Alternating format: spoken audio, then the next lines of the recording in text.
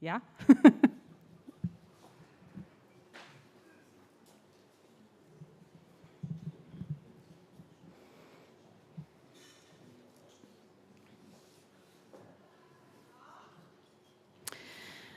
Okay, so I think that now we are ready to begin. Ladies and gentlemen, I would like to welcome you on the International Seminar on Heritage Interpretation, Interpreting Our Museums. I welcome our speakers and our guests, those who came from Poland, from Croatia, from Germany. And of course, I welcome all the participants and all my colleagues from the Museum of Józef Piłsudski in Sulejówek, but also all those who are connecting with us online, because our seminar is in a hybrid mode, so there is a lot of people online with us from Europe, and not only from Europe. My name is Barbara Gołębiowska. I am the head of education and director's deputy for innovative projects. And today I have an honor to be leading today's seminar. At the beginning, I would like to ask the director of the museum, Robert Andrzejczyk, to take the floor.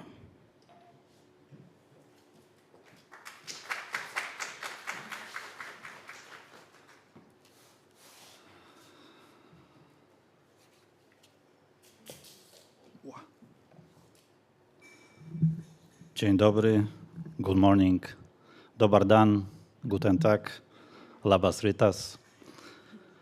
Actually, this is the first time when I use the notes during the welcoming speech. It means this is something special. Ladies and gentlemen, gathered here at the Józef Piłsudski Museum in Sulejówek and online, I'm very pleased to welcome you to our today's seminar titled Interpreting Our Museums, International Seminar on Heritage Interpretation. This seminar is the result of our efforts to create an important heritage interpretation center in our museum in Sulejówek. The first stage that is necessary to create such a center was the education of our staff.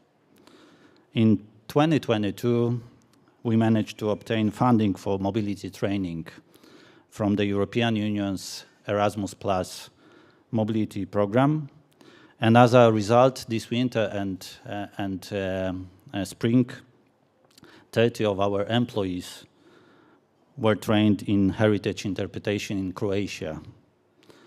20 of our employees are certified interpretative guide, and another 10 are certified interpretative writers. It was the largest program for developing employee competences in our museum. The training was conducted in Ogulin and Zagreb by our friends from Muze Consulting and Management in Culture and Tourism.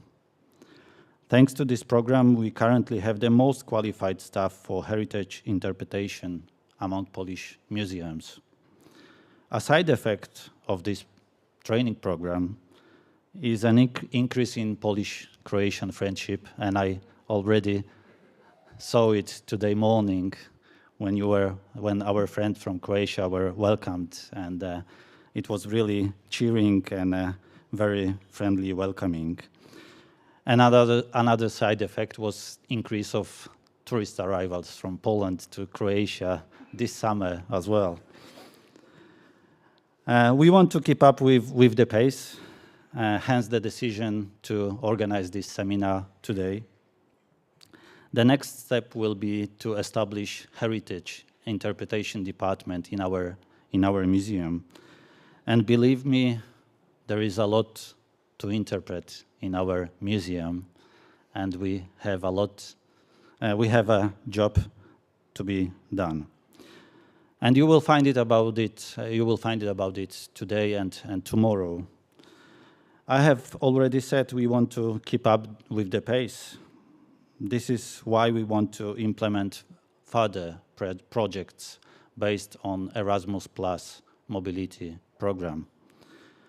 This time of course, also in international partnership. But our next project will be organized together in partnership with our friends from Lithuania, from National Museum of Lithuania.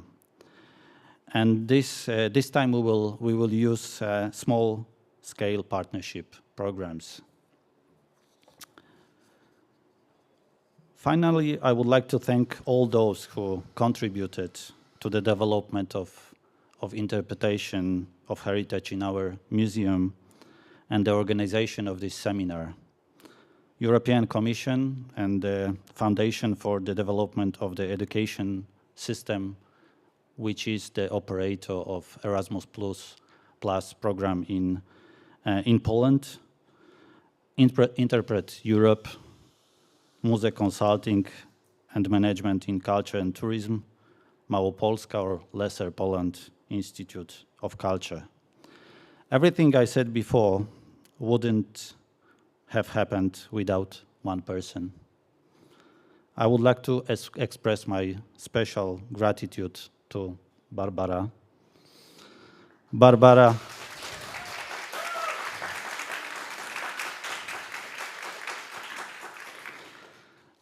is the initiator, implementer, and driving force for everything that is happening and I hope will happen in our museum in the area of heritage interpretation, including this seminar. Basia, your positive energy, commitment, creativity, and consistency are superb and admirable. I would like to thank you on behalf of all of us. Respect, thanks a lot. Szacunek, bardzo dziękuję.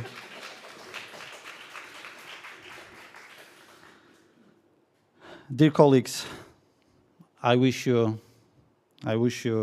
fruitful and open discussions today and tomorrow, and a pleasant stay in our museum. Thank you.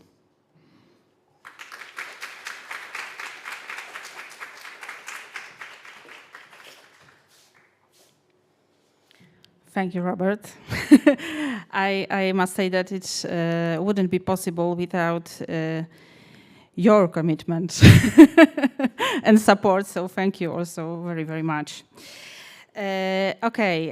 Before I hand over the floor to the next speaker, I want to remind you of a few organizational details. Today's day is divided into 3 sessions. The first will give the introduction to heritage interpretation. In the second, we will present our Erasmus Plus project. And lastly, in the third session, we want to present specific examples of the use of interpretive methodology in heritage institutions. After the first session, you are invited to join us for a coffee break. You know, it's very close to the place. And after the second, at 2:30 p.m. for lunch. We will conclude the third session at 5:30 p.m. and after coffee, we will invite you to visit our heart, as we are saying in museum, our Milusin Manor house, and with our guides. And of course, each session ends with a discussion and questions, and I strongly encourage you to ask the speakers both directly and also, of course, in the chat room on our YouTube channel. However, in the case of some speakers, due to their availability, we ask for questions immediately after the speech. And this is the case with our first speaker, who is Helena Vicic, a managing director of Interpret Europe, who is connecting with us from Brussels. I hope that everything will be okay, because we have some problems with internet connection, but I hope that we can connect with Helena. The title of her speech is Interpretation, What It Is Good For. So the good question for the beginning of our seminar. So Helena? Oh. Yes. Yeah, you are here. I'm here. Helena, the floor is yours. Thank you so much.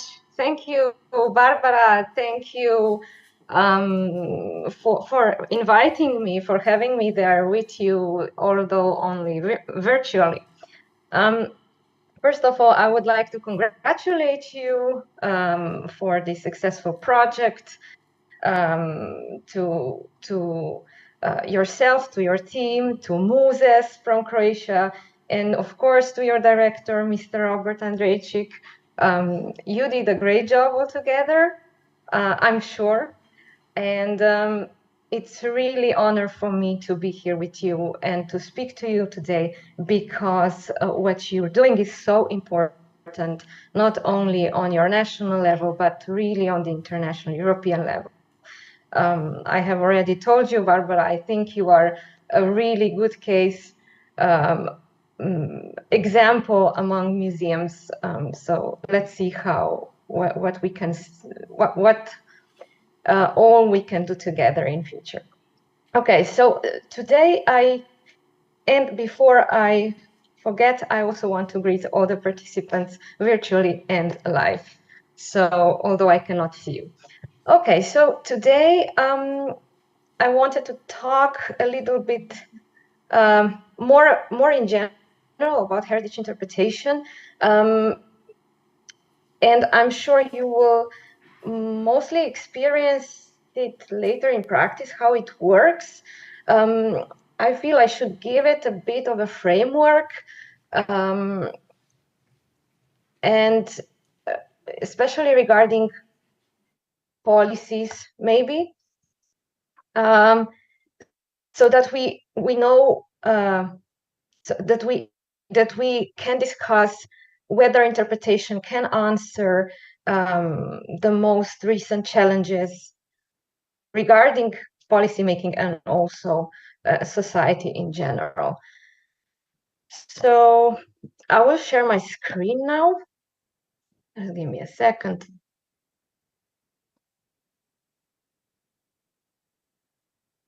All right.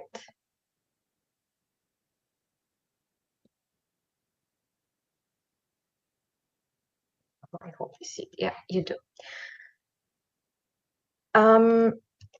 Okay, so first of all, I feel I should present Interpret Europe just briefly. We are an European Association for Heritage Interpretation. We are based in Germany since 2010. Patrick Lenes, that is today with you live and will speak later, is the founders, one of the founders of our association, and also the first director, together with Bettina Lenes, and they made this association. Established basis for what we're doing today. We have now more than 1,000 members in 55 countries, so we're basically covering the entire Europe, and we have members also from abroad, from US and other continents. What is important to emphasize is that we believe that that we can learn from our heritage, and that this is basically essential for a shared future in Europe. So this is to say that we are not, that heritage, of course it can be interpreted and we can learn about heritage because of heritage itself, so that we expand our knowledge, understanding of the past. But in the recent years, we feel that we're missing an important ingredient, that if we don't learn from our past, if we don't learn from our heritage, which contains so much wisdom that we shouldn't forget, it can enrich us for our lives in present and in future. Our mission is to empower heritage experts that inspire meaningful connections with Europe's culture or natural heritage to shape our common future. So we're basically providing knowledge, skills, training, exchange, networking on the European level. And now to our core question today: what is interpretation good for? And I added a subtitle, "In Challenging Times," because on the one hand, heritage is worth preserving once the community determines the values and why. So what matters and why something should be preserved. But then heritage should also serve the society at each moment, right? As soon as we stop using and learning from heritage, it can be put in the depots and behind the glasses. And it's only a reminder of some past times. So, I'm so philosophically inspired today. So I'll try to be more concrete now. So I wanted to refer to the revisited definition of museums. I'm sure you're very well familiar with it. And the first part, which says a museum is not for-profit permanent institution in the service of society that researches, collects, conserves, interprets, and exhibits tangible and intangible heritage. That's nothing new, I believe, right? This is the traditional role of museums. But then in the second part, it becomes more interesting because this was added sort of last year. Yeah.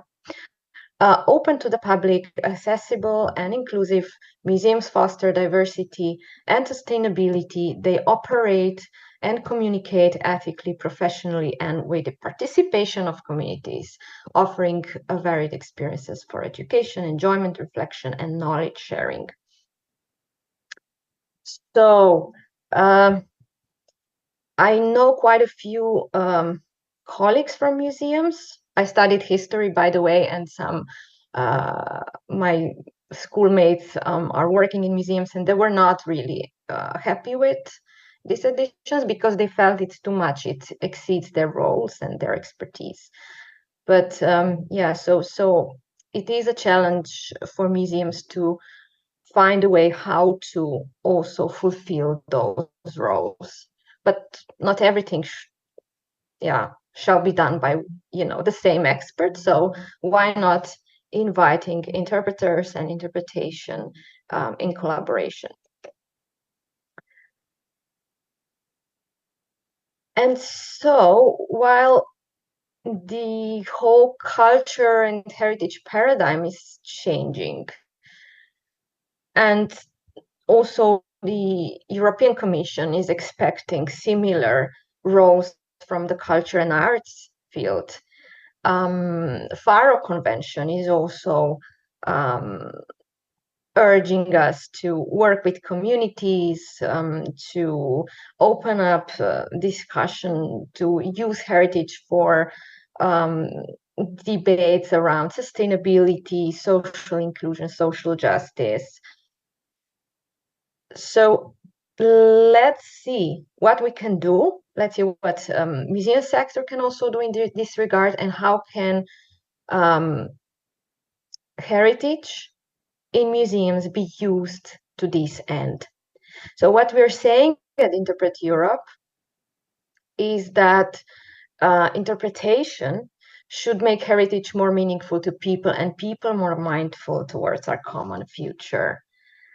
And I will now refer to Sam Ham.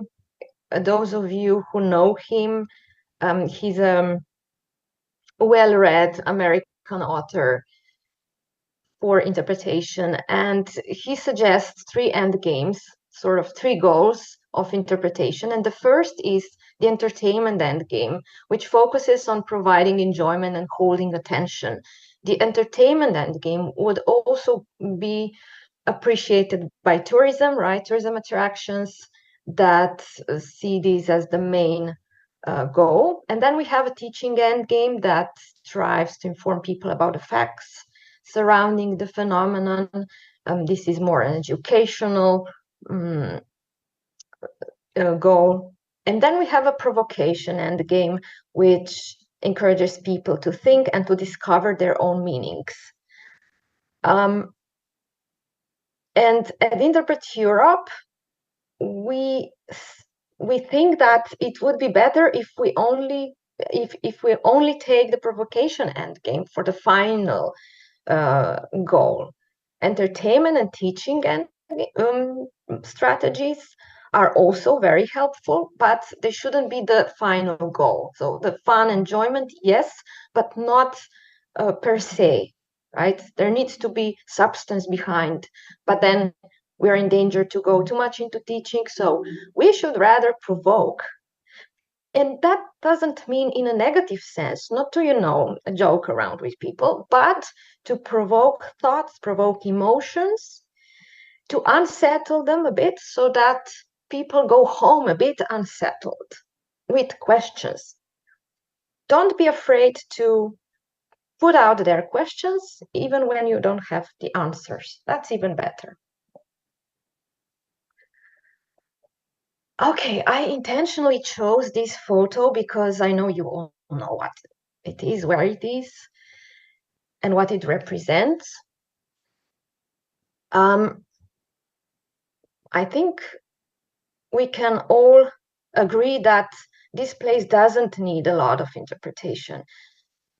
You let people walk around the halls and the property, and they will still get out of there unsettled, shocked, saddened, deeply moved, right? So, but not every heritage is as strong, doesn't provide such strong, emotionally strong experiences. However, with interpretation, we use skills and methods that can relate heritage to people that becomes for them meaningful. So what we use are the universal concepts. This is already from our training material, and I'll just borrow a few slides from there to provoke your thoughts a little bit. So we use universal concepts such as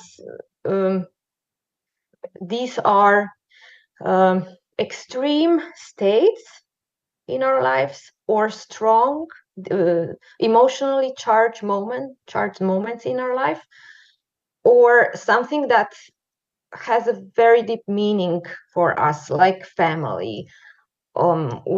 There's also like courage, freedom, hunger, loss, care, shame, love. So that's something that almost all the people in this world face at one or another point in life, and leave strong memories, strong emotions, or strong connections. So if we use those terms, those concepts while interpreting heritage, we help people to relate themselves more and to find their own meanings in heritage.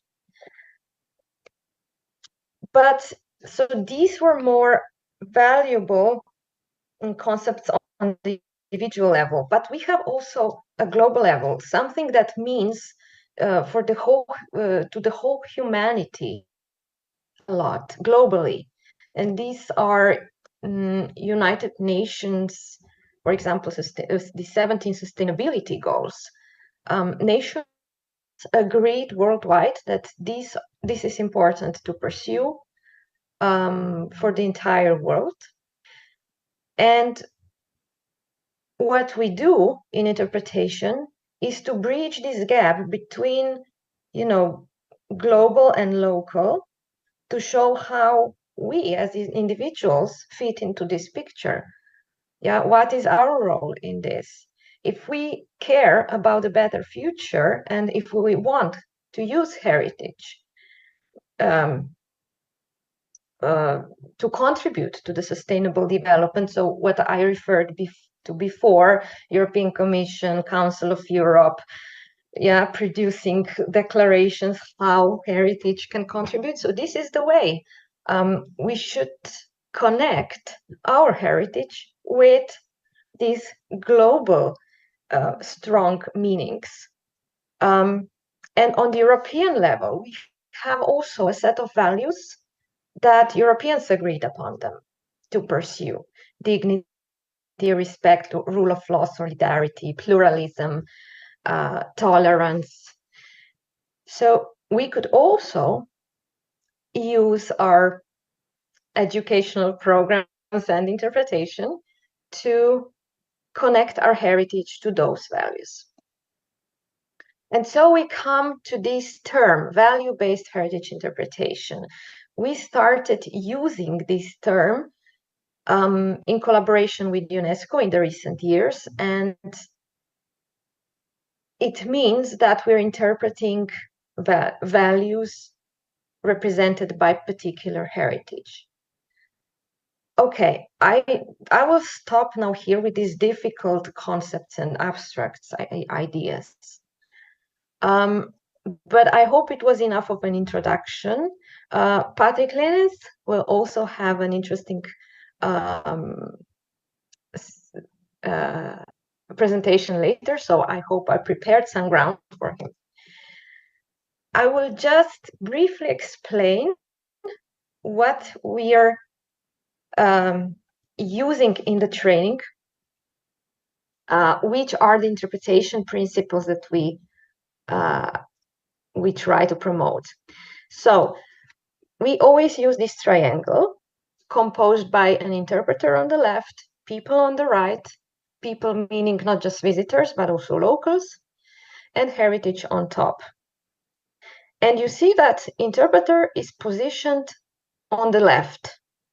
It's not between heritage and people, what we would know, often we think he's an interpreter and he should be in the middle, but no, he's aside because he's rather a facilitator of the process. And his role is to connect people directly to heritage. Of course, he's using means and services to do that, but people should get in as direct touch with heritage as possible.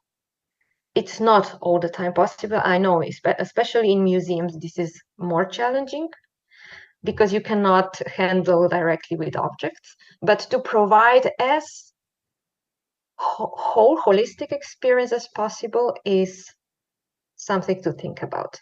So once the communication and the energy nicely flows in all directions between all cornerstones, the meaning-making process happens. This is how meaning is created between interpreter, people, and heritage, right? However, we want people here to be relatively independent in this meaning-making. So we are offering them content, but then we leave them to sort of find their own connections. I know this is very difficult. So I should rather stop now before you start yawing. The same triangle has now turned into these bubbles, and you see that heritage changed into experience. And by experience, we really want to get people engaged with their entire being.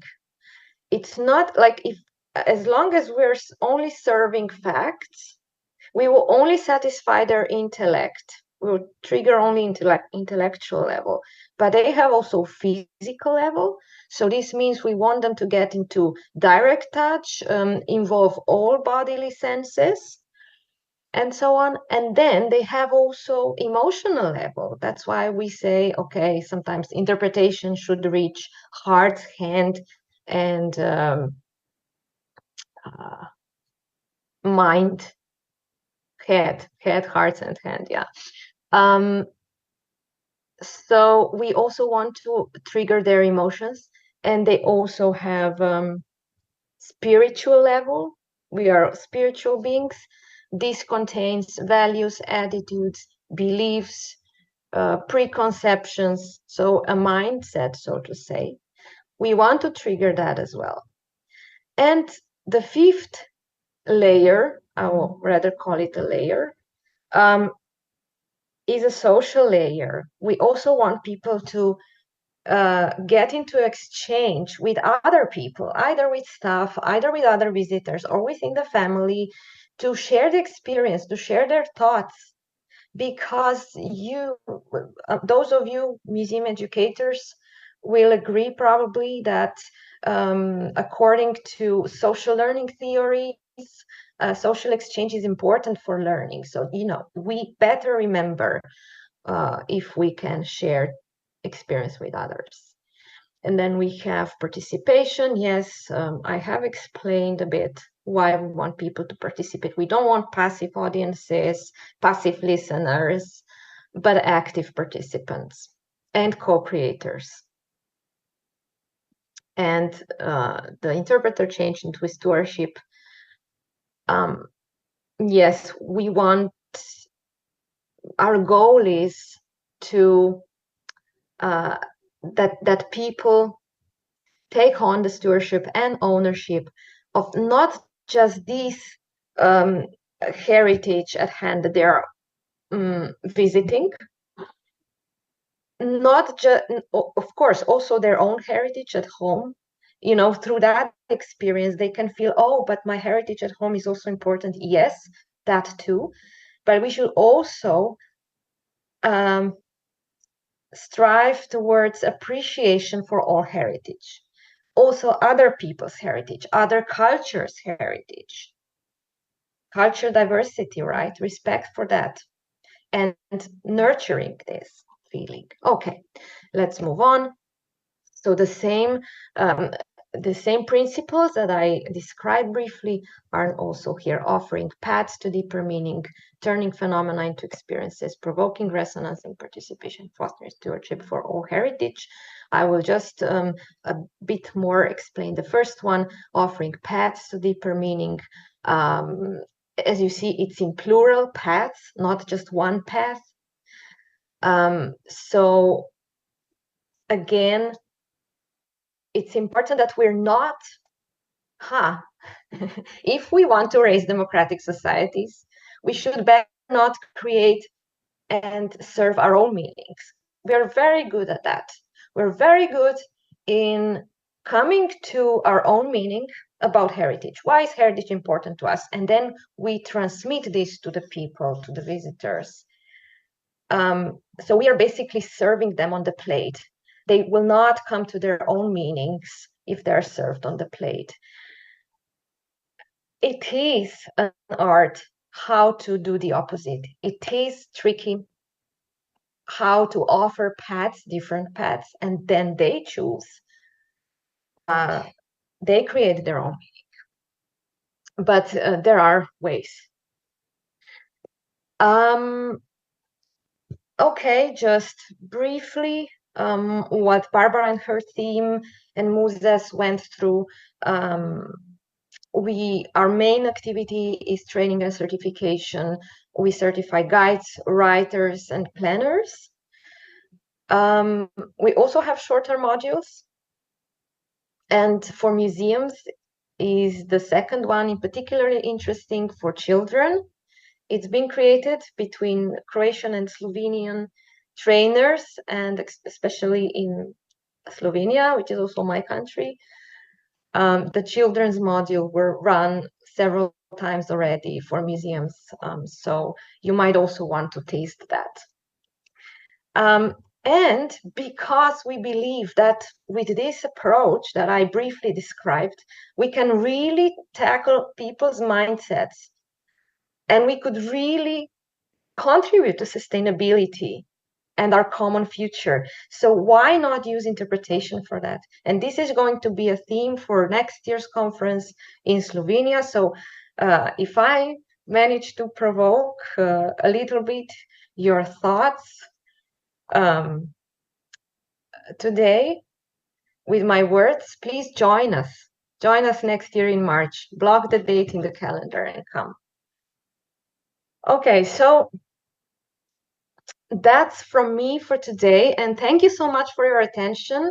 I'm happy to answer any question, even also over email later.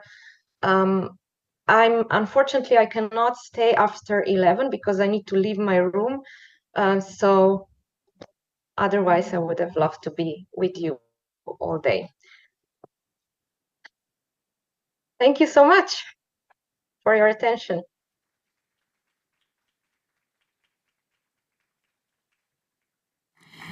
Thank you, Helena. I am very happy that European Union decided to share the internet with us. Maybe because they give grants, they gave us the grant, and yes, you can connect. And now I want to ask you for questions for Helena now, because as she said, she has to leave her room. If you want to ask the question, Magda has the microphone and will give you the microphone. And maybe there are some questions on the chat. Yes, on the chat we have no questions. Piotr, yeah?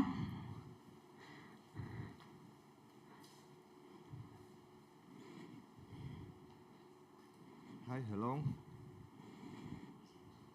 Is it working? Oh.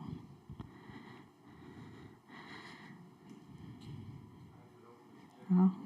The problems with microphone. Piotr, maybe you can use this one. Now it's gonna. Yes, it's working.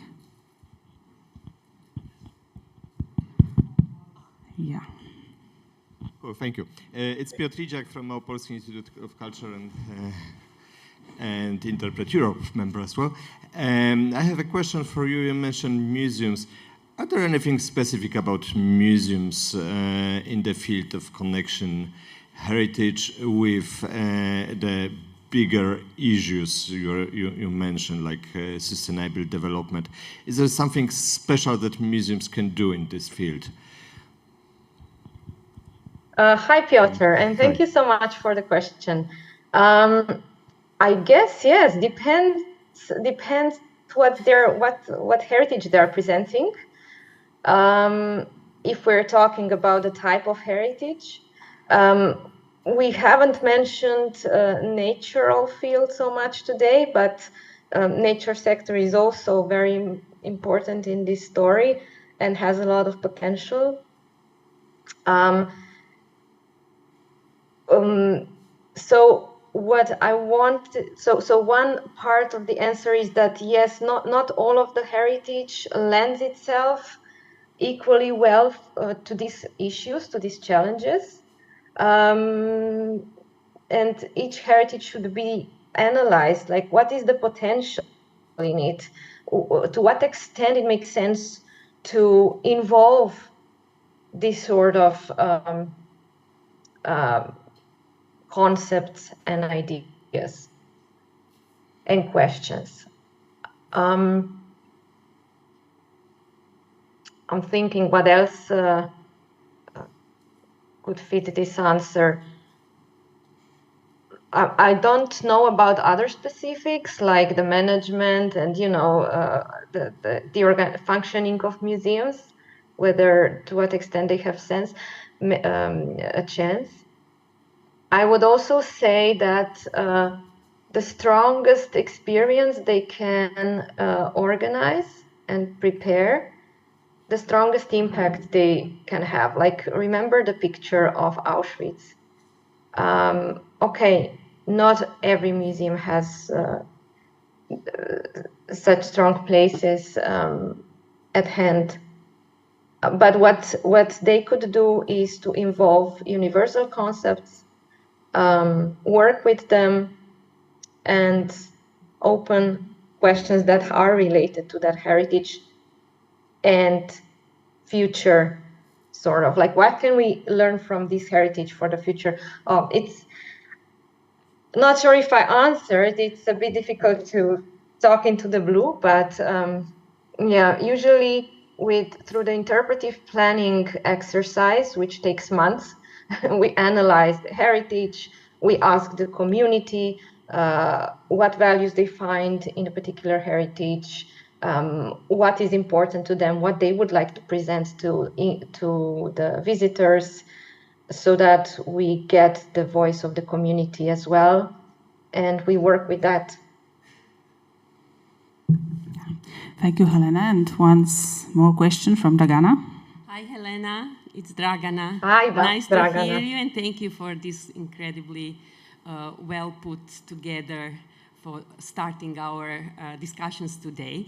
But I would just have to add that I think that museums are exceptional places for heritage interpretation, because they are already there. There is people are used to museums, so they are telling stories. They have collections, because not only experts, but the communities, cities, regions, during the past thought that those objects or those stories are worth storing, keeping, and communicating with people. So these are incredibly important places, and I think that museums are absolutely a focal point for heritage interpretation development in the future. And I would say that it doesn't matter what heritage they serve for interpretation to happen. It doesn't have, of course, there are for certain issues and certain values and certain messages, some heritage fits better, but we are not going from the concepts. We never in interpretation should go from the concept. We go from the heritage. What is it telling to us? And then naturally values come up.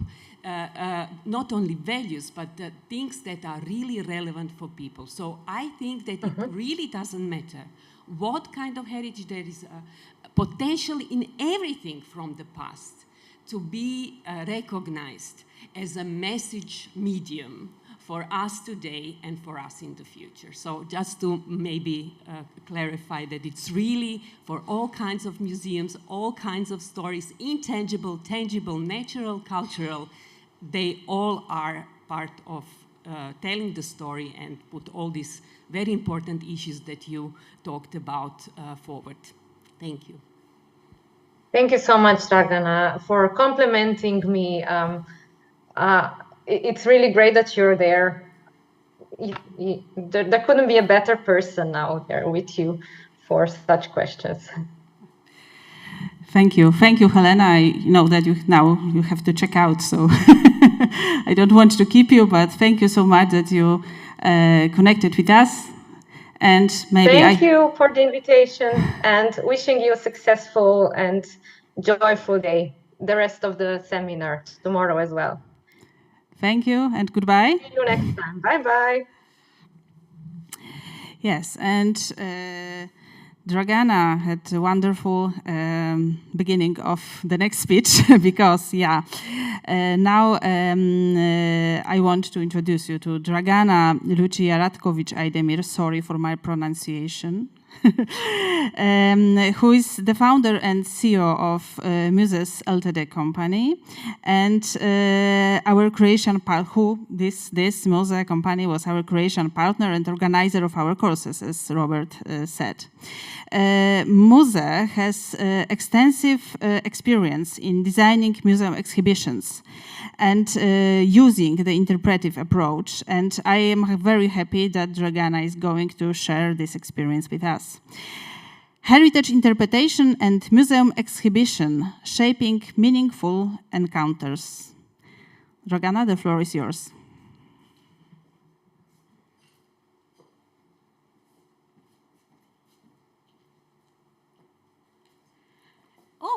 There is some people behind my back.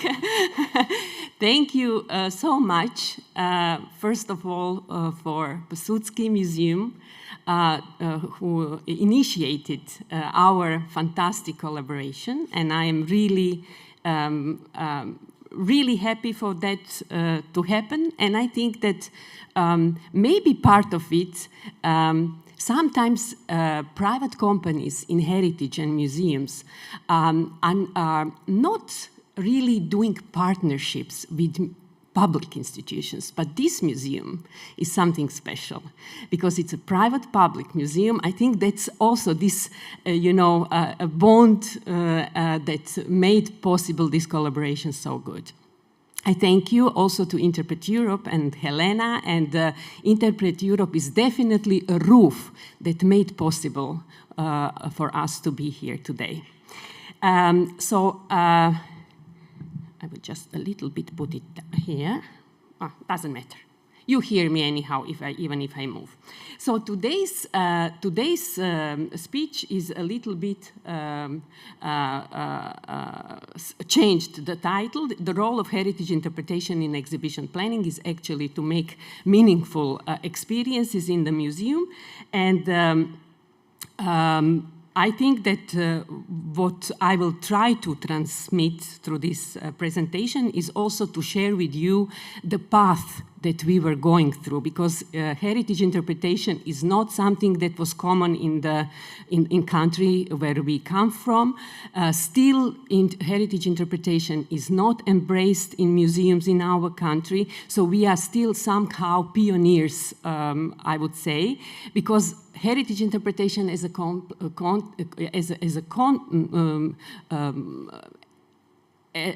context actually is Anglo-Saxon. It is more in America, it's more in Great Britain. Europe actually didn't have that.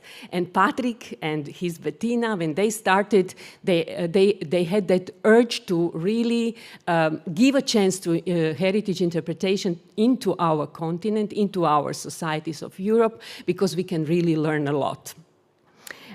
So the main thing is that also our company, that is all female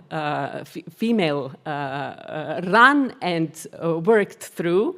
We are all ladies, and I'm very happy that we are all here today, all 6 of us.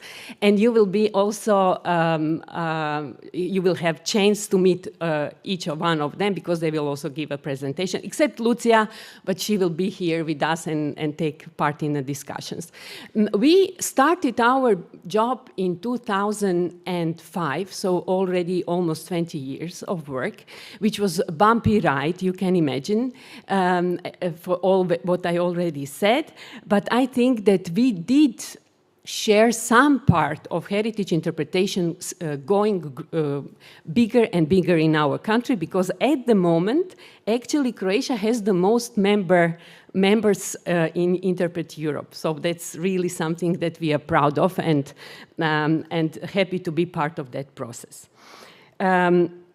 What the main focal point of this presentation will be about exhibitions. And exhibitions definitely are the medium of heritage interpretation in museums. That's the medium, and usually heritage interpretation goes from guiding, goes from personal interpretation, and when you go to non-personal interpretation, there are so many other layers and complex processes that take part of. Because exhibition is something static, but however interactive it is by itself non-personal. It's a static thing. So how to really think about exhibitions in a meaningful way to make people experience something that will provoke them, it's really a process that we are still learning about.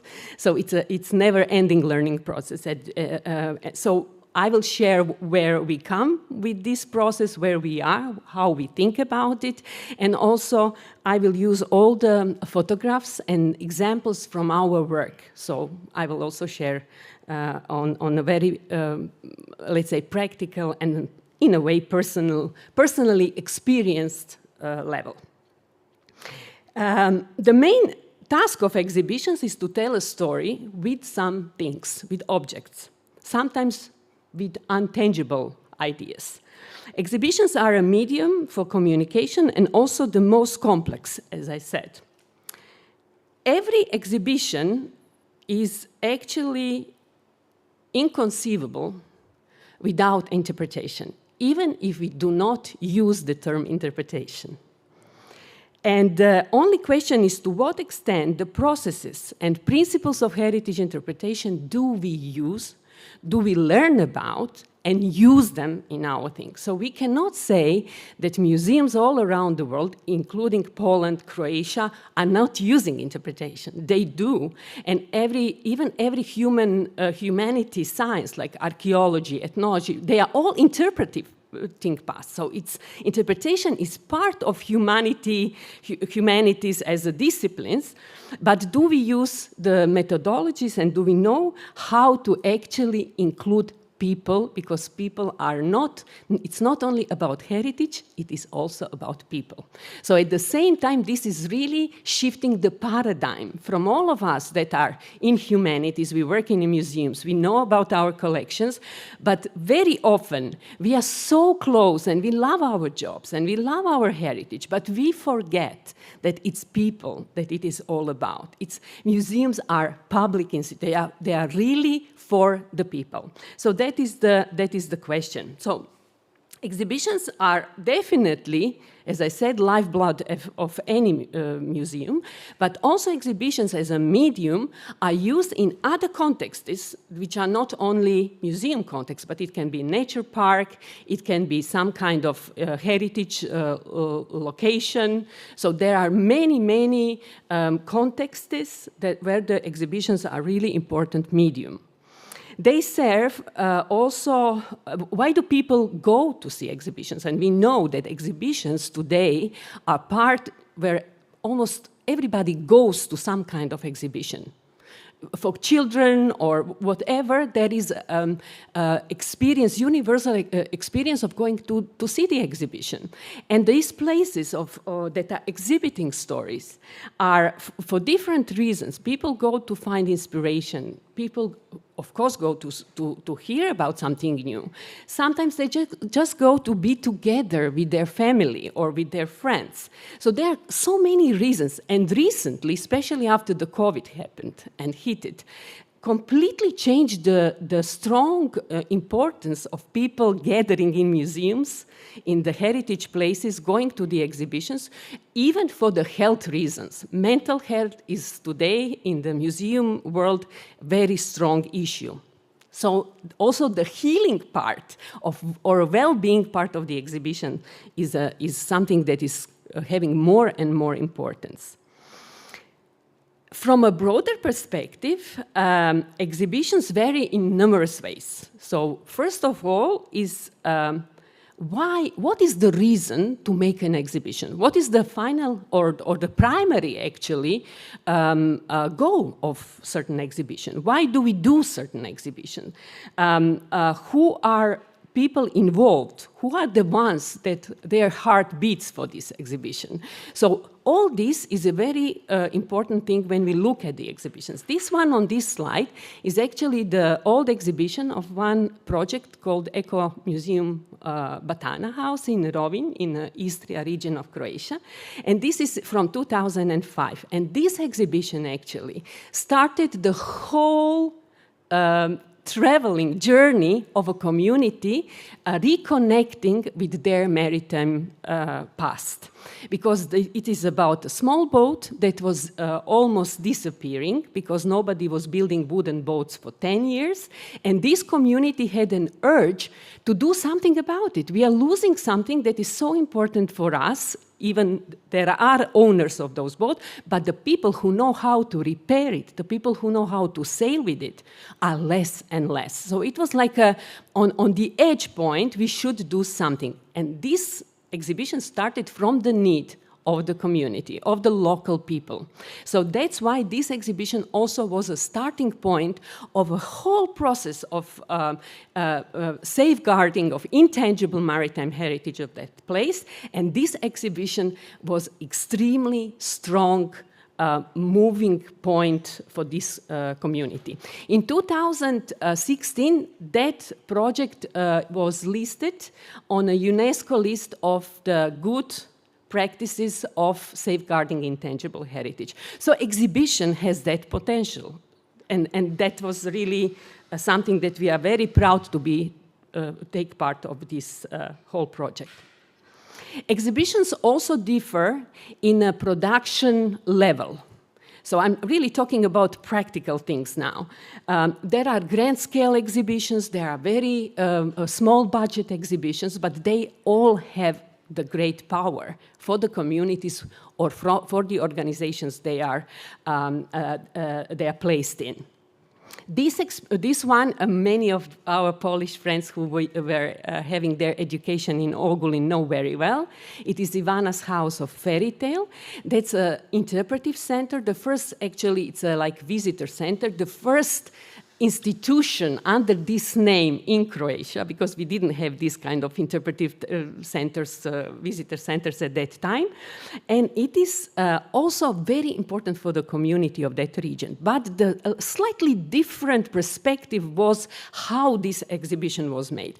Actually, it was part of the larger strategic document about how to put this small town of Ogulin in the middle of Croatia, which was underdeveloped. Nobody was going to visit that place except the mountaineers, because there are beautiful mountains around. But it was not on the list of culture, it was not on the list of tourism map of our country, not to speak about Europe. So we were invited in 2006 to do the cultural tourism strategy, how to see what is the identity of that place, of that little beautiful small town. And it pops up, the first thing was that the most famous Croatian fairy tale writer at the end of 19th century, beginning of 20th century, was born there. Even me, I studied also comparative literature, didn't know that she was born there because she lived in some other places, and I was always connecting her to those places. But actually she was born here, and she wrote in her autobiography that the nature of that place is the most important, from the childhood, is the most important memory that inspired her fairy tales. And then we understood that the whole topography and the geomorphology of that place is a part of her fairy tales. So the journey began, and that strategy was called the Homeland of Fairy Tales. And the part of that strategy was actually to make this visitor center possible, which was funded by European Union, and that was another journey very important for the local community to start doing European projects. Today, this little place of Ogulin is not only part of very important cultural must-see places in our country, especially the schools are coming, it's a part of curriculum, but it is also part of a European cultural roots. Now this place is on a woman's writer cultural route and on fairy tale cultural route of Europe. So this project really, and this exhibition actually, and planning it, triggered a huge cultural development and tourism development of that place. Of course, institutional surrounding around the exhibition and how we think about exhibition as a medium of heritage interpretation differs from the institution that stands behind, and how institution sees what is important to tell and what stories are important to be shared and provoke the meaning and the communication and the engagement with the visitors. This is, for example, exhibition in one castle. Also Polish friends went there who were in Zagreb educational program. It's Medvedgrad. It's an old medieval town which was once part of the City Museum of Zagreb. But then it changed institution to a nature park. So nature park now has a cultural thing, which is a castle, very important medieval part of a medieval history even of Zagreb, and what to do with that. So they made their plan to do the exhibition interpreting natural heritage. But this is where interpretation comes into, the power of interpretation comes in, because from their point of view, they would like to interpret only nature, phenomena of the nature park. But because of the sense of place, it's a medieval castle, this whole exhibition is actually showing how culture and nature cannot go without each other, because we don't have pure nature. This nature surrounding us always has something to tell about people. So this was also another point, how exhibitions are always changing around the context and around the possibilities and the final goals and the whole thing surrounding the heritage and also the medium of exhibition in its development.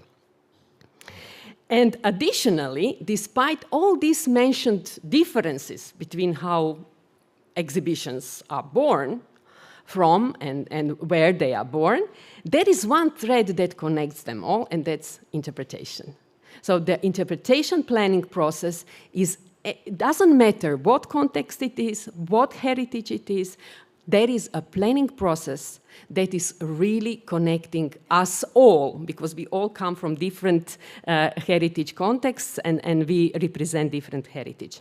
And of course, there is a very famous definition that still is very valid, and we all go to the father of heritage interpretation, which is a Freeman Tilden, we all know, from 1957, that heritage is not only about sharing facts. So this is what I will just extract from here. This is educational activity, and it makes meanings. It helps us make meaning, not only telling the facts, which is, I think, the hardest thing in our job, because I am talking about me. My education was fact-based education. So I came from Zagreb, even we were not in a very strong hard communism as you were, and I went to my university at the end of that era in the 80s. Still, education was very much rooted into the facts. So for me, especially I studied art history, oh my God. I remember, we had to know all these pharaohs, we had to know all Roman kings, we had to know so many years, so many facts. And then at the same time, when I was introduced to heritage interpretation, for me, it was like some burden fell, but other burden came, because how to do that? It's not so easy, because our minds are especially from coming from this part of Europe. So what really is important for me, that learning what heritage interpretation is still going on. In the sense of practical, I know the theory, I understand the concepts, I understand this, but in theory, to really make it happen is really something challenging and so beautiful at the same time. So these are some questions that are subtract from maybe something that always, whenever we start a new project, we work with new client, we work with new community, is something that starts thinking, that put us in the mode of not only thinking, feeling, putting different ideas, putting different perspectives, communicating. These are questions. And these are also good questions for discussion. What makes exhibitions meaningful and relevant to people? How does the great idea of the exhibition relate to people's lives? Which universal values underpin the exhibition? And how can they be directly experienced? Which heritage interpretation is a lot about direct experience. And in what ways will the exhibition facilitate the desired changes, both in the visitor's perspective and in the broader community and society? So this is what Helena was telling about. There is always this need that we do something more, that we through our work, make concrete share in this really changing world, which is every day giving us a lot of new issues to deal with. For all of us, it's also too much. So how to actually empower all of us involved in the exhibition planning, and at the end, empower our people visiting the exhibitions. Of course, when visitors go to the exhibitions, they don't know what was actually going behind these processes. And it doesn't matter for them, they don't need to. But the thing is that actually behind every exhibition, we know there is a lot of processes going on and a lot of people involved. And to have different disciplines, to have different stakeholders, to have different designers, creative people, to have people who will then arrange stuff, build stuff, do the practical part. It's a lot, and I'm sure in your museums there is hundreds of people who were involved in doing also your exhibition. And there is one thing that connects us all to breathe in the same thing, not same thinking thing, still having our part of it, but to make an organism alive while doing this exhibition. Interpretation planning is an interpretation plan as a document is a very important in the whole thing. So there are three fundamental elements of any exhibition, which is a content, interpretation planning gives structure, some kind of structure to the content, because content is, especially in museums, collections, there are millions of objects, you know, there is content, there is a lot of content. And we are in a time of history when there is a lot of content everywhere. There is content on the social network, there is content on here. So content is actually a lot for all of us. And then heritage helps us to give it a structure. There is a learning, there is something that we are talking also about learning, and we also have to think what the outcomes are, including the provoking. And then there is a design. There is all these ideas, because we work with ideas at the end. All these ideas have to be put in something concrete. They have to have shape. They have to have a spatial experience at the end, because exhibition is a spatial experience as well.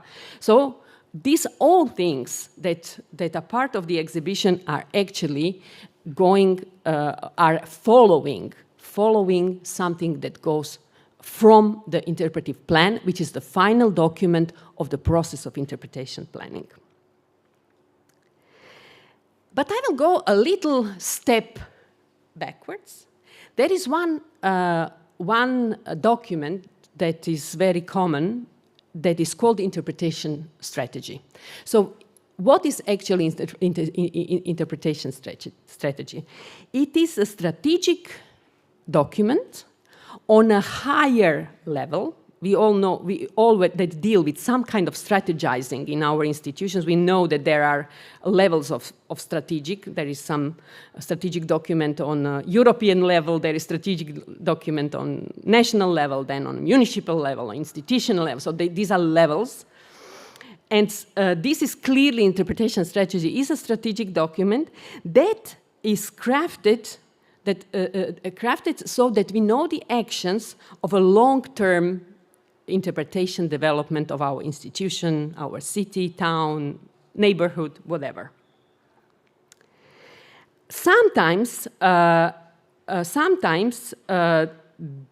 this interpretation strategy can stand alone, can be a standalone document, as it is very rare, or it can be part of a strategy, like Ogulin. Ogulin's strategy of cultural tourism development had an interpretive strategy within, and the Ivana's House of Fairy Tales is a one goal of that broader strategy.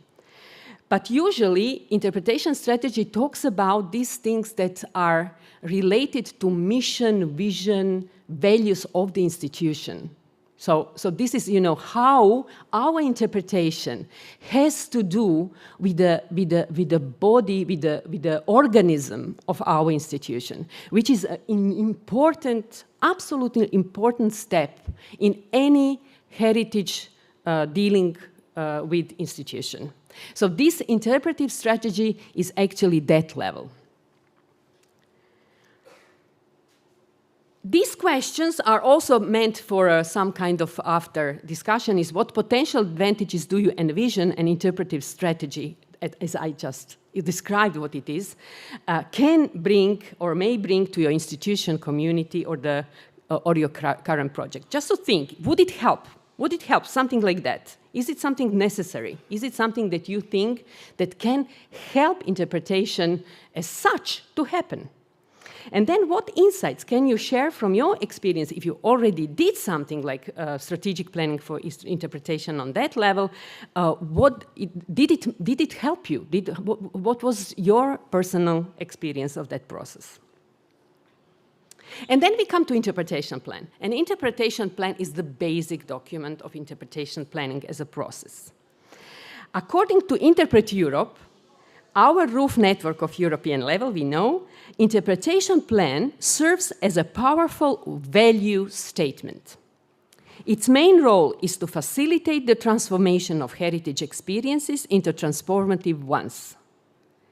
In the context of exhibition development, the interpretation plan, beyond its value statement, gives us something more. It has to function as also a practical working document, similar to a map. Because this is the basic and should be the basic document that happens even before, which is my dream, before the architects start to plan the building of a museum where the exhibition will take place. So this is something that will help our colleagues that are so necessary. Architects are part of us, but sometimes they don't know that we exist. Sometimes they don't know that there is a planning process that will absolutely help them to do their job better. So interpretation plan is actually really a substantial document for any kind of places that we are building for the exhibition to happen, and also when we already have a building, to understand the sense of place of our building, to have a broader picture of where this exhibition fits, so that the power of exhibition can really be there. So that's the actual strong important role of it. It is also very important that, of course, interpretation planning has a lot of phases. I'm not going into deep of that because it should be, like a seminar. So I'm not going there, what it consists of. But it gives a broader picture. It includes a lot of people. It has all the people who have the story and importance for the benefit of that exhibition should be there. And also there is a lot of analyzing, there is a lot of brainstorming. And all this has to come into one sentence, which is called the big idea. The big idea, the big theme. And this big theme has to have this universal power. It has to have a relevance. It has to talk about our heritage, but it has to talk about us as an institution, and it has to be relevant for the people we are doing it for. So this all very long process has to extract in that one sentence. And behind that sentence, of course, there is a lot of elaboration and a lot of things that will help others who are coming to a process afterwards, that will help them also to do their work good. People remember themes, they forget facts. That's Sam Hamm's very important thing. And this theme, big idea, this is what should stay there. And this idea provokes so many things. And that's the strength of it.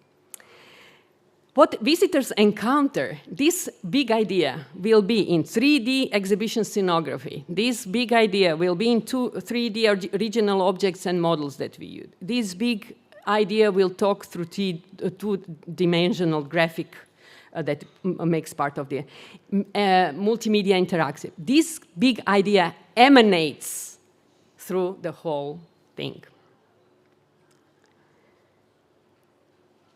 And now the question, what is the difference between an interpretation plan and exhibition plan? And does it really matter? Does it matter, the words, how we name these documents? It does matter. Because the exhibition plan is actually something that goes after interpretive plan. Because exhibition plan now talks about and thinks about how we will tell and transmit our values, our big idea, into the media that we will use in our exhibition. So actually, in our case, when we work, interpretation plan is always part of the documentation that is called conceptual exhibition plan. It differs in languages, it differs in policies. Our Ministry of Culture, recently our council, we have a council for museums, which is part of it's a body of Ministry of Culture, it recently included interpretation as such, as a word, that it's part of exhibition planning and exhibition documents. So this is a big thing, but they do not say interpretation planning, they just say interpretation. And words matter. Words matter, because with certain words, if you would say it interpretive planning, that means that it's a strong process. Interpretation, we all interpret, yeah? So we have to go for this interpretive planning be written on that national policy level. On the other hand, exhibition plan is very important because it's more, now exhibition plan is more concrete, and it also involves others that are very important for the exhibition, and these are designer people that come from different kinds of design. And so this may be not for us when we work, not having like a template, standard design, standards in documentation gives us also a lot of freedom for our team and for our processes. So I don't think that standardization is necessary, that everybody has to earn, but interpretation planning should be involved, however we call this, conceptual exhibition plan or whatsoever. In this planning, it is now that we have a space. So we have now a concrete space and we have to put it in the space, and usually we are very happy when we can invite our designers to do together with us this process, together with clients and together as much as possible, together with the stakeholders, with other people coming out of institutional circle. So this is something where the sketches are made. This is the creative part, very creative part. And what I also like to stress is that interpretation is not only about heritage, in the sense that we interpret heritage and about people, but it is also about giving a strong support for our creative industries, because creativity as such is a very powerful and not always in all societies appreciated as it should be. So we are very happy that whenever we work with our exhibition planning, we work with such a great people that come from different creative designing mediums, artists. Artists are incredibly welcomed in interpretation when it comes to exhibition plan, because they give another perspective. These people are so valuable in our processes. So I would encourage, whenever it is possible, to give a stand to artists as well, because they can really give us something that nobody else can. And then it comes to detailed exhibition plan. I will not go very deeply into that, but detailed exhibition plan, as it said, it really goes when all these conceptual things are now again rethought. Yeah, so it is always going forward, backward. It now looks like it's a linear process, but it's not. We go back, we go forth, we go to interpretation plan. We again question things. New people are coming, new ideas are coming. And that's why exhibition planning sometimes lasts years. And it should be, it's not always possible.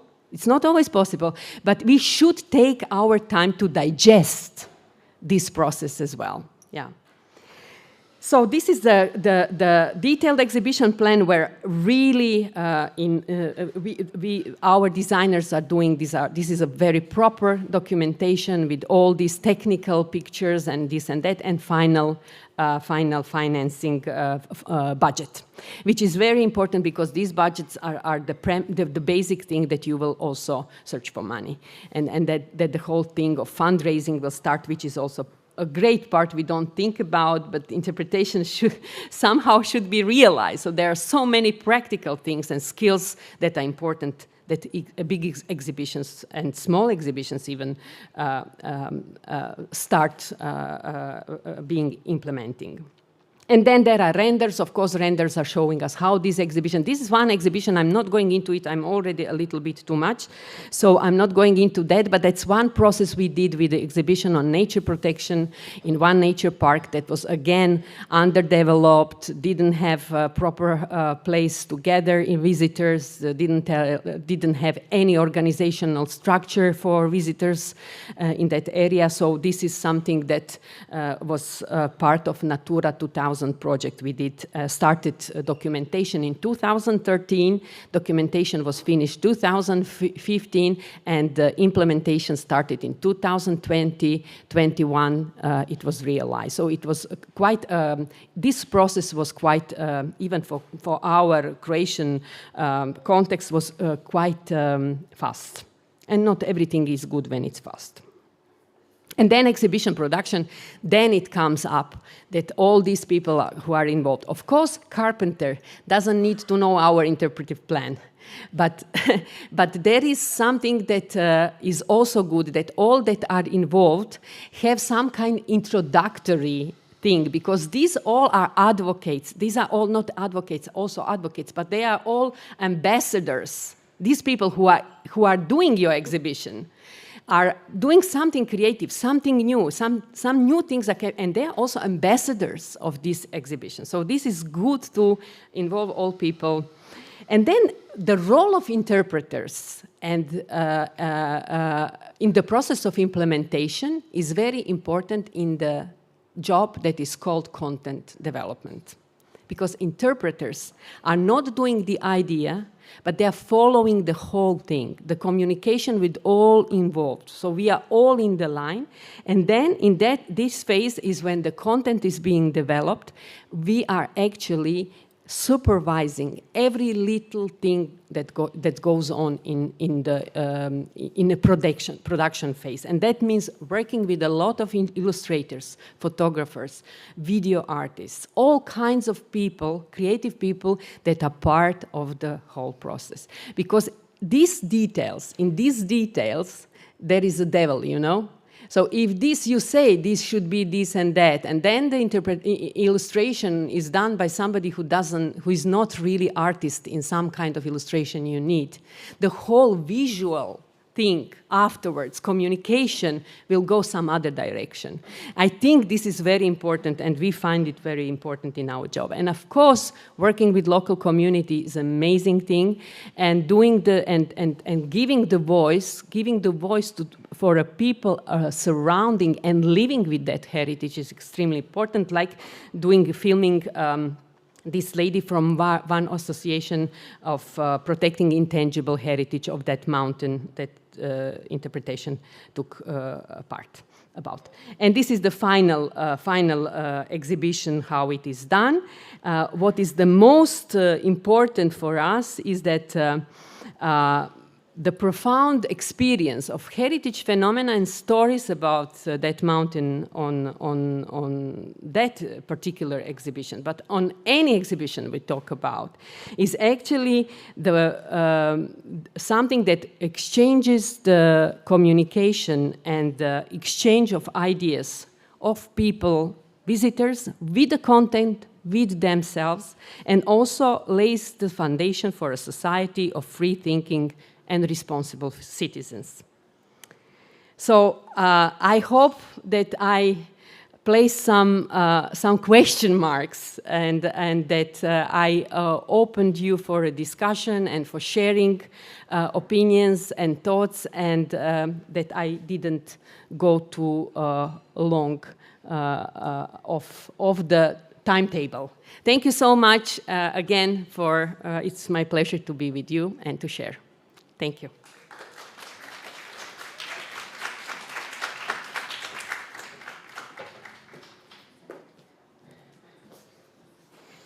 Thank you, Dragana, for this broad picture of how interpretation should be used in the museums.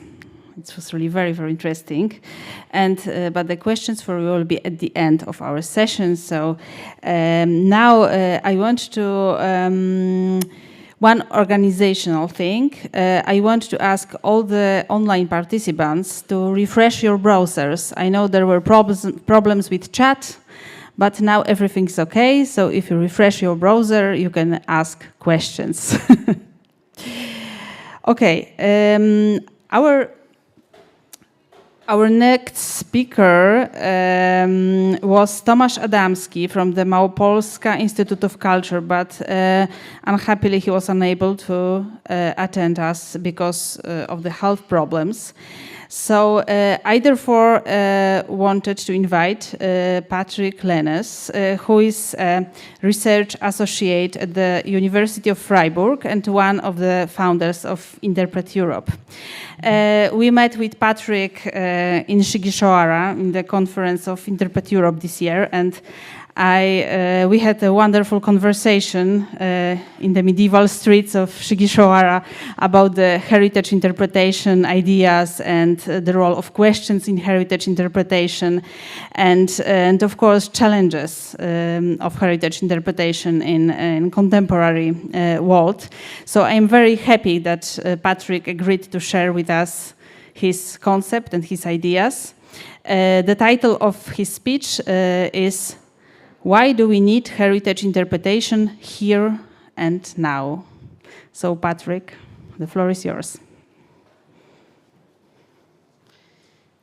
I think that you will be using the this, Okay. yeah? Yes. So,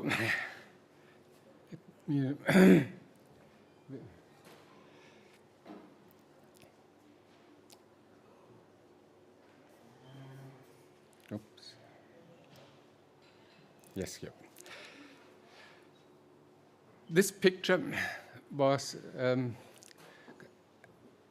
an impactful experience for me when I prepared our annual conference for 2015 in Krakow. This is in Nowa Huta. You probably would not have recognized it. And it is a place where there is a cross as a memorial of the uprising of the people of this city quarter against the communist regime because they wanted to have their own church there.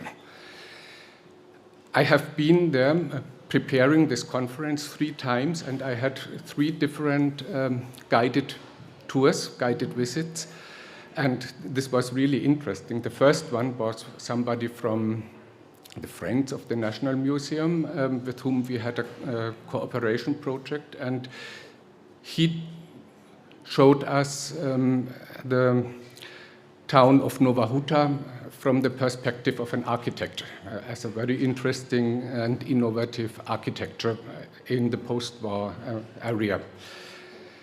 The other one was about this uprising and the role of the church, and also how Solidarność later became important for Nowa Huta. And the third one was by a local who had just started to give alternative guided tours through Nowa Huta. She had been raised in this place. She liked it. She went away and she came back, and then she started to interpret her city quarter. And what she showed was this one, this detail, because she said this story of this popular uprising and these demonstrations when people were fighting for their church, there was another side to it, because it became violent, and some threw cobblestones against policemen, and these policemen were young men who were just forced to go there and hold back the demonstrators, and some were injured. And she just said that's the hidden story that is not told very often. So there were 3 very different stories about this one place, and it was, I think this already shows that there's often not the one single point of view which is the characteristic of the place, but it depends on how we look at it, and very often it's good to experience a place from different points of view. Back at that time, back in 2014, for me, a very important thing was when we were looking for a good venue, we found that all over Krakow there was a very difficult heritage, especially for me, as I come from Germany. I grew up in Nuremberg, and we found that all sites that were possible for holding a conference with some 200 people were somehow related to the heritage of National Socialism, so of the occupation period. And this building here is at the site of the Jagiellonian University, where they have the guest house and conference facilities. And it is not really obvious, but this is a building by the Nazis, which was inhabited by the governor of the region of Krakow.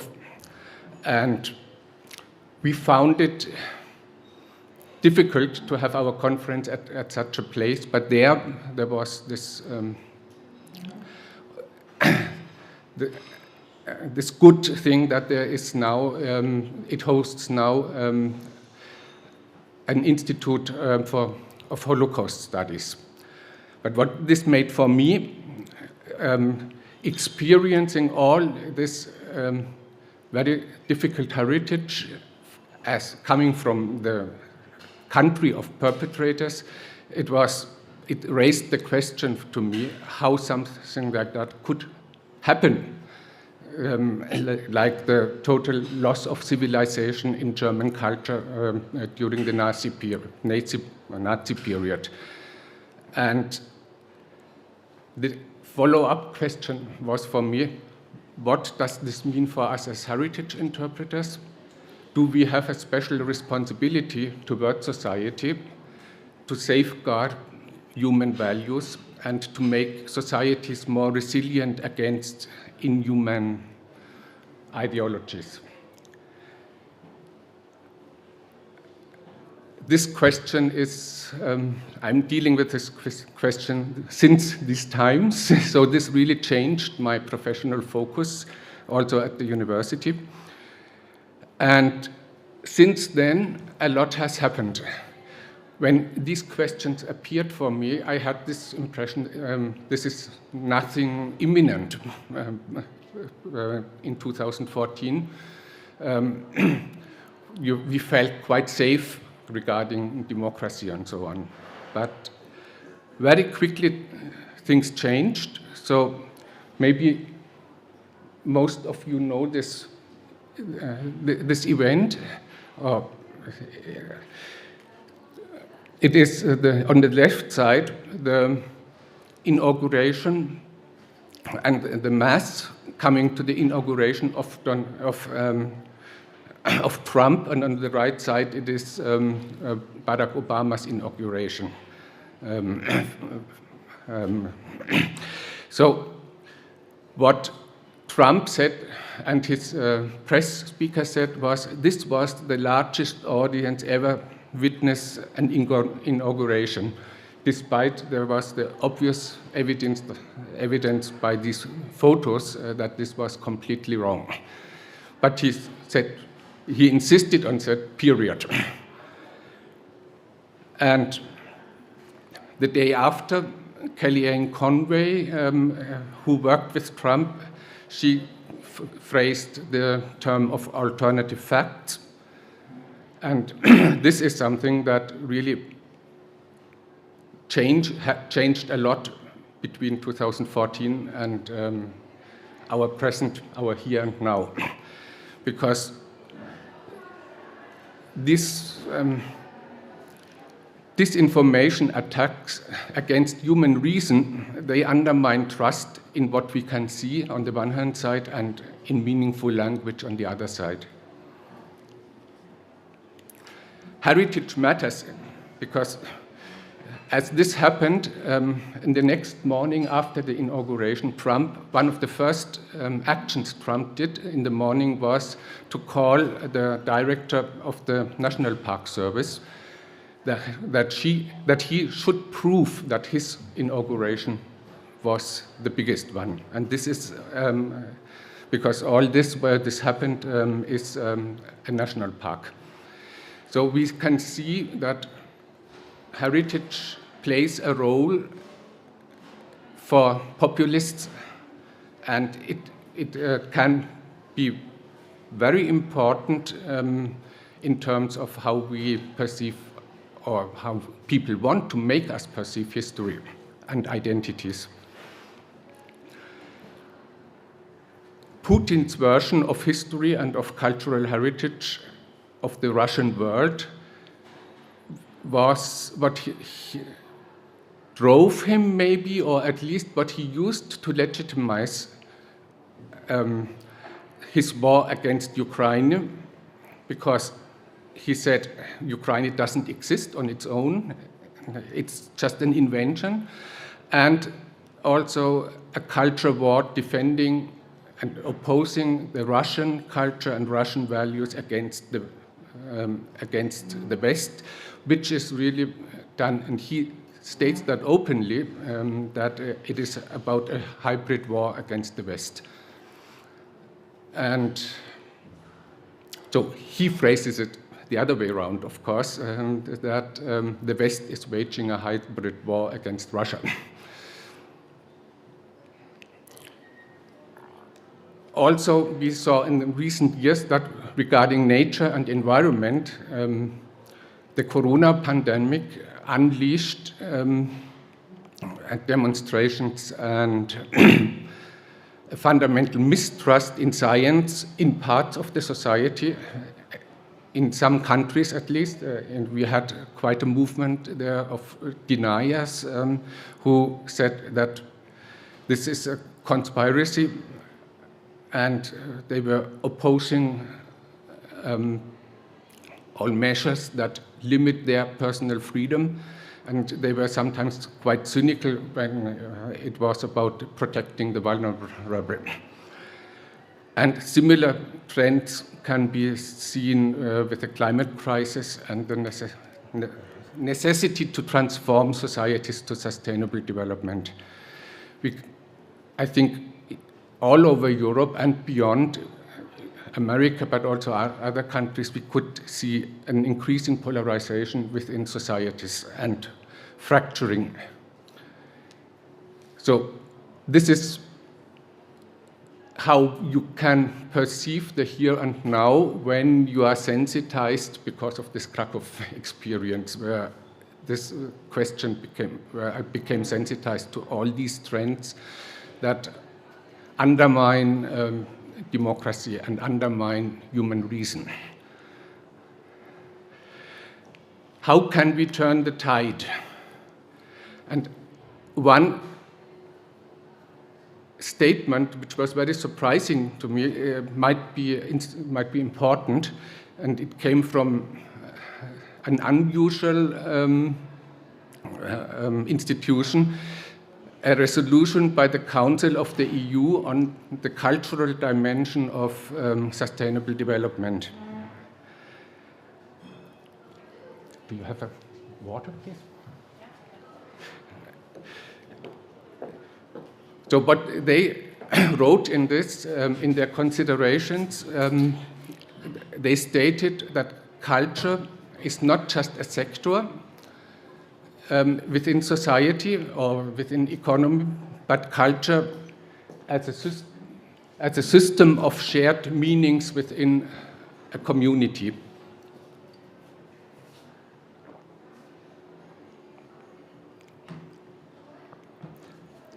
And they posited that culture, that is, such systems of shared meanings, have an impact on how sustainable development measures are assessed by that community, and subsequently, culture is a driver for sustainable development that can mediate between different environmental, social, and economic concerns. It goes on, as the defining characteristic of humanity, cultures, in all their diversity and richness, embody values and are sources of identity by virtue of which culture can have a transformative role as a creator of sustainability, promoting sustainable lifestyles and societies while enhancing quality of life. I think this indicates a fundamental paradigm shift on the top of the European Union, at least at the level of ministers of culture. Because if we look up to now, usually policymakers looked at culture as the sector of arts and heritage, and you can find that in statistics and so on. And this sector is of a rather limited relevance for the overall economy, and we experience that often also for many policymakers. For most people, and I'm not so sure if all go to exhibitions, for most people, culture and heritage is like something like the icing on the cake, on the top of all the necessities of the workaday life. So something for a Sunday afternoon, maybe. But if you consider culture as the shared meaning system, then it pervades all aspects of economic, of social, of political life, because it is what makes us think and how we react. It conditions how people perceive and interpret and assess themselves, their position in the world, and the changing world. So I think this statement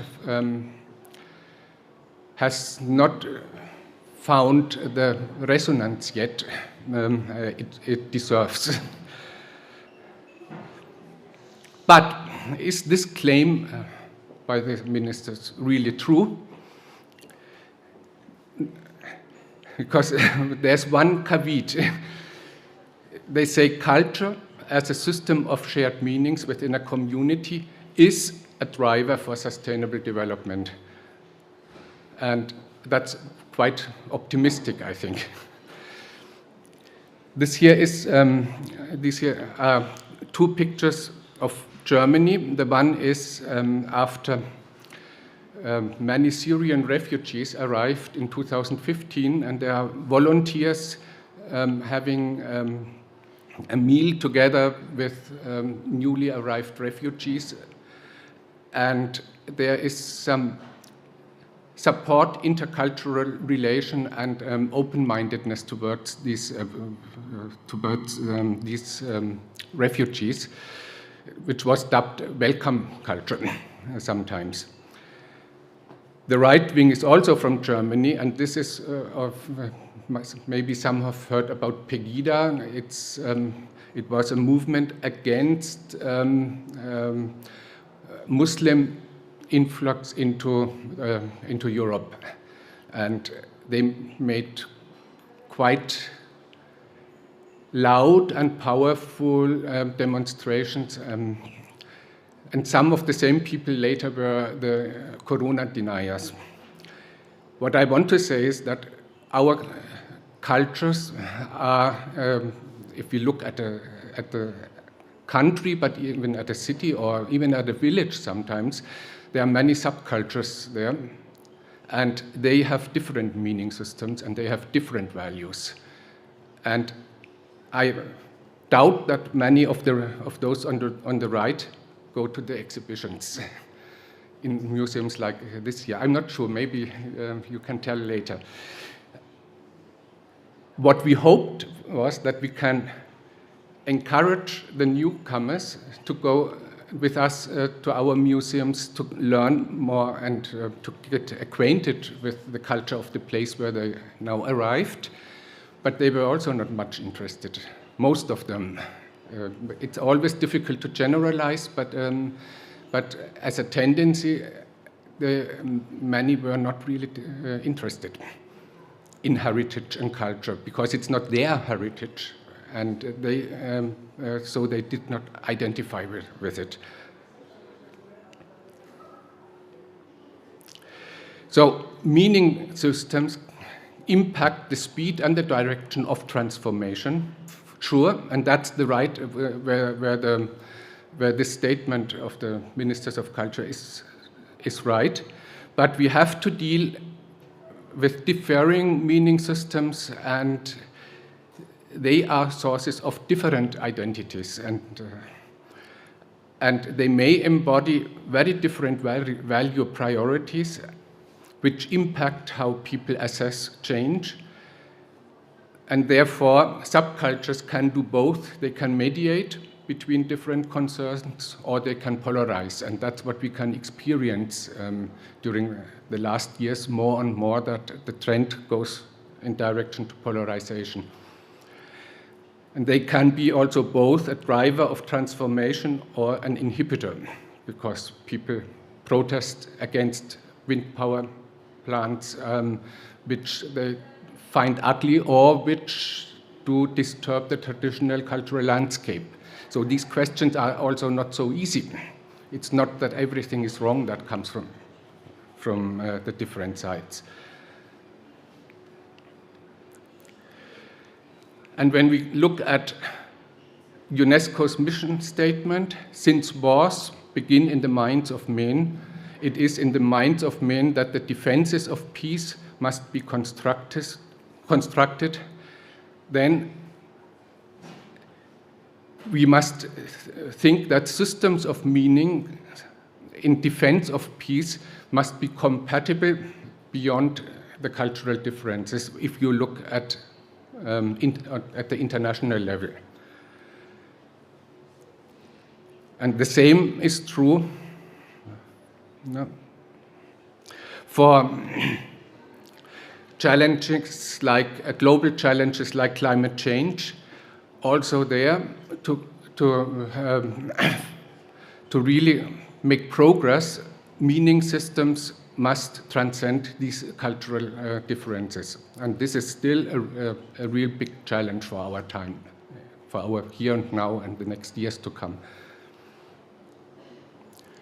So as heritage interpreters, we are maybe in the, like in the center of the storm. It's still calm for many, but as when we engage in an educational activity which aims to reveal meanings and relationships, then it's exactly the place to which the Ministers of Culture refer to, and that we provoke change or development also in mindsets. So in my view, and we have a responsibility to facilitate learning, what you also said already, to empower people to contribute to peace, sustainability, social justice, and to help transform collective meaning systems to become more united in diversity.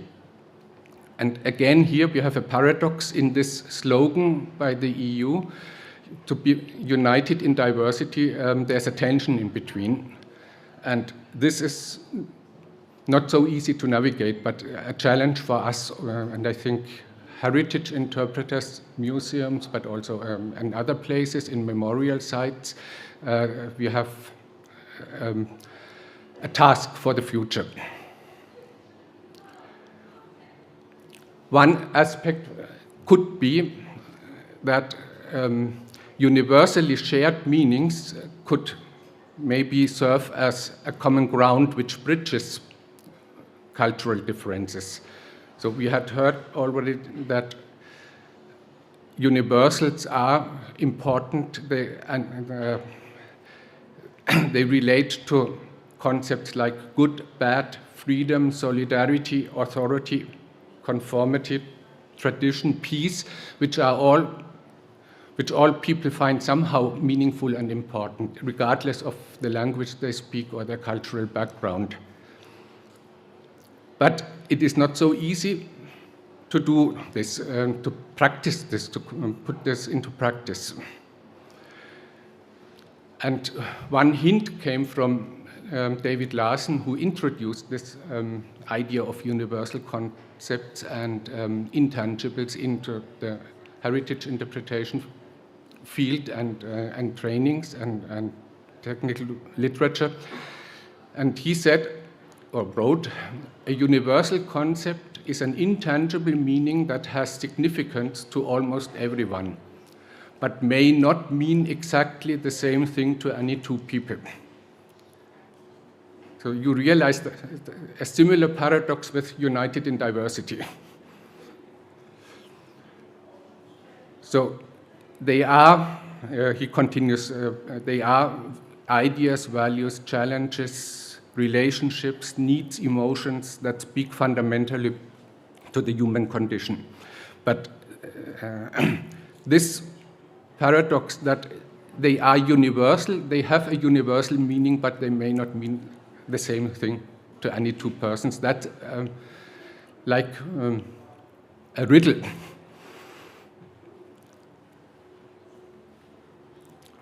So how can we find a way out of this? One aspect of meaning is always that it depends on context. And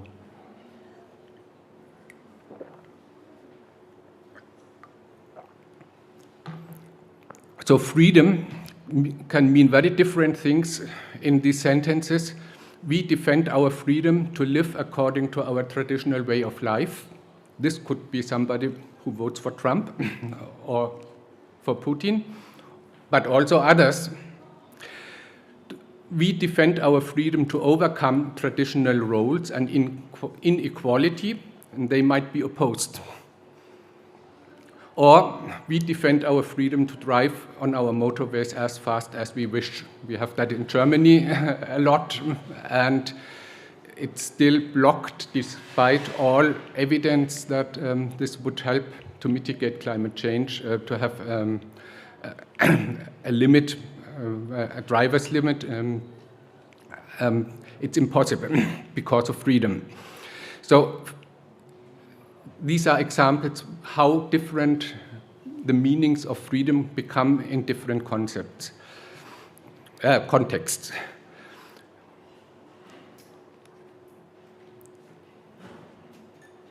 No. How does that happen? When you look at the process from when we encounter something,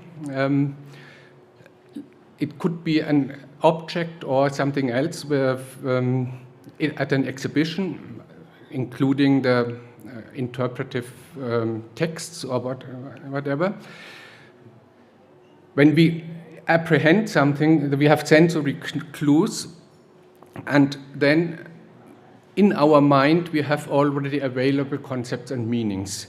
And the most salient fitting concept, this matches, and this we see not just colors and forms, but we see, let's say, a ring or a glass of water or immediately. So this happens in an instant.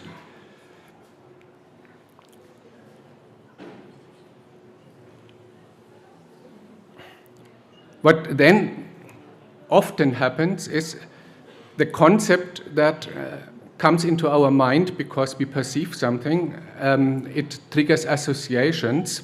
That is, it is linked already in our pre-understanding and in our mind to other concepts and other bigger meanings. And this means, or what we can see here is that we have two different types of meaning when we talk about meaning, and we might sometimes need to differentiate between these two. Because while we identify an object, we can we recognize it with a similar concept, which denotes its core meaning, which we mostly share. But the associations which make it meaningful, the connotations, they connect this concept to other preconceived meanings which are relevant within our individual meaning system or our cultural meaning system. And these two levels of meaning, they make things complicated, but they are also offer also an opportunity for building intercultural bridges. Because there is one thing where we do agree that this is a glass of water, but what pops up in your mind when you see a glass of water can be something very different. Maybe, no beer, only water, or the poor man, or whatever.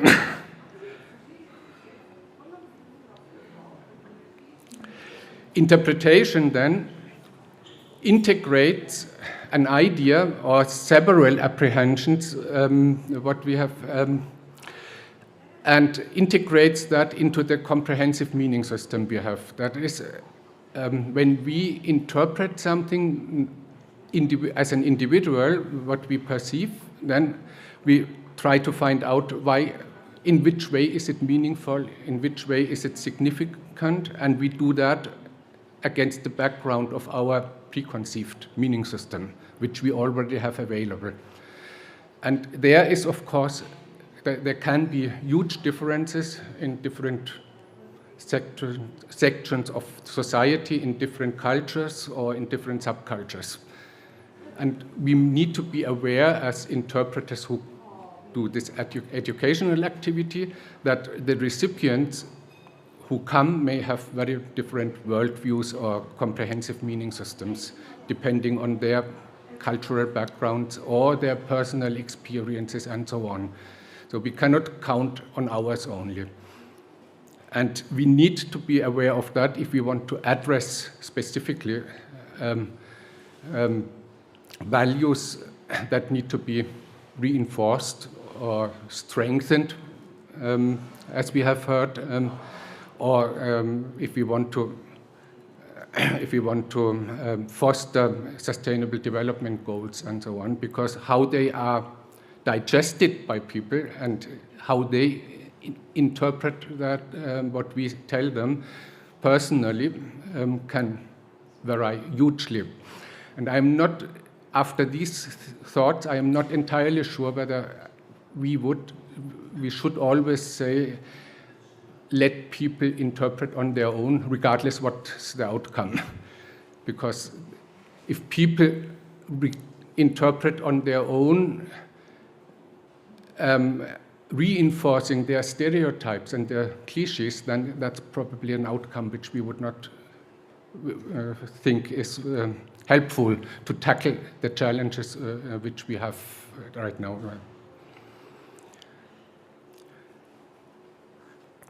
So this preconceived background, this was coined, this expression, by Heidegger, but this is what we need to be aware of when we interpret together, co-create interpretations, because that's the comprehensive mental reference system which a person has available and is inescapable has available. But they can change that. So when we look at what is interpretation, you made this distinction already that everybody interprets, because interpretation in its general meaning is a mental activity of determining, finding out what a particular object of special attention means within the larger context of a meaning system. And object can also be something intangible here. So it can also be, I have heard you talking, or you hear me speaking, and you try to make sense of what I'm saying. So it's the similar process. And heritage interpretation, in contrast, is a specialized educational activity which facilitates meaning making and learning, and then related to heritage. So these are related terms, but we should distinguish between them.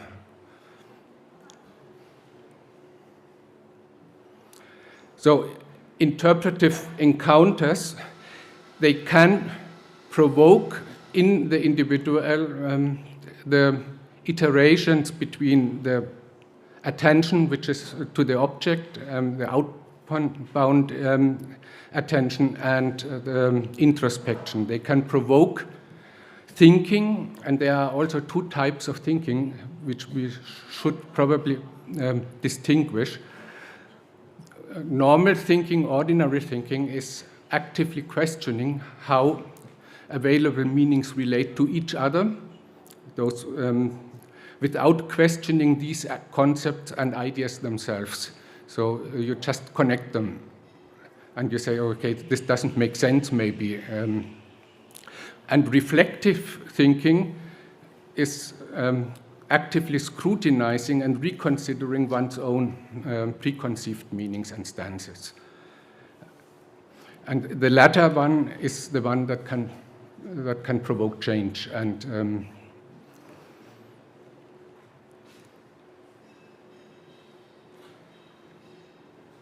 yeah.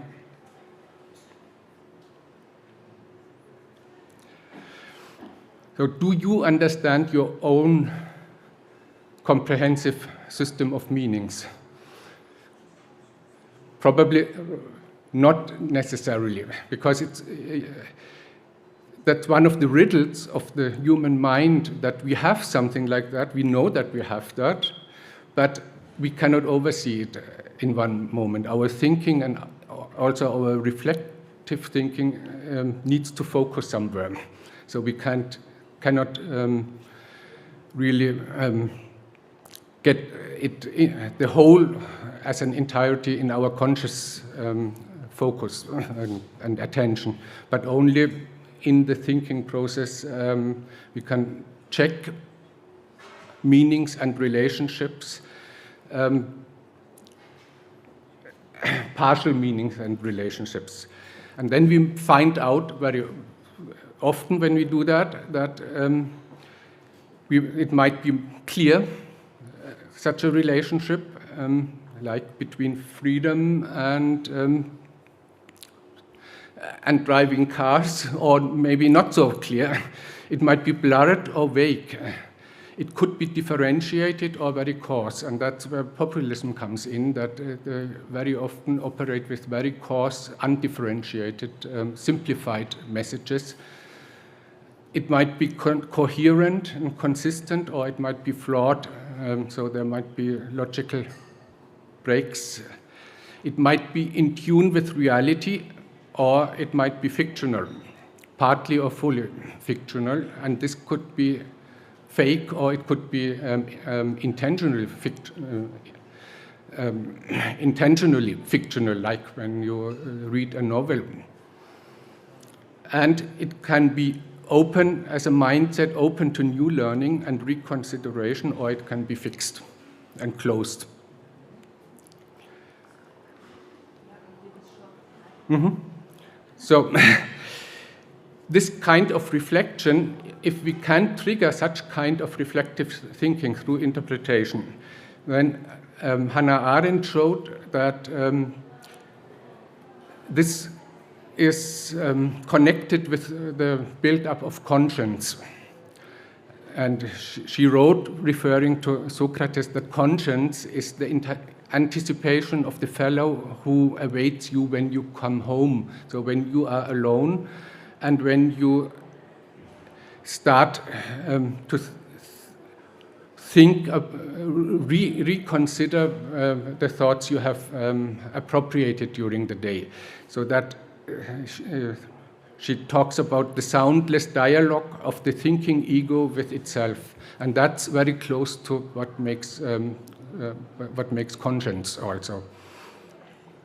So a lack of thinking and a lack of interest in the richness and diversity of real life both lead to a lack of conscience. This was one of the quintessences of her trying to understand what had happened with the German culture and civilization, with this breakdown. So heritage interpretation should therefore provoke to question cliches and stereotypes, and that's different from just letting everybody interpret wildly on their own only, without engaging with these. It should provoke to overcome oversimplifications, and it should open up new perspectives and broaden horizons, rather than to convey a simplistic message. And that's a bit a danger of this thematic approach, which forces sometimes to combine, to condense everything into this one single sentence. We might have to reconsider this in the light of these new developments, that's whether this is always appropriate.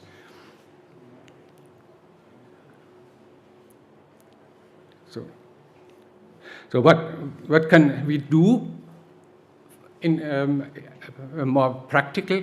When we do an interpretive planning, we can also analyze our visitors' meaning systems and how they vary.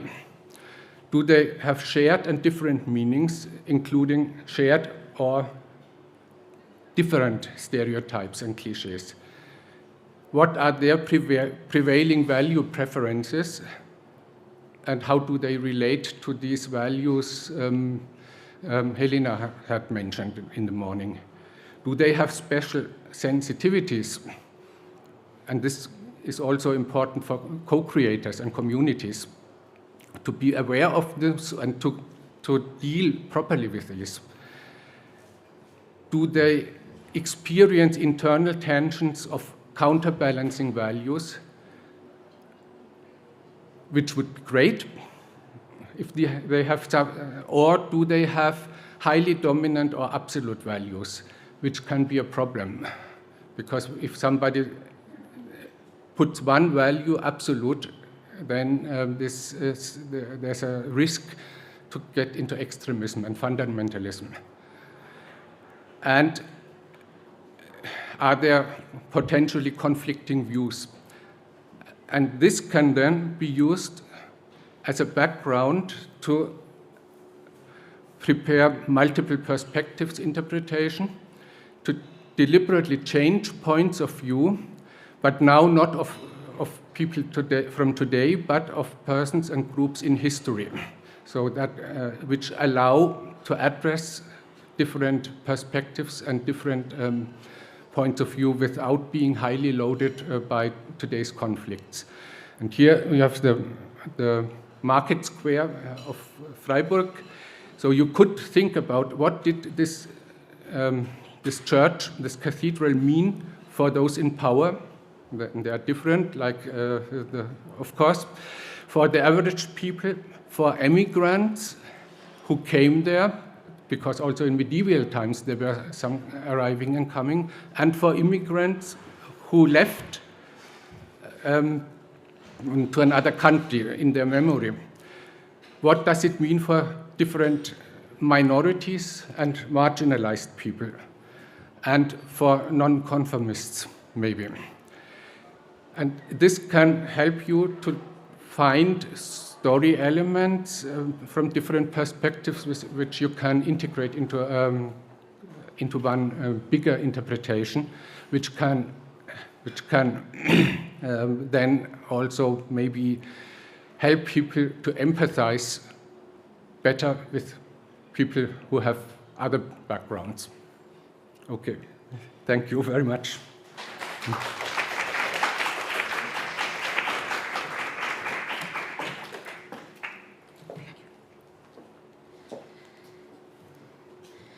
Thank you, Patrick, for reminding us that interpretation really matters and for sharing with us your personal experiences and rooting the interpretation in the philosophical tradition of your city. So thank you so much.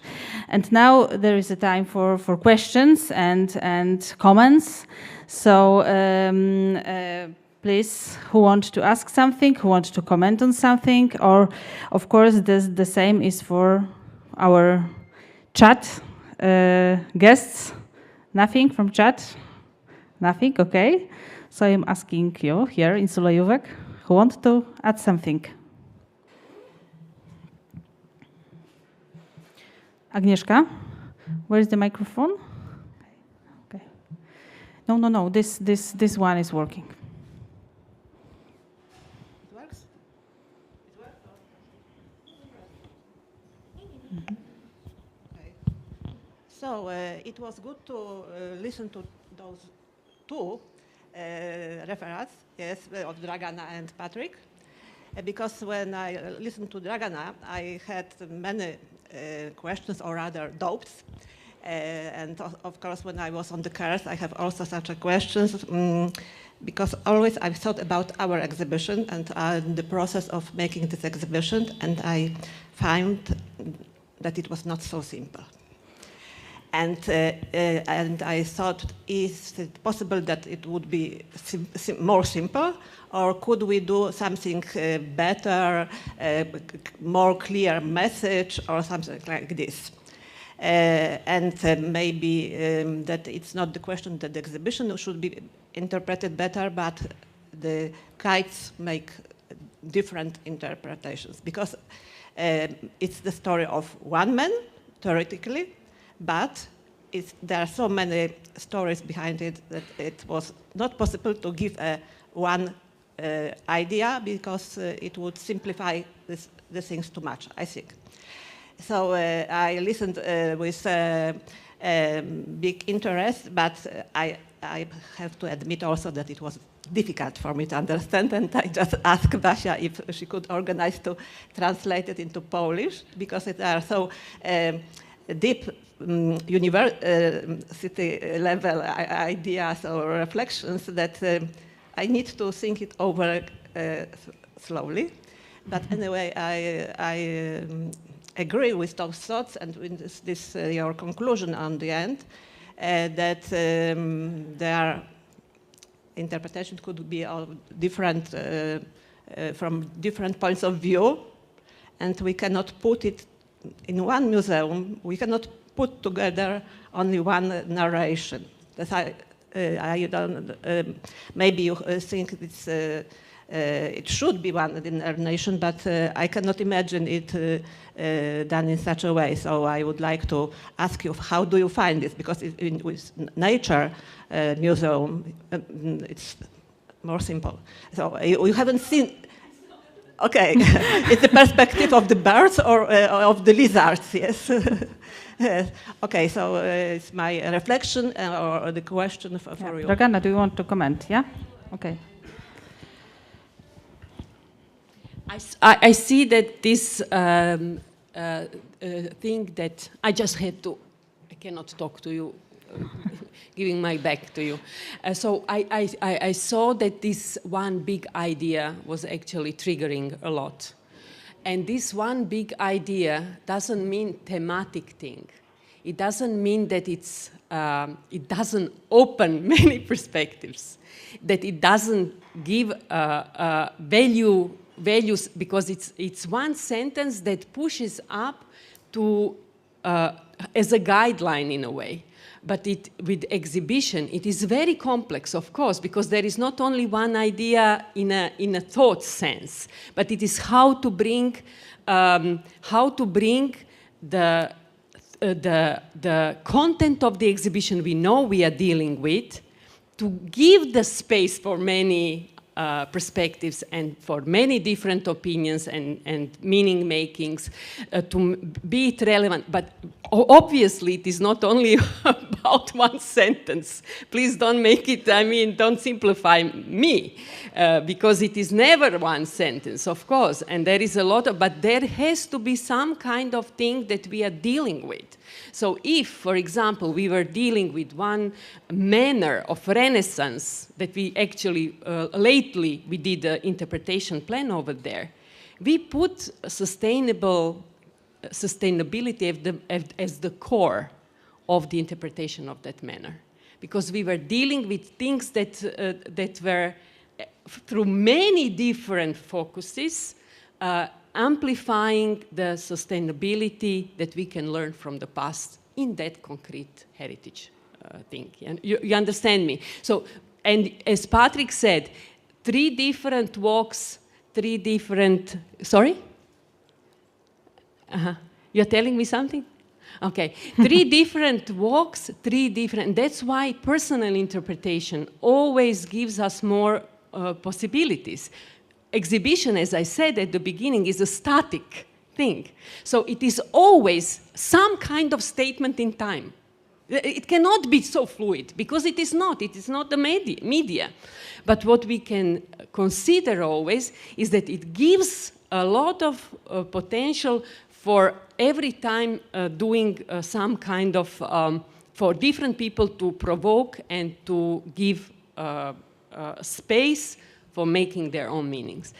It is, I was following Patrick very, very carefully, and if we go to philosophy, it is very deep. So what he was telling is very, very deep. And I tell you, to make an exhibition is, sometimes you go really sometimes into those spaces that you think that it's all meaningful. If you go from this, and you were saying, did we do it well? You will never do it perfectly. I mean, there will always be something. And if I would always be in that kind of mood, I would never do anything. Because there are always, and where is the end? Come on, we are all dealing with projects that have some kind of time, that we are, we have things that we have to report to. I'm always giving that into perspective. Why? Not to say that it's deeply thinking is not important, but to say that, yes, we are interpreters and we are humans, and there are so many paradoxes in every human activity. There is a paradox. You want this, and that at the same time, you are doing just the opposite. I mean, so these are maybe 2 answers to this. The one is.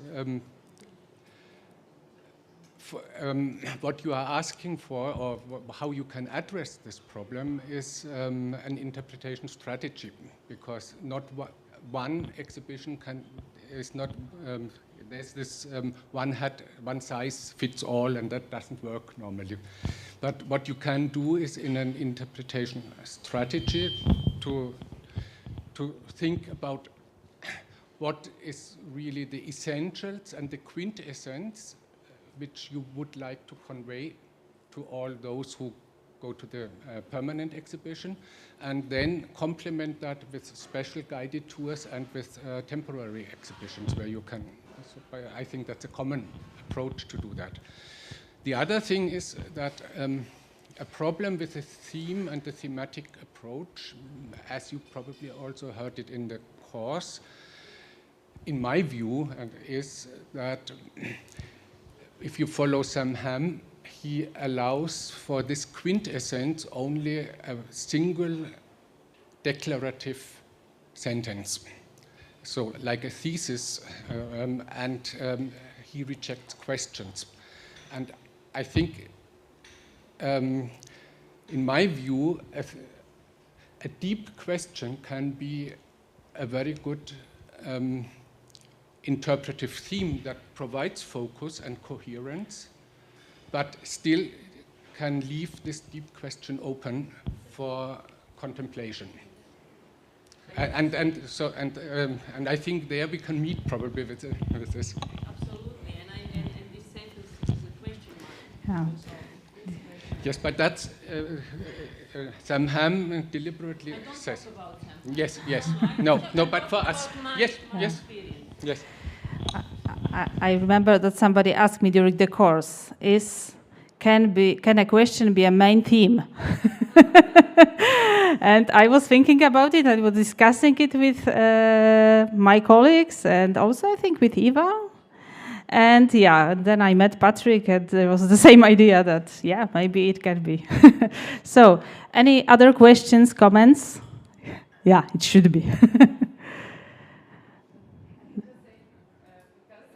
We talked a lot, Agnieszka, during the courses, and also what Dragana said.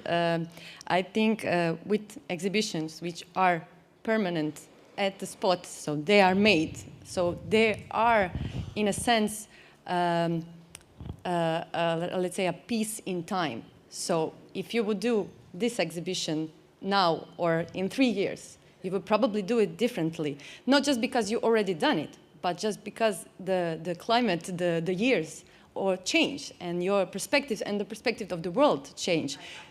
Yes, so exhibitions are in that sense also, let's say, witnesses of time. And we will always make changes, but mistakes. But I would not see them as mistakes. I would see them as really voices of our generation, of our time, how you did it. And what you said about natural culture, it is always really, and what we really have experienced through our work is that it is really hard to come out of your subject, of your field. And that's why you said it's probably easier to do a nature exhibition. And a biologist or somebody from nature field would say, oh, it's so easy to make a cultural exhibition, because it's sometimes really helpful to have these stakeholders, to have this different point of view, to help you just put the structure, just to put the right pieces at the right time. And what Patrick says, this is philosophical thing. Should we make interpretation, or should it be something that people reflect? I really see, for me, I think when we make themes or great ideas or whatever we call it, messages, it is just our will to put a seed in somebody, and we really cannot know how, if that will go to the ideology or whatever, but it is our role as interpreters to try to make this seed the most fruitful for it to become something that is not really, let's say, whatever bad or good we think it should be. So we are actually making moments in time. So Agnieszka, don't worry about how it should be or it should not. You did what you could have done in this timing and this in this moment. So yes, yeah. Yeah, we also have. But if you think about it, it will never go well. Thank you, Eva. Sorry. Somebody, yeah, Robert. Sorry. Thank you. I have two remarks, actually. One is just to follow up what Agnieszka has said. In our museum, we are very fortunate and very privileged because of two things. First of all, the big idea that Dragana said, big idea behind our museum is that we are a forum, we are a platform for debate about history. This is one thing, and thanks to that, other points can be taken into consideration, and our core exhibition can be interpreted in many ways.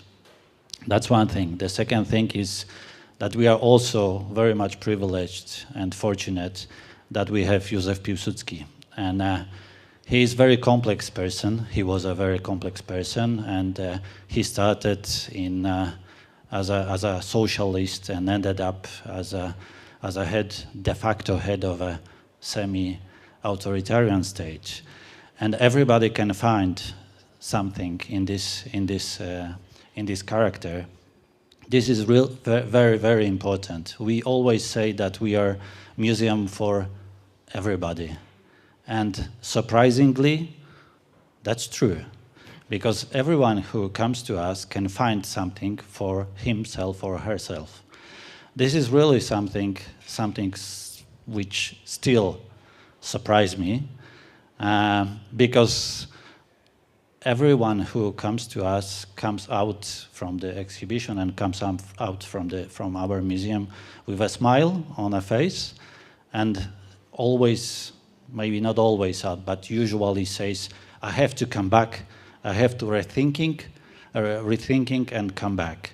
This is really something special. So Agnieszka, don't worry, our core exhibition is right on spot, and it provokes new thoughts, and I think it's really very good. The second comment is what Patrick said.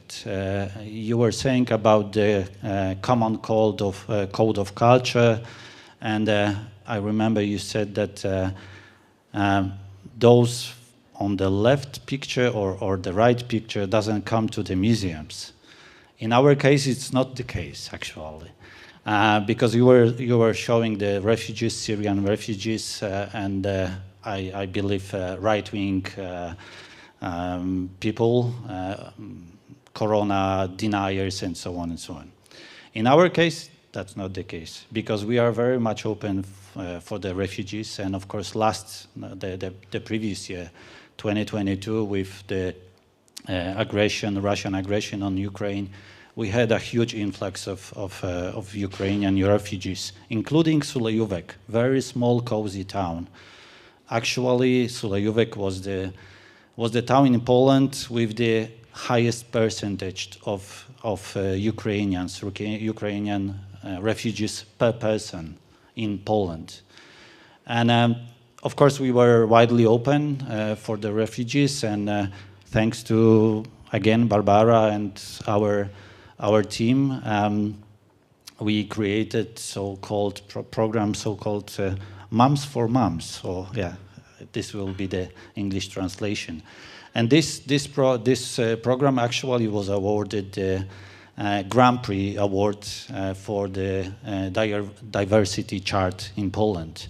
We were among the multinationals, like multinational companies, and there was only one institution museum, and it was us. But we are also open for those right-wing. We are also open for them, and they also find something interesting and something what really applies to them.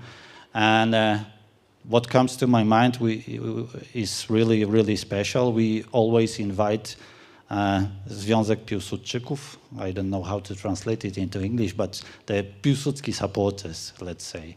And they come here, they come to this stage, and they are fully dressed in the uniforms, military uniforms, the same uniforms as Marshal Piłsudski had. So they had a mustache, of course, they have sabers, they have everything.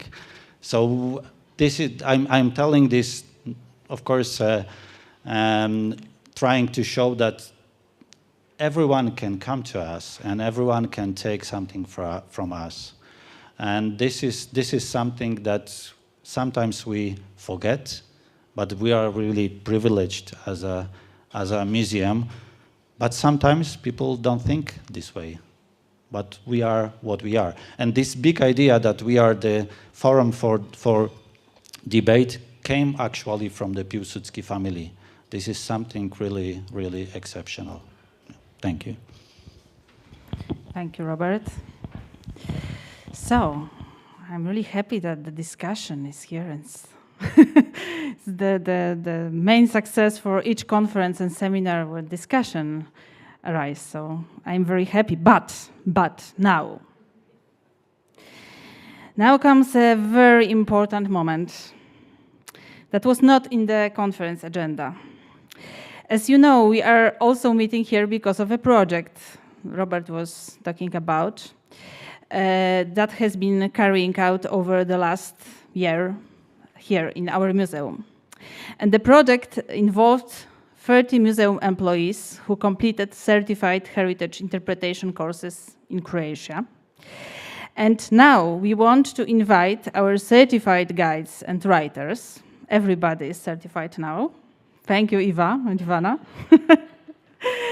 And present them with certificates and letters of congratulations from the director. Certificates and letters will be presented by our trainer, Iva Klaric-Vujovic, and Robert Andrzejczyk, director of the museum.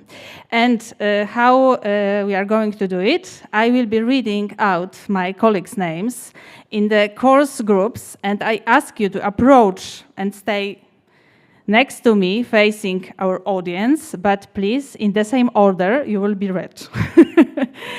And I have one more request for you, my friends, my colleagues. If somebody of you want to add something, to say something when you will be here about the project, about the courses, about interpretation, your own experience, share your own experience, please, the floor is yours in this moment. So yes, you are welcome to say something.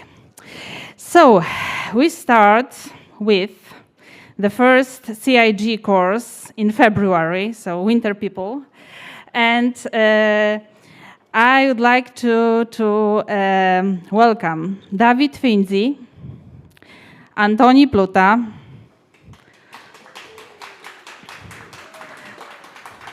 Wojciech Wróblewski, Ewa Łebkowska,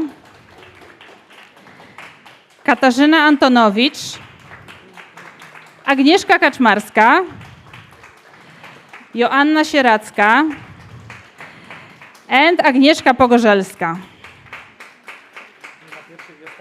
Yeah, so no, not everybody could be with us today, but 5 of our proud guides are here. So please, Eva and Robert, can you present the certificates? Yes.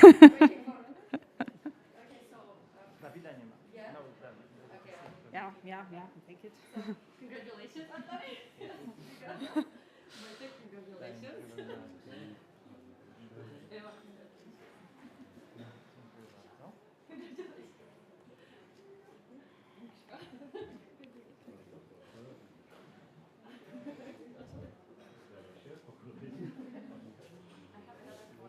Okay, thank you.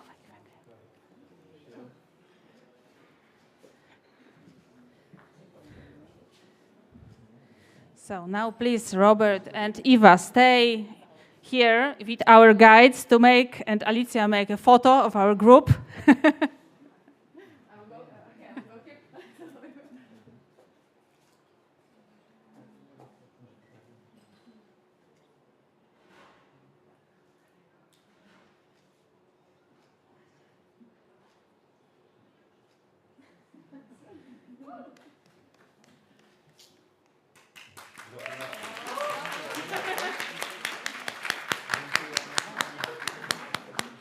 Thank you so much. Does anybody want to tell something? No. Okay. So, just. Okay. What we should tell is to say thank you very, very much, you both of you and the others who helped us. Thank you.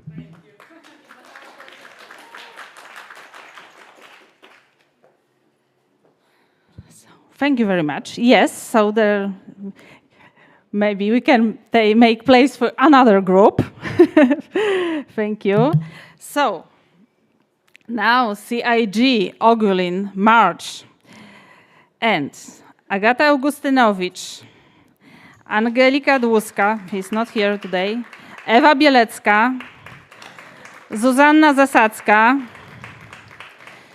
Barbara Gołębiowska, stay here, Marta Kałuska, Dorota Koral, Marta Idziak, Mateusz Bartnicki, Elżbieta Finzi, Magdalena Sawińska, Katarzyna Andrzejewska, Anna Serafin, and Adrian Włodarczyk. So we were the biggest group of Ogulin guides, yes. So, where should I stay? Between Zuza and Marta.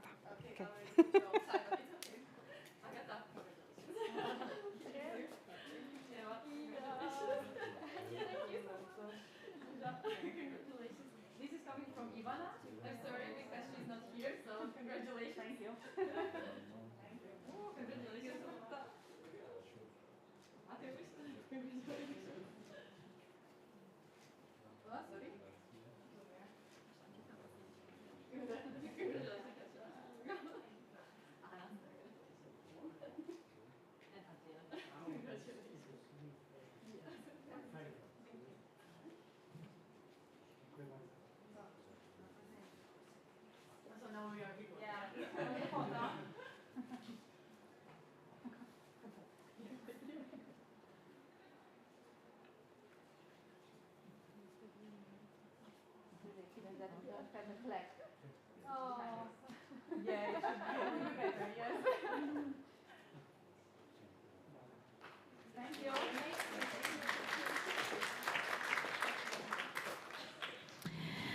Okay, and the last group. So our writers, our elite. And I want to call Julia Janowska, Ewa Kozłowska, Joanna Świeczko, Katarzyna Nowosad. Come here please. Anna Postek, Michał Janik, Paweł Brzeździecki and Izabela Lewoczewicz.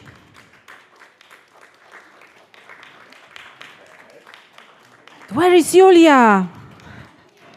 Ah, you're here. Okay.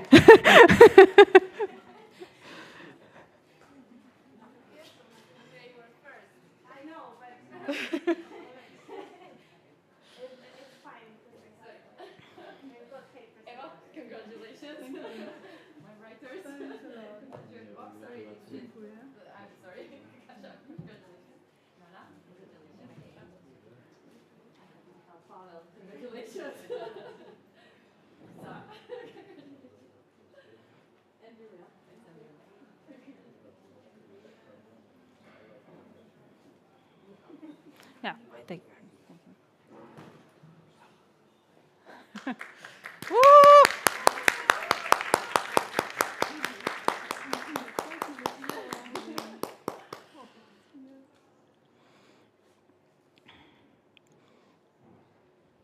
Okay. Paparazzi, thank you. Thank you so much. And finally, the coffee break. We are a little bit late, so we begin the next session at 10 after 1 p.m., okay? So please help yourself with coffee, cakes, and other good things. Thank you.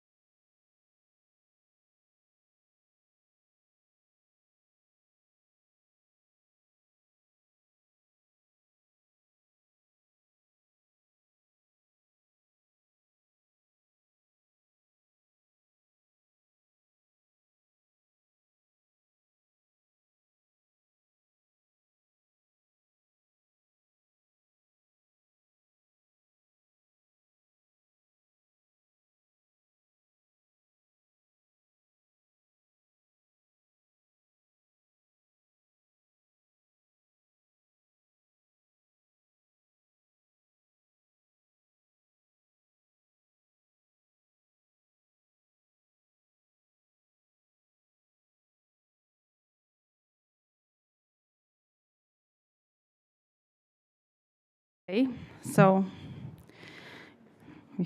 we are 15 minutes after the time, so maybe we begin now. Okay, so we are beginning the second session of our seminar, and this session will be devoted to our Erasmus Plus project. And the first speech is my speech, sorry. but yeah, I want to introduce you, mainly, of course, people and our guests who are not familiar with our project, with our concept, because I must say that a lot of people asked me, how did you do that? And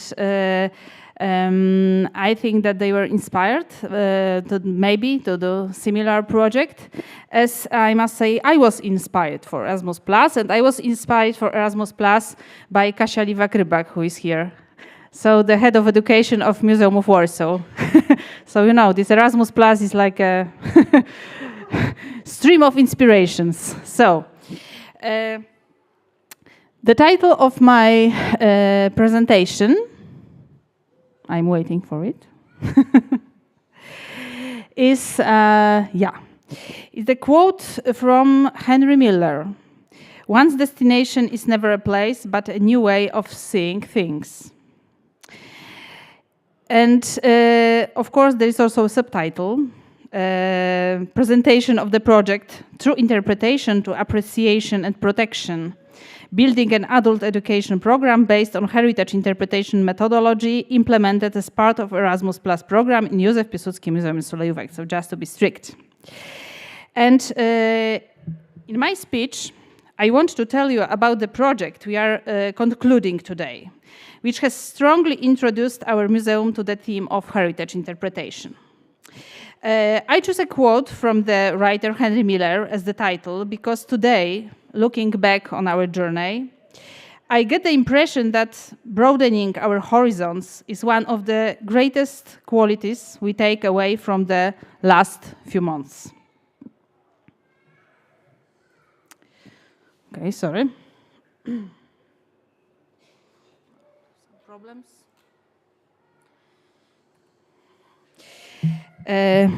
After finishing the course in Ogulin, I went to the beautiful Klek mountain, towering over the town. So who were there know that Klek is very important in Ogulin. And looking at the views you see in this photo, I had this impression that new horizons, new views, new point of views are something that is really connected with heritage interpretation, and that's why I want you to begin with this poetical maybe quote, but then my speech will be in fact very, very practical because, I want to be structured, and I want to show you the main points of our project and how it began and what was the idea behind it, and of course the stages of the project, highlights and shadows. I want to also tell you about these shadows because I think that it's really important to say about it, and of course what's ahead of us. And I will do my best to answer the question, how did you do that? It will be, of course, supplemented in a subsequent speeches by Eva and Peter, who as representatives of our partners will talk about the course and the workshops from their perspective. Then I will talk about where the idea of the project came from, and these points you can see are the structure of my speech. It is supposed to be concrete, this presentation, so let's look at the numbers. The project started on the 1st October 2022 and will end in a week's time on September 30. Over the last 12 months, we have spent 48 1,084 euros, sent circa, yeah, I counted it, 5,000 emails, traveled 60,000 kilometers, and signed 42 contracts. We have 30 participants from 6 museum departments. It was visitor services, education, local programs, exhibition, historical research, promotion, and communication departments. And we spent together 270 days on courses and traveling. Not little, isn't it? Yeah. But for us, the most important thing is that behind these numbers are people, their ambition, their work, their effort. This is what I will devote to the next part of my speech too. But we should start with who we are and the heritage we care for. Robert said a little about it, but especially for those who are with us online, I only want to say few sentences that we are the museum dedicated to Józef Piłsudski, a leader, politician, and commander, seen as the father of Polish independence regained after the First World War in 1918. Sulejówek was where he settled down with his family, his wife Alexandra and daughters Wanda and Jadwiga, you can see on this photo, in the first half of the 1920s. Their home was first the so-called Drewniak, and purchased by Alexandra, and then the Milusin manor house. You will find out more about Piłsudski during our tour of Milusin Manor House at 6 p.m., but for the sake of guests connecting with us online, I want to show one more picture. So, two hearts of our museum. Our museum is in fact a complex. It's not a one building, it's a complex, museum complex. And these two parts, these two hearts, as we are saying usually, is the original house of Piłsudski's family, Milusin, surrounded by the historical garden, and modern, mostly underground building opened in 2020. We are now in it, with huge underground narrative exposition. In these two parts, we are building two complementary narratives, focused around different areas of memory and conducted by different measures. And that's everything about the museum, because it's not the subject of my speech. Now I want to go to the point what the idea of Erasmus program came from. The museum, our museum, was opened in 2020, and by then we already had the experience of running education programs for schools, families, teachers, and young people. However, there was a lack of programs specifically aimed at adult audiences. And according to statistics, this is the largest group visiting museums in Poland. Some people think that school children are the biggest group, and that's not the true. The adult is the biggest group.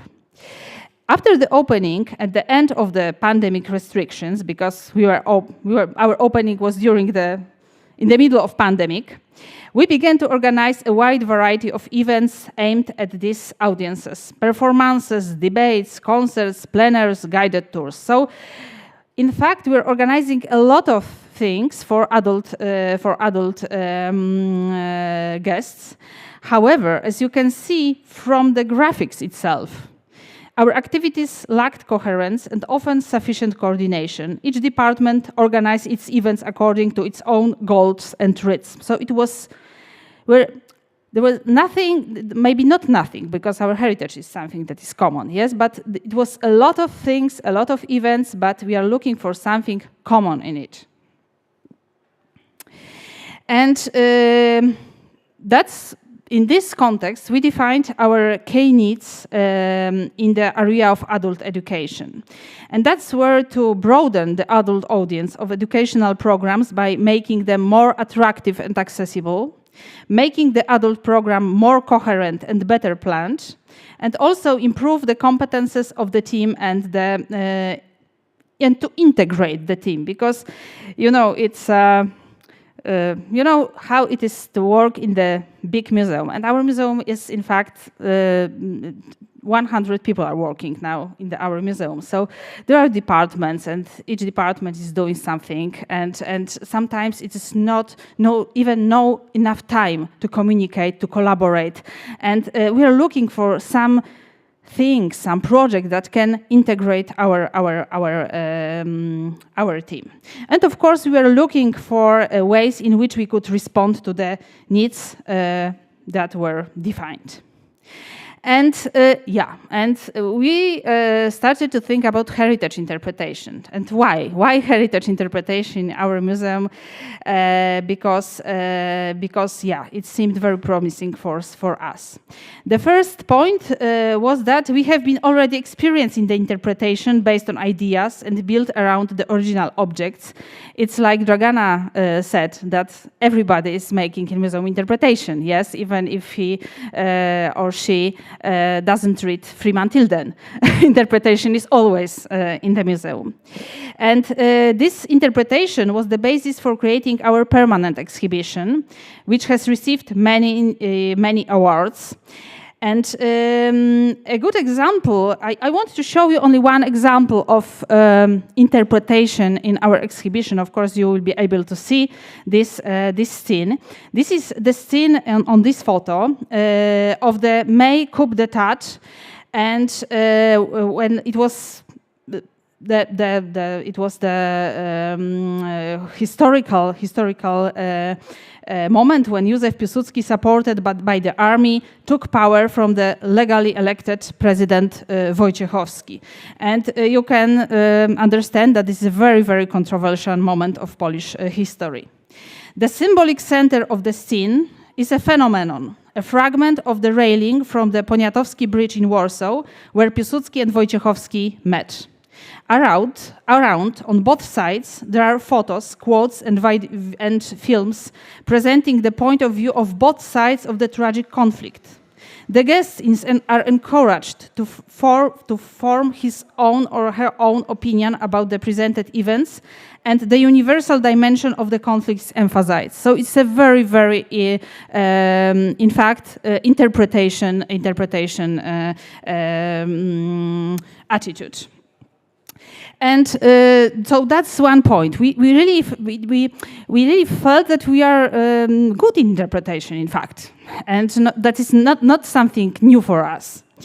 But heritage interpretation methodology has been already used also in our education programs for families and schools. So it was Freeman Tilden was also not so were familiar for us, especially in education department. And what's more, the museum has both cultural and natural heritage. I said that we are a museum complex, and I think that's also important because I think that in such situations where nature and culture combine, it's the best field of interpretation. I feel like that. And the fourth point is that a method with a deep theoretical foundation, but also practical and applicable in many different museum fields. That was something that we are looking for. So not something very only theoretical or only practical, but something that combine theory and practice. And heritage interpretation for me is something like that. So the method seemed excellent, but the problem was the lack of funds to organize full certified courses for so many museum employees, because we don't want to organize something, for few people. It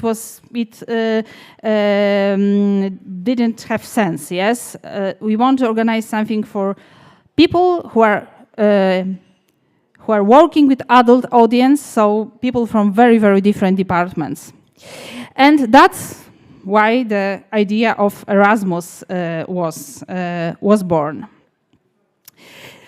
So we decided to apply for Erasmus Plus funds in the sector of adult education. I would like to emphasize that we drew on the experience of other museums, as I have said, Warsaw Museum also, and that these museums are in Poland, in Warsaw, are really successfully implemented Erasmus projects. And what is important about this application process? Because I want to give you some hints, so people who maybe want to organize a similar project. It was really easier than we thought. Firstly, it's completely online process, so you don't have to sign anything and to go to the post and something like that. And what is also very nice is that Erasmus Plus is using flat rates costs, so the costs are in fact defined. The system calculates the grant amount per participant based on destination country and type of trip. And of course, it has pros and cons, because it means that you have the frame you have to fit in, yes? So you couldn't apply for bigger budget because you want to do something very ambitious. No, the budget is always the same. So that's a challenge, but it's also make the process of application easier. And what can be really helpful when you want to apply for Erasmus Plus are all these webinars and trainings organized by national agencies of Erasmus Plus. It's really, there is a lot of them, and in different countries, so you can use it. And what is also important is that it's crucial to define the goals and effects of the project properly.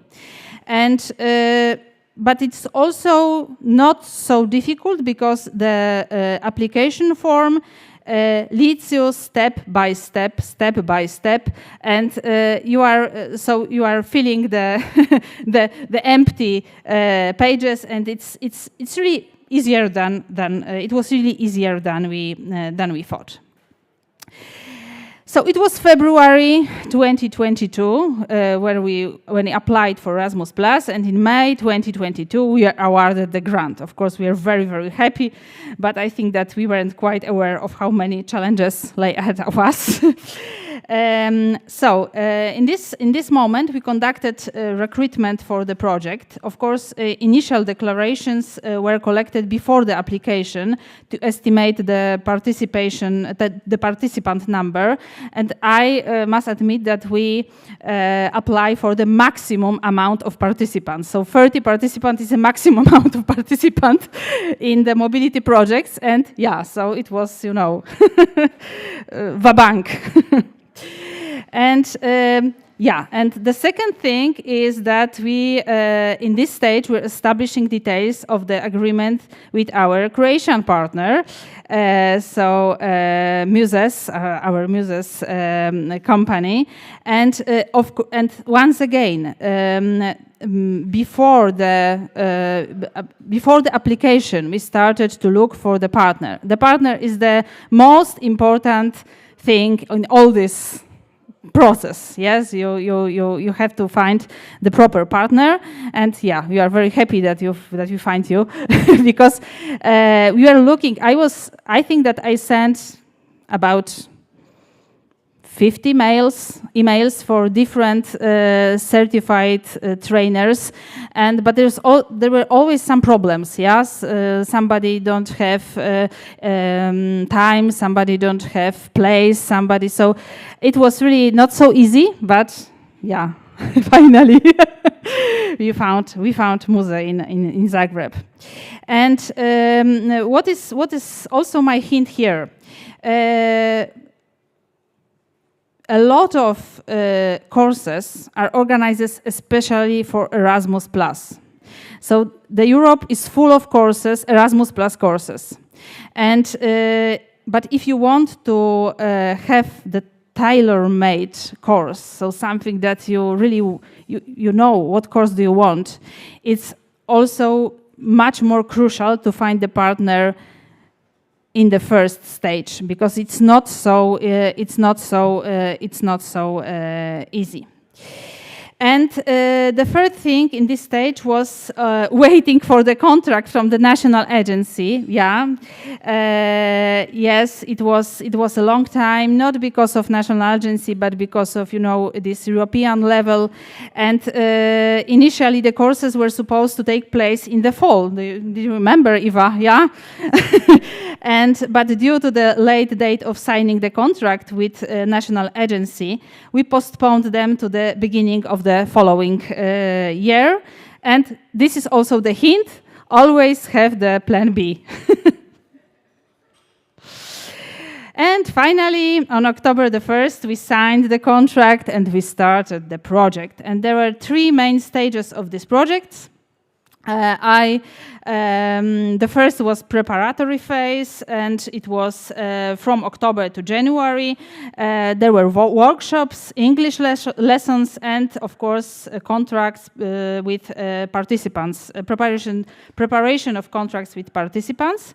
The next stage were mobilities, and the next creative process after our mobilities. And now I want to tell some words about each of these stages. So preparatory phase, it was a very, very important moment because good preparation for mobilities really allows you to make use of them optimally. I think that this phase is underestimated in Erasmus Plus mobilities, but it is really very, very important. We had 4 workshops organized on teamwork, sustainability, accessibility, and open cultural institution. And of course, as you can see, the workshops topics were not accidental. They were related to both Erasmus guidelines as well as values important in the heritage interpretation. So we combined these 2 things, and also this aspect of integration for us was very, very important. And also, together with courses, we have English lessons. These were group English lessons. They were very important because for many participants, the language barrier was really a problem. And, you know, it is a problem. Almost now for me it's a problem. I know that I make mistakes, but it was really somebody... Some of our participants came to me and say, Basia, I can't speak English well, so I couldn't take part in the project. So I said, no, everything will be good. We'll train your English. So these English lessons were really, I think they were important. Maybe not. You couldn't learn English in 10 lessons, but you could overcome this barrier. Yes, this psychological barrier. And what is also important, that these lessons were based on discussion around the Tilden books, and it was really very interesting for me that Tilden's text sometimes sparked fierce polemics. Do you believe? And yeah. And another thing was, of course, contract with participants. And now I want to say some words about this project management, because it can also be important for you who are thinking about Erasmus Plus project. There are 3 project management models in Erasmus, which was a mixed variant, where part of funds was transferred to employees' accounts based on the contracts, and part was managed by the museum.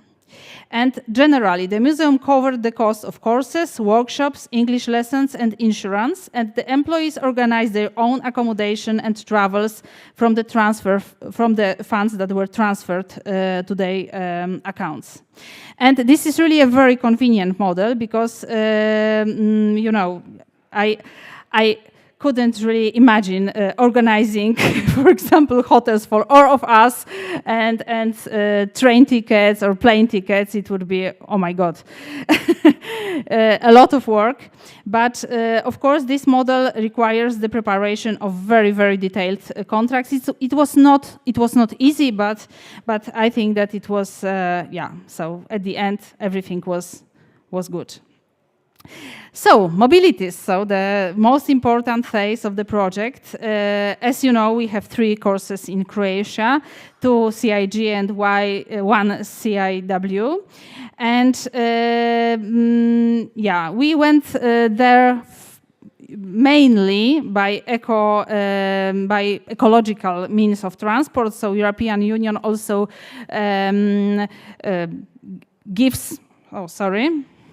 gives more money for ecological transport. So if you are going by train or car sharing or bus, you are able to travel more days, and also you have more money for the travel. And during the courses, we were, of course, not alone. We were together with friends, colleagues from Croatia, not only as trainers, but also as the course participants. And I want to show you now some photos from the courses. Some of them are made by me, some of them are made by Muse. And just to recall the memories and to show you how it was, but I think Eva will tell us something more about the courses. I want to show you our three groups. So the first group in Zagreb in February, the challenge for the first group was the weather, and as you can see, but there is also a hint.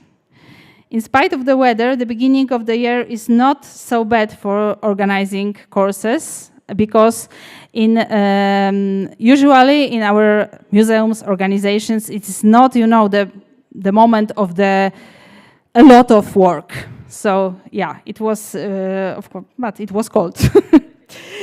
And the next group from Ogulin, in which I had the pleasure of being a member. So you can see that spring is coming, but the trees are still without leaves. And the third group of our writers, and now without hats and in full March sun. So the change of outfit is visible here. And what we are doing there, the weather were important because much of the training was conducted outdoors. It was a great change after weeks of sitting in the office, so we are really happy to be outdoor. In this photo, our colleague Ela Finzi talks about the Frankopans Castle in Ogulin, our daily training ground. There were also exercises in the room, almost all in groups, different every day, which was a great way of getting to know each other better and integrating. There was just as much theory as needed, I think. That's my opinion. And each of its elements was immediately translated into practice. I think that it was the most important thing, that there was theory, but it was connected with practice. We really liked the outdoor schools, like here with Ivana in Ogulin.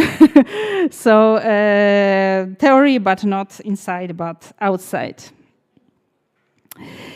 And of course, we practiced interpretive stories based on real phenomena in the city space, like here at the Paweł, at the old bunker in Ogulin.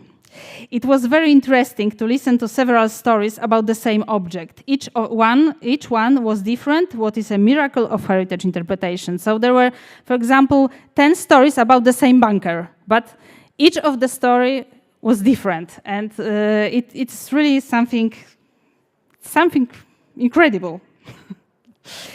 And of course, we were also visited museums and visitor centers, like here in Ivana's House of Fairy Tales. Dragana was talking about this wonderful place. It was really a small hut from outside, and inside I felt like in the big museum because it was full of stories, full of interactive elements. It was really very, very nice place.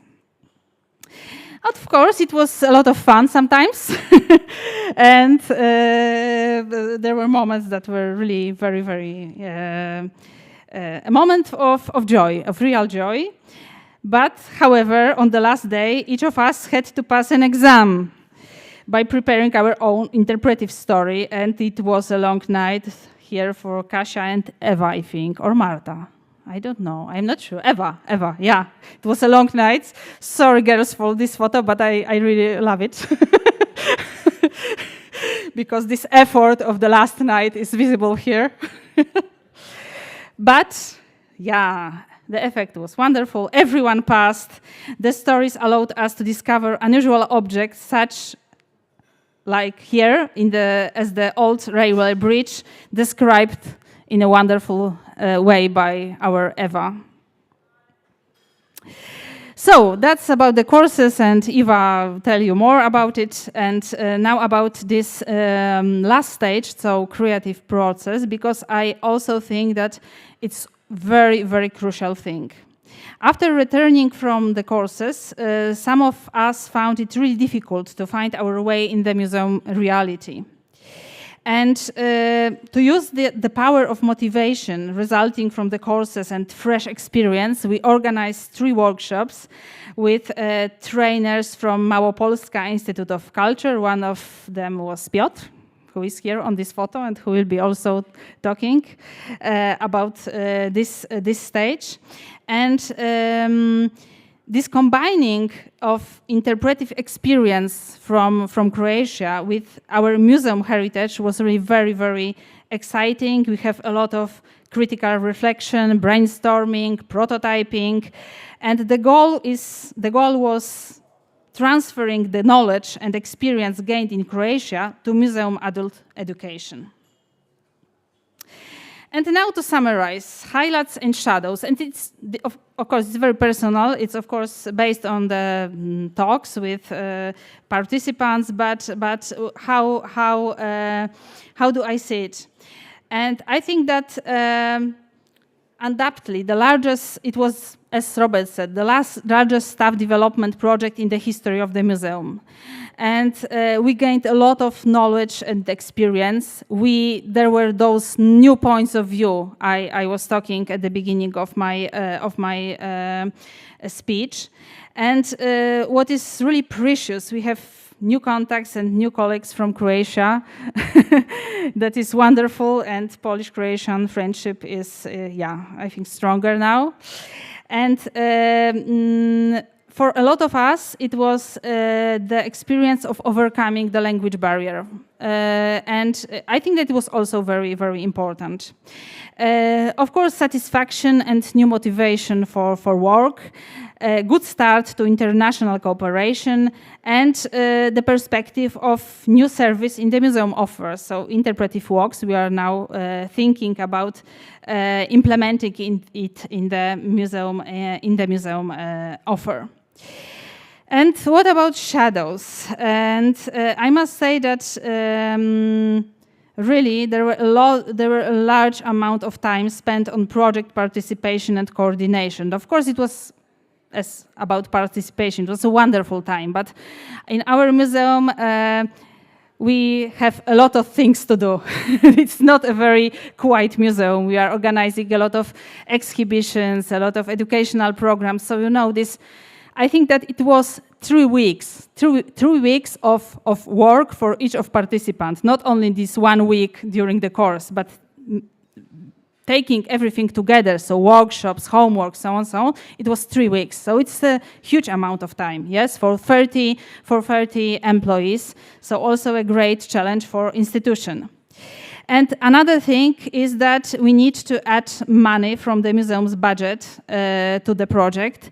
It was not enough money, although 50,000 euros seemed to be a lot, yes, but it was not enough to organize all this preparatory phase and this creative phase.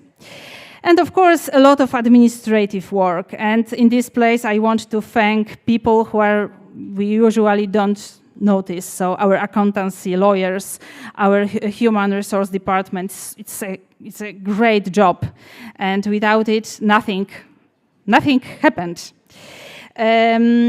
What is really for me very, very, it's like, you know, how to say, it's really sorry. I feel really sorry that I have not enough time for implementing all the ideas and plans from our workshops and courses.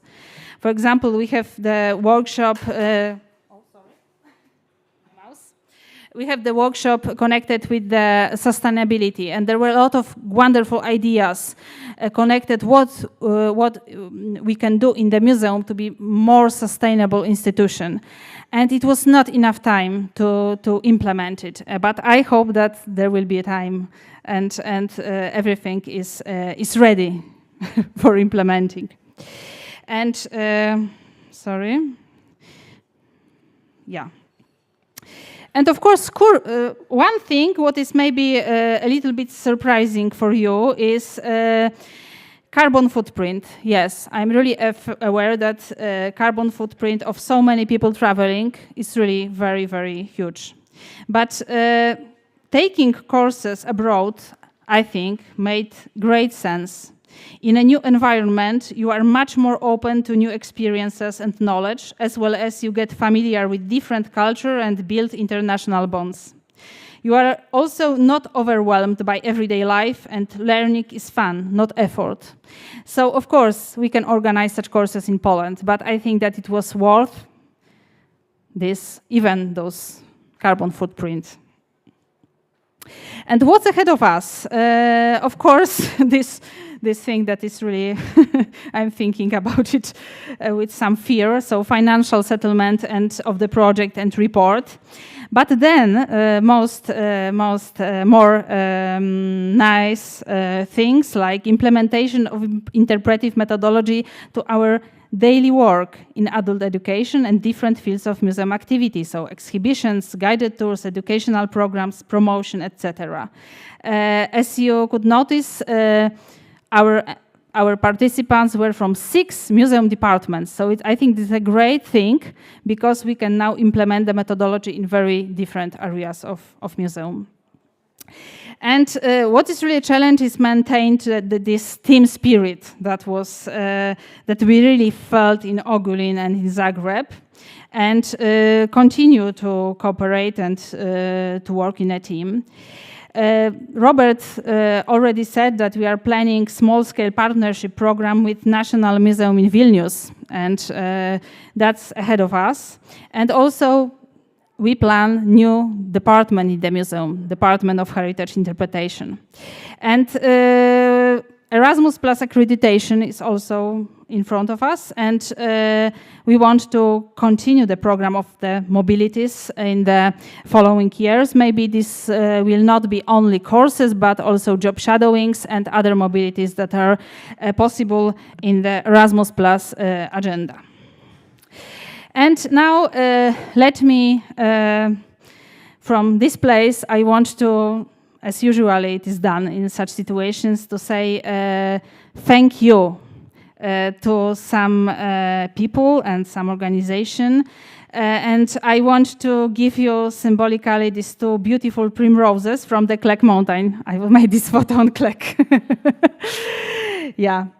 So, firstly, I would like to thank our partners from Croatia, Muze Company, and it was really a great pleasure to cooperate with you, and thank you for your professional cooperation and understanding for us and for a long time of waiting for the contract with National Agency. So thank you very much. And I would also, so sorry.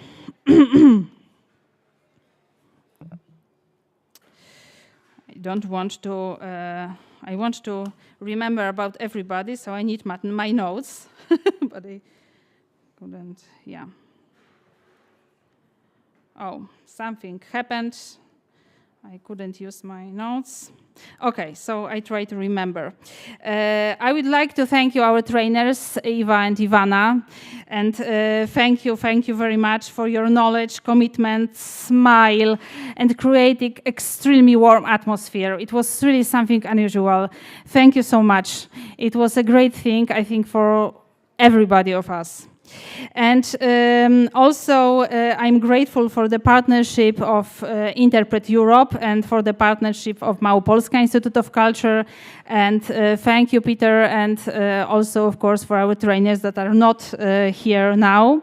And I would also say thank you to Agata Augustynowicz, Agata, who was helping me with coordination of the project. And at least, but not the last, thank you everybody, all the participants of the project for your courage, for your commitment. I know that it was a hard work, in spite of all this fun and nice moments. It was a hard work, and I'm really proud of you, and I hope that you are proud of yourself. So thank you a lot of words of thank you. And now, of course, I want to show the logos of institutions that were that without them nothing happened. And of course, European Union, our project was founded from Erasmus Plus money, so European Union money, and but also the money from the Polish Ministry of Culture and National Heritage. And as Dragana said, our museum is a cooperation of Ministry and Foundation of Józef Piłsudski family. And of course, Interpret Europe was a partner, is a partner of today's conference, and was our certifying institution, so it is also very important. And Goethe Institute is an institution, and thanks to them we have today our Muse colleagues here. So thank you, Goethe Institute, and yeah, I'm very happy that you are here. And sorry if maybe it was a little bit chaotic. I'm not used to read the presentation, but you know, in English it's not so easy to talk. But of course, if you have some questions about the projects and I can share you all details, you can write to me, and I will be happy to help you.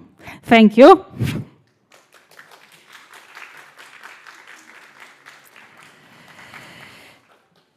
Yeah, so now I want to welcome Iwa Klarić-Wujowicz, so our trainers from Muse, who will be talking about their courses. The title of her speech is Erasmus Plus Partnership as a Catalyst for Authentic Relationships with Heritage. Iwa, the floor is yours. Do you have presentation with notes or without notes? With notes. With notes, okay.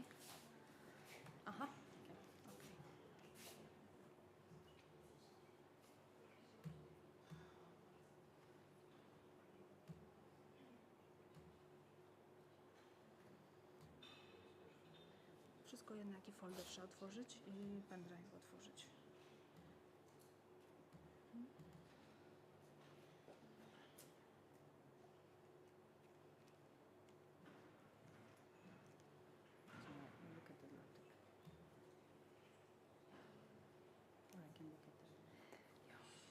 The laptop will be better, yeah.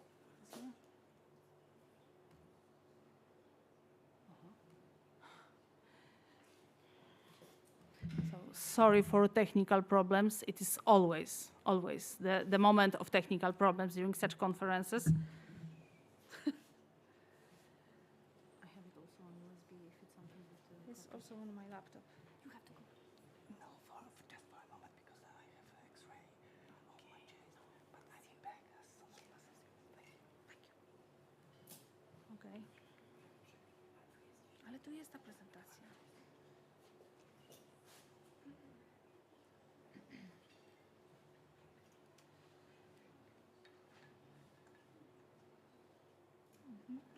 It was, yeah, Iwa? It is yours? Yeah, Iwa Klarić-Wujowicz. Yeah, that's it. Okay, I have it on the other one. It's a problem. Tylko do odczytu. Iwa, it's okay.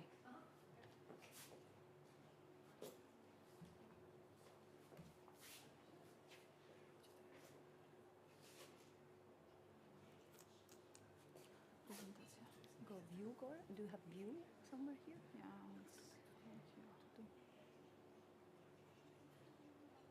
No? No, no, something view. Do you have view or here? How to see it? Oh,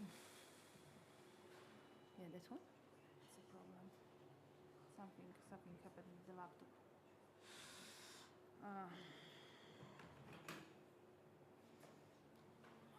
Maybe once again we can open it. Something just zawiesił się kompletnie.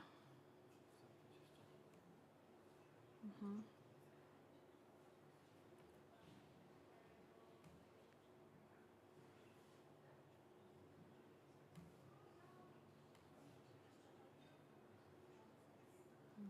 Do you want me to take the other one? Maybe it's because of the read-only. Oh, Okay, yeah, great. finally. Thank you. Sorry, No Iva. problem. Thank you, Barbara. Okay. So, hello everybody. And thank you, Barbara, for this lovely introduction. So I will be giving you another perspective, but some of the photos will be the same, but with other vision. So I wanted to present through this presentation that Erasmus Plus for us, but also for our partner, was this catalyst, as we say, impulse in making authentic relationship with heritage through the process of certification, but hopefully in the future for trainees who took these courses. As you already saw with Dragana, we are a small firm from Croatia, who mainly our core business is heritage interpretive planning and heritage interpretation through content development of exhibitions. But I have a lucky position of also doing the educational part and workshop part of our work. So my love for working with people is implemented directly in my work. So it was a great pleasure for us to accept this collaboration with Józef Piłsudski Museum. And when we embark on any kind of project, as also this one, we prefer to call it a new adventure rather than a project, and it always turns out to be some kind of an adventure, and this one actually was. So this will be really a short presentation of how this all turned out to be and unfolded. So it all started, like Barbara said, through extensive or not so extensive Zoom meetings with the help of my colleague Mary, who was doing doing all the administrative things like Agata.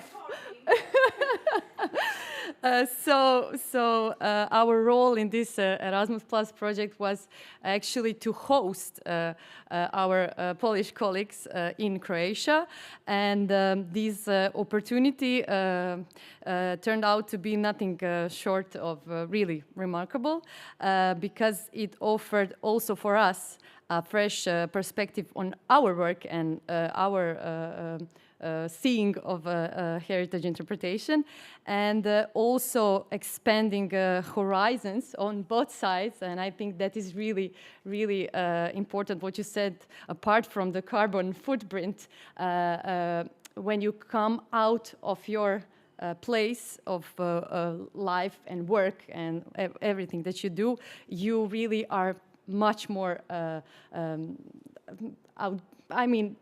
calm and everything. And I actually saw it today when I met you again, that you were more stiff than you were in Ogulin and Zagreb. So it was like proof on the spot.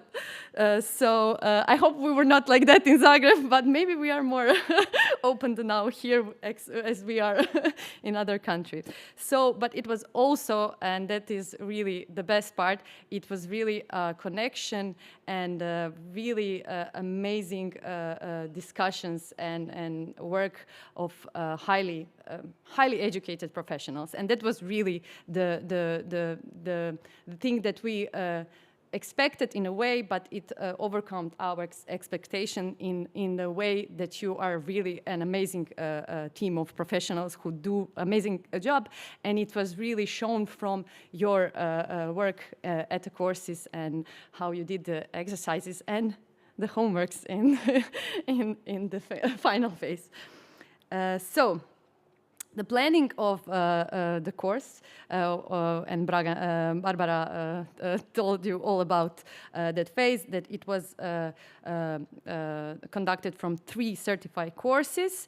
They were all built upon the methodology of European Association of Heritage Interpretation, Interpret Europe. The goal of each of these courses is to provide a toolkit, let's say ways to turn heritage into experience and to really turn passive audiences into active participants. So all of the exercises, all of the theoretical part are really for the trainees to practice how to put the strong ideas into words and how to engage visitors into a meaningful, memorable ways of understanding heritage. And my point is that my point of view is that you had a lot, so much easier job. You did it so much easier in Ogulin and Zagreb than you did it with your homeworks. And that is also this thing that we talked about in the previous session, is that you were totally out of your professional bubble and you were more easygoing. And that is really what is, let's say, no paradox in our work today, is that we do a creative job, but we don't usually do it in the creative environment. So it's really, these kind of collaborations are amazing because you go outside of your workplace. You go to, let's say, place. So you were really much more, let's say, easier with everything that you did in the course, but that was, I think, the most valuable thing about these courses, that you did it outside of your place of living, but is also that you it was a place where you could have understood and really get the methodology more easier than you would do it here if in your place of work. So I think that was a really valuable thing, that you were there and you were also, let's say, getting the sense of place of Croatia and really coming out of your zone of living. So, as said, the first course of certified interpretive guides took place in Zagreb, capital of Croatia, at the beginning of February. And the venue for this course, the indoor venue, because a lot of sessions were outside, was our office, our museum office in city center. So the Polish colleagues that came to this course in Zagreb actually became our working colleagues during that week, because also my colleagues from team were trainees of the course. So we were actually all together in the office when we were not outside during the exercises. And this was really an intensive program, and it involved in-depth discussion on various aspects of heritage interpretation and its practical application. And I see now then that when you did the preparatory phase with Tilden, actually some of the participants came with a little bit of rebellion of Tilden, so maybe it was because of the preparatory courses. And it was really great what you said with different departments, is that the group was exceptionally dynamic, because it was mainly guides, but it also had people from curatorial and education department and staff management department. So it was a really mix of great ways of thinking and perspective. So it was I think the most difficult part for me was time management because I had a vision how it would go, but I would not, and I didn't want to stop the discussions because they were really important for the process. So we had a little bit problem, but you were all very cooperative, so everything was really in place. And a part of this exchange of professional insights and experience, we also engaged in plenty of Polish-Croatian linguistics discussions, because what you said with problems with somebody not having a right word in the right moment in English, our Slavic roots would come in handy and we will say it in our language and, oh yes, so it's the same. So it was really, really amazing. And what you said about timings, February and March, I think it was great, and it gave us a lot of time to prepare everything. What we didn't expect at that time is that this week in Zagreb would be the coldest week of this year. So the week before was warmer and the week after was warmer, but the week when you came to Zagreb was really the coldest one. But we really managed, and actually the Polish northern people were more accustomed to the cold weather than maybe my colleagues and I. So we really did it bravely, and we had what Dragana said in her presentation. We had the opportunity to go to one of projects that we did at Medvedgrad Castle, which is just near Zagreb, and it was a great opportunity for you to practice how you see the exhibition, but it also was a really great opportunity for us to see how you see our perspective, our work in this exhibition, and the exercise that we did was really amazing, and some really great ideas came out of it, of how it can be told differently if we took something else that we didn't took at that time. So it is again this question of something that we did 2 years ago, and now from the perspective that we have. So it is really, all that we were talking about was actually implemented there on the course. So this group of first interpretive guides had successfully navigated the cold and everything, and the first phase of their certification was done in Zagreb.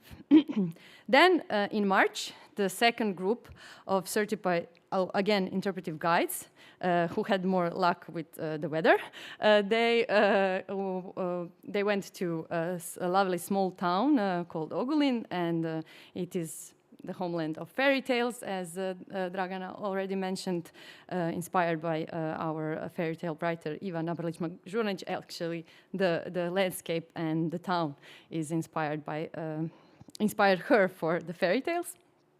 And actually, this course was run by our associate, Ivana Jagić-Boljat, and she is sorry that she's not with us here, but she gives you a great, and she's online, yes, and she really gracefully transferred the authenticity and enchantment of this place of Ogulin, because she was also involved, because she used to work in the museum, and she was also involved in making of the homeland of fairy tales and even a house of fairy tale.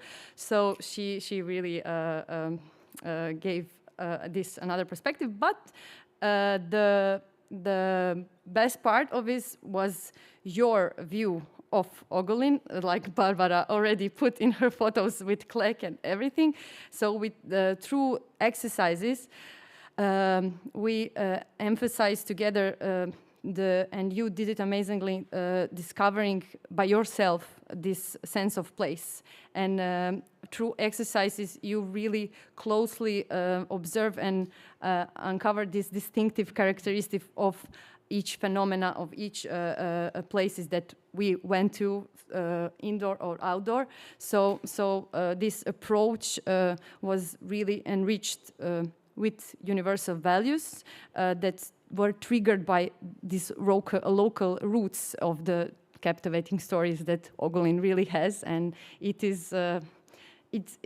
became like the best place for us to do the course on heritage interpretation, because it is a great combination of culture and nature, and it has a really great venue, and everything is close. So for this kind of course, it is a really great place, and that's why we decided. I don't know, it was all of Zagreb, or we had a lot of combinations, but I am glad that in the end Ogulin was our place of course. Finally, as you see now with Elisaveta's interpretation, the creating of meaningful narratives really provoke curiosity and interest of you, but it was also amazing what I said, that when you come to another place, you see with different eyes. And actually during this course, one of the participants found out that one of really famous botanist was born in Ogulin, Elza Polak, and she had Polish roots. And actually we now, how do you say, предложили, so we now, included her in their interpretation of heritage in Ogulin, in interpretive strategy for future. So it's, I mean, this kind of collaborations are really amazing for finding out new perspectives of our heritage. And yes, all that was made through the amazing team and individual work of this group here. And then we came to the third and the last group, who were no longer guides. These were our interpretive writers team. So their job was a little bit different. And they embarked also on a journey of finding the right words that they really needed to put in the, not stone, but on the paper in these exercises.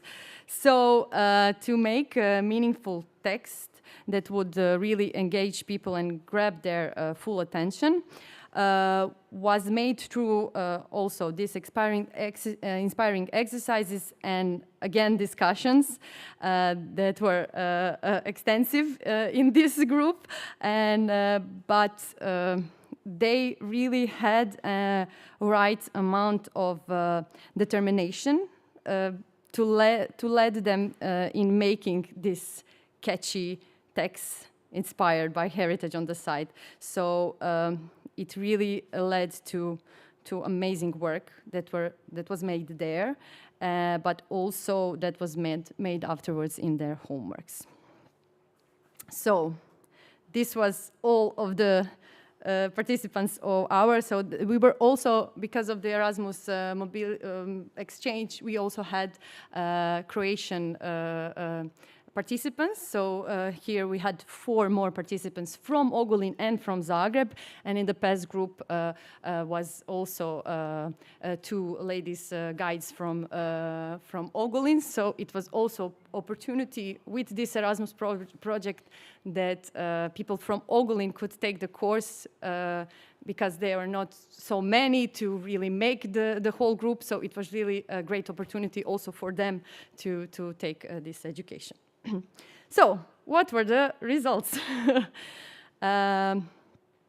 all of these educational activities, these 3 courses, they all of the participants had to make their homeworks depending on which courses they took. So the interpretive guides had to develop their own interpretive walk, and interpretive writers had to develop the panel. So it was a self-guided tour. So there were all different kinds of ideas or different kinds of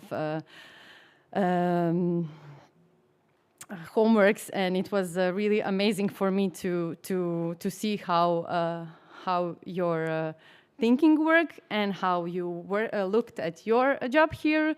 And I am really looking forward to see it in place, and this is a great opportunity for us that we also came here through other project, Culture Moves Europe, with funding of Goethe Institute, but to really see how you came to these ideas. And I think not only the ones, the interpretive walks that you will experience tomorrow with ladies from, I think, Ruža, Anna, Joanna, Eva, who will have walks tomorrow. So we will have a chance to see the walks that were made through the courses. But also, I think the interpretive walks that are yet to be developed, maybe through these homeworks or maybe something else. But I think the great inspiration is what you said, Barbara, that the bunker was the phenomena that was interpreted in 10 different ways.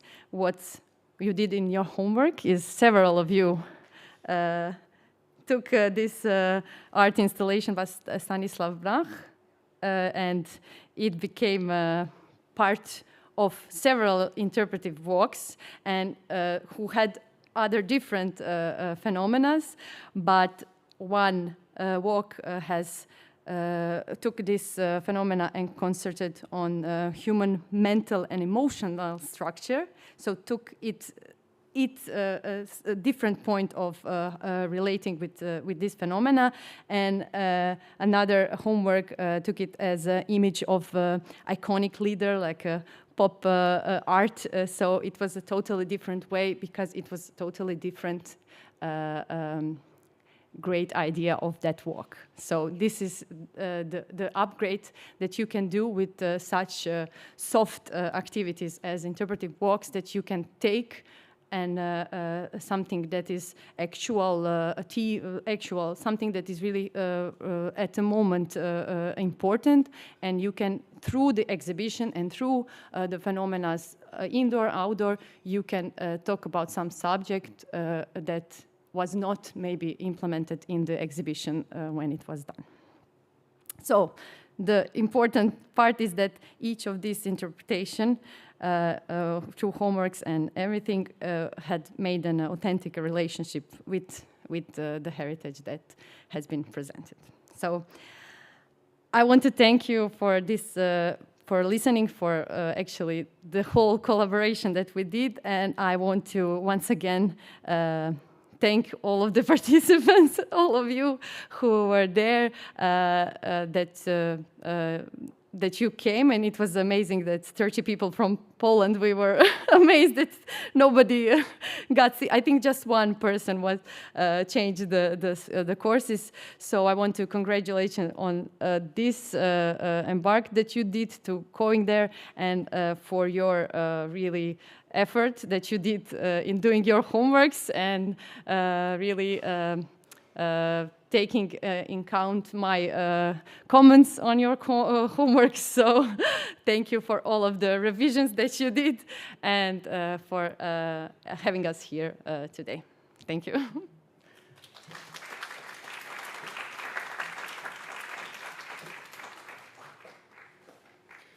Thank you, Eva. I think that we can really learn what does it mean, feedback, from your feedback. and thank you for that.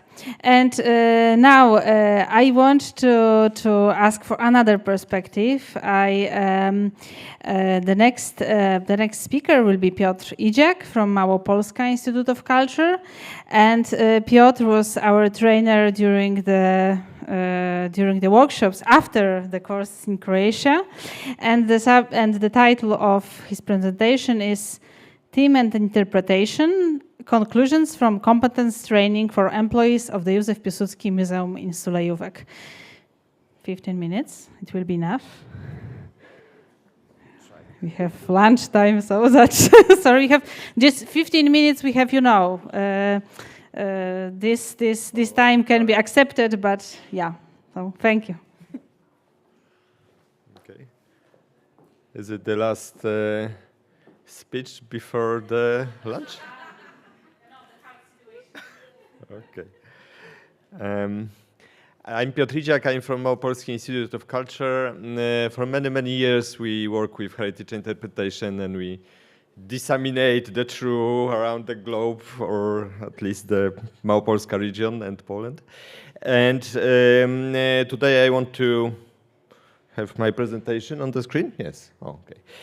And today I want to share some thoughts from the workshop we had with the Piłsudski Museum team. Yeah, cool. Thank you. But first, I have a question to you. In your professional life, have you ever tried to do something for the first time? Of course. Okay. How was it?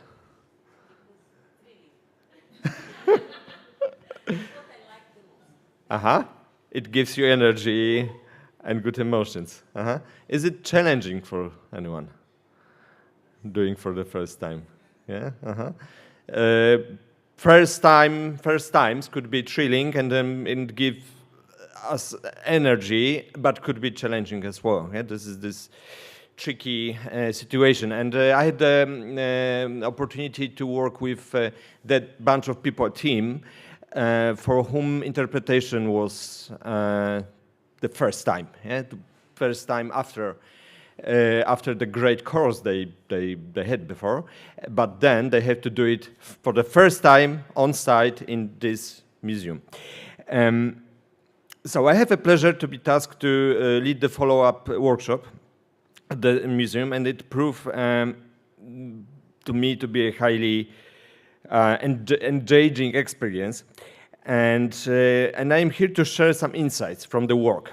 How is it and what to do to improve the process of using some new skills and competences for the first time. And some of the conclusions are specific to the museum context, the Piłsudski Museum context, but while others have broader implications for future, future team and interpretation development projects. And how to get back? Yes. The importance of follow-up sessions, creativity is the key, connection with the phenomena, teamwork, and interpretation as museum tool. Those are the general topics of the presentation. In general, follow-up session. Implementing new experiences and competences in one's home field can be challenging. As the museum team initially discovered, questions arose about how to integrate interpretation methodology and techniques into our exhibitions, like exactly how to drag the new competences we've just learned in the exhibitions on site. How heritage interpretation should align with our museum's identity and practices, and all the strategies and mission statements. Is our audience ready for these changes? So we have had something before. Now we want to slightly change the way we work with audience, and how would it interfere with what we do with our audiences? So those were the questions, and we spent really interesting time discussing upon the issues. To make it easier, we use some special techniques. So creativity is the key, and design thinking could be a nice way to profile the creativity. To explore the potential of interpretation within the museum, we embrace tools from the design thinking methodology. Design thinking prioritizes the user's perspective and needs. Closely align. It closely aligns with interpretation and other visitor-focused museum and heritage strategies. These tools proved particularly effective for teamwork. So techniques such as visitor profiling, insight description, and structured brainstorming were instrumental in our process. During this phase, we posed the essential question, what if? We explored innovative ways to apply the interpretation in the museum, with some ideas focusing on community engagement and others on enhancing presentation techniques. Ultimately, the team found it enriching to experiment with interpretation and identity connections to organizational practices beyond guiding and writing. As you see, design thinking is a set of steps. It's a very simple approach to the methodology.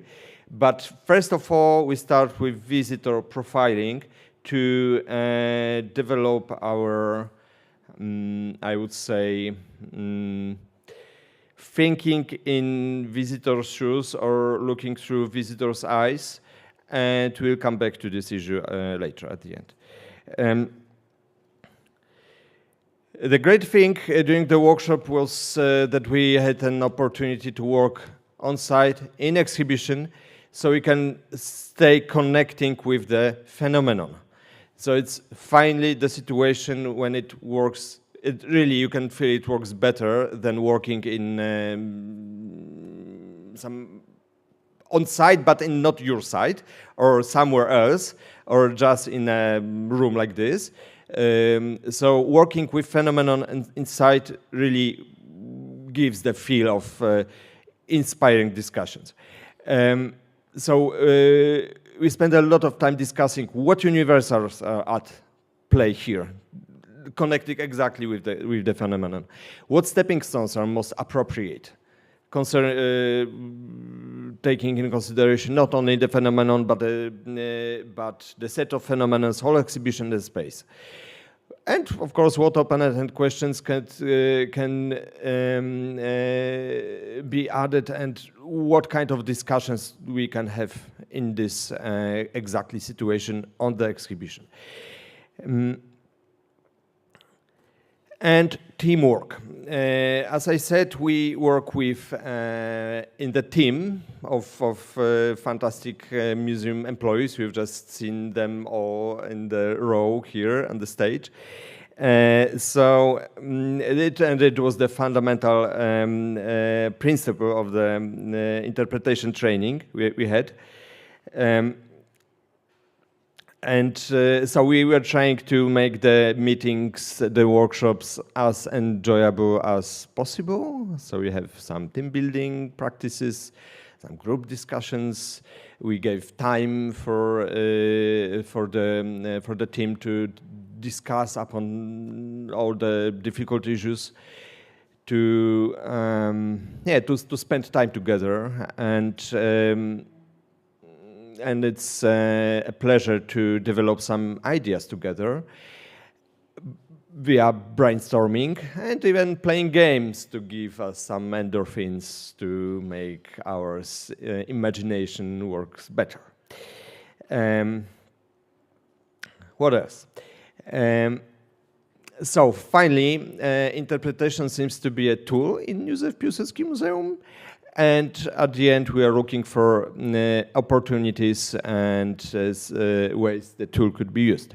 So there are three main fields which I feel are the most suitable for using different interpretation tools and attitudes in the Muzeum Piłsudski Museum. It's planning and guiding, of course, and it's all the situation which gives you, which helps you to organize in organizing visits around themes and phenomena, and to enhance the visitor experience in the museum. Audience communication by employing interpretation tools like Universal we are talking about today, we can reach out to audiences beyond the cultural and historical context of Józef Piłsudski's heritage and Polish history in general, because the museum is very deep rooted in Polish history of some period. The third thing, it comes straight from the teamwork idea of the workshop, was the team communication. I feel like that utilizing common interpretation terms and language, like phenomenon, open-ended questions, all the nomenclatura, all those words you usually use in within interpretation. It just helps the team to communicate the members to communicate each other. Yes, so that we feel like we are speaking the same language, and it makes it easier to develop new interpretation stuff after and to just apply the methodology. The last thing is the design thinking and the heritage interpretation. I told that it was one of the tools we use, but I feel like the design thinking structure gives us the general idea of the workshop we had. And it was kind of experiment. We haven't had this connection before as strong as here. And I'm just giving you the rough idea of how can we work with this, because it has something in common, and it's interesting field to experiment with, connecting those two approaches. Design thinking is a non-linear, iterative process that teams use to understand users, to challenge assumptions, to redefine problems and create innovative solutions to prototype and test. And of course, the methodology is used mostly in IT or in developing new products or within some production processes or user experience. But here we use some phases of this design thinking structure, and we especially focus on the first of them. There are 5 phases: emphasize, define, making new ideas, prototype, and test. But first of all, you have to catch the idea of visitors' perspective. You have to ask yourself and try to imagine what the people really needs here. What are their expectations? What are their concerns? What they have in mind, and why are they here? And the tools they use in design thinking are really tailored for this creation this consciousness. So empathize is to understand visitors' perspectives. Why have they come here? What are their worries or issues? What are their expectations? All the mindset of the visitor who are crossing the doorstep. And those are Freeman-Tilden words, that the visitors who come for the interpreter's service with mere either curiosity or to kill time or from boredom. This is very general assumption. And so you cannot change this because it is as it is. But you can understand it. And thus you can account for the poor conditioning of those whom you would delight with an introduction of the treasures in your custody. Patrick, thank you for the quotes from your paper. So this is for the end. I leave you with Matilden words, and I think that trying to understand what people need and empathize with audience perspective for me, and I hope for the team, was one of the outcomes of the follow-up workshop we had. Thank you.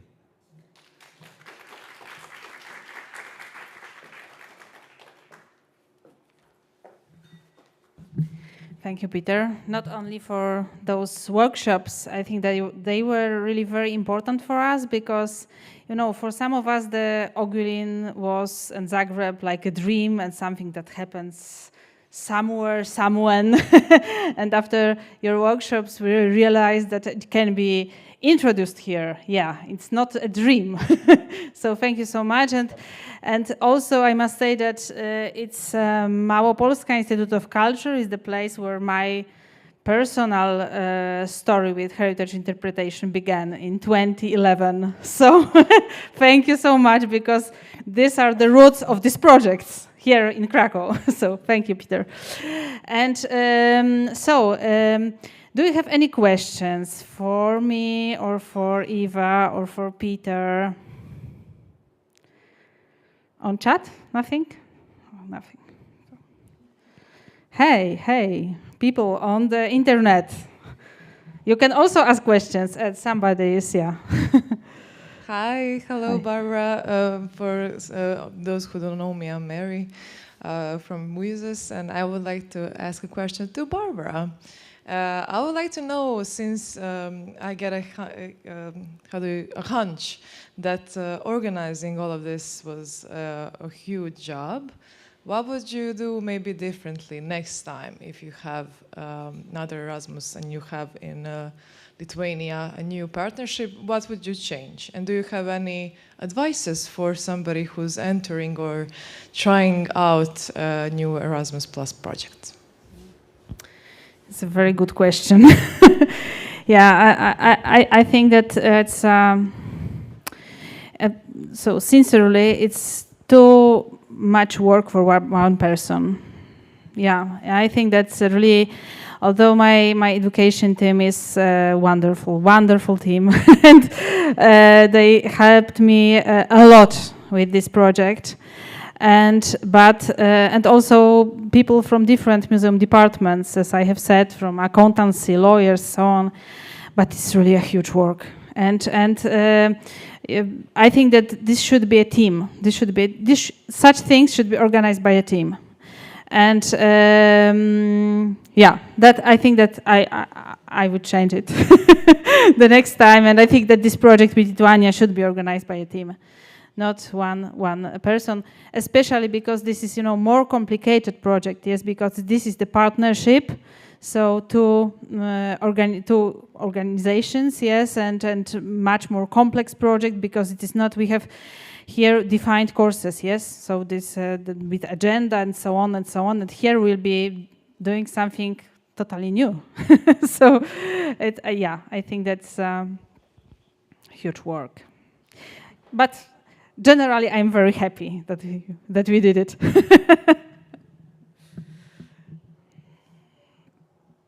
Some more questions?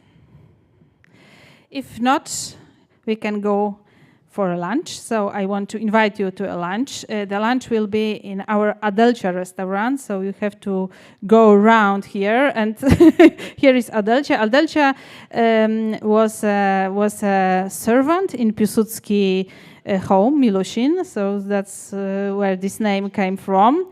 And our menu today is totally vegetarian or vegan. And I decided that because our footprint of traveling was so big, I decided that I want to make it a little bit smaller by vegetarian diet. So sorry for all the meat lovers, but maybe we can try today. And especially for our guests from abroad, our friends from Adelcia prepared pierogi. So the famous Polish dish, pierogi z kapustą i grzybami. So pierogas with mushrooms and cabbage, yeah. So, oh, okay. Yeah, so I'm very happy. So let's go for a lunch, and we will meet here at 3:30 p.m. Yeah. So good appetite.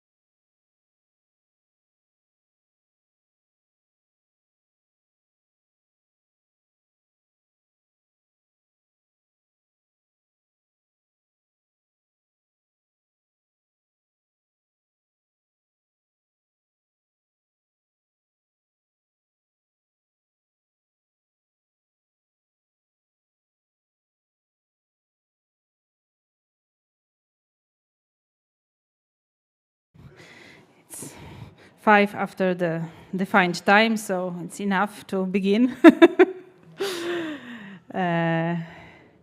Yes. So, now we are beginning the third session of our conference. And the title of this session is How Does Interpretation Work in Museums? So now we will be discussing and showing you the examples of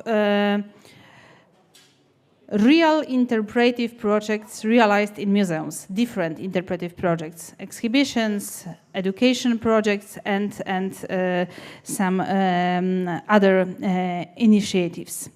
And we begin with Magdalena Maślak from Polin Museum of the History of Polish Jews. Magdalena is a cultural historian and she is initiator and curator of the Tisch Jewish Food Festival. Polin Museum is really very, very strong in how to say, food Dragana, you said about the course, Iva, about the course of food interpretation, no, culinary interpretation. Yeah, so this they are really doing really great things about the Jewish heritage in this aspect. So I'm really very happy that Magdalena is with us online, and the title of her speech will be Culinary Heritage as a Cultural Manifestation in the Museum Program. Magdalena, yeah, I see you. Do you hear us? So I'm really very happy that Magdalena is with us online. And the title of her speech, I am hearing myself. Culinary Heritage as a Cultural Manifestation. Sorry, we have some problems. Okay. Now it's okay? Yeah. So, Magdalena, the floor is yours. Thank you. Can you hear me? Yes, everything's okay. We can hear you. Thank you. Okay. It's very nice to be here with you, even if I'm only online.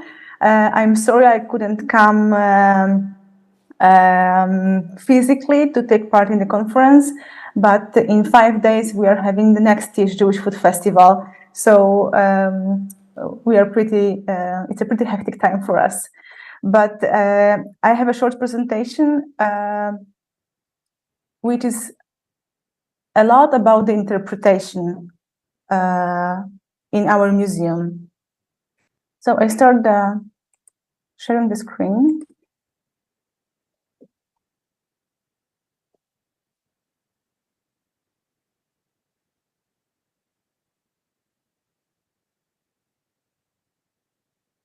So this is the title of my presentation, and as you know, my name is Magdalena Maślak, and I'm the head of the Department of Social and Cultural Programs, and also a curator of the culinary program in the Museum of the History of Polish Jews. And this second part of my work will be the main focus. Magdalena, sorry.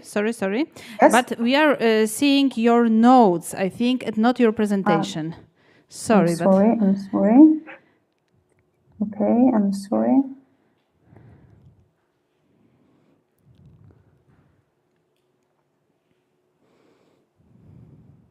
Thank you for this. Yeah. Now we can see presentation, but maybe you can change to the full screen mode. Yeah. Now everything's okay. I hope nobody read my notes, because if you read my notes, there will be no interesting things I can tell you. So coming back to my presentation, this culinary program will be the main topic of my presentation, because this is not at all obvious that why the Museum of the History of Polish Jews has a culinary program, and why in general a museum should have a culinary program in its program. So I wanted to start from at the very beginning, because this was the biggest challenge for me when 7 or 8 years ago I started to develop the culinary program in the Museum of Polin. So first of all, the perception of food as a part of culinary culture. So as a part of culture, that is not only products and recipes and cooking and eating, but also traditions and symbolic meanings and history. So if we will start to perceive food as a part of culinary culture, this is the first step to put it in the program of the museum, that we don't take care about food only as ingredients and only about recipes. And this was the first challenge in our museum, to start from this interpretation of food. So when we talk about the interpretation, for me, this first step was the most important to do, and to also persuade other people in the museum that this is the right way to treat this subject. And then when we agree that food is a part of culture and we see it as a culinary culture, we can do another step to see it as a part of intangible cultural heritage. And when we go to the definition prepared by UNESCO, that says that intangible heritage are traditions, social practices, rituals, festive activities, and knowledge and skills to produce traditional craft, we see that, of course, in this definition, food is not particularly mentioned, but if we will add that they are food-related traditions and social practices, and then knowledge and skills to produce traditional food, we see that food fits perfectly this definition of UNESCO, what is intangible heritage. And then another definition that comes from ICOM, that says that intangible cultural heritage is a living form of heritage, that also fits very well culinary culture, because when we talk about food, we talk about what is being practiced, so what is being prepared, where, and also what stopped to be prepared and why, because there's also always a reason why some food is not prepared anymore, or how it changed and why it changed. And in this sense, food can tell us a lot about the history of some community.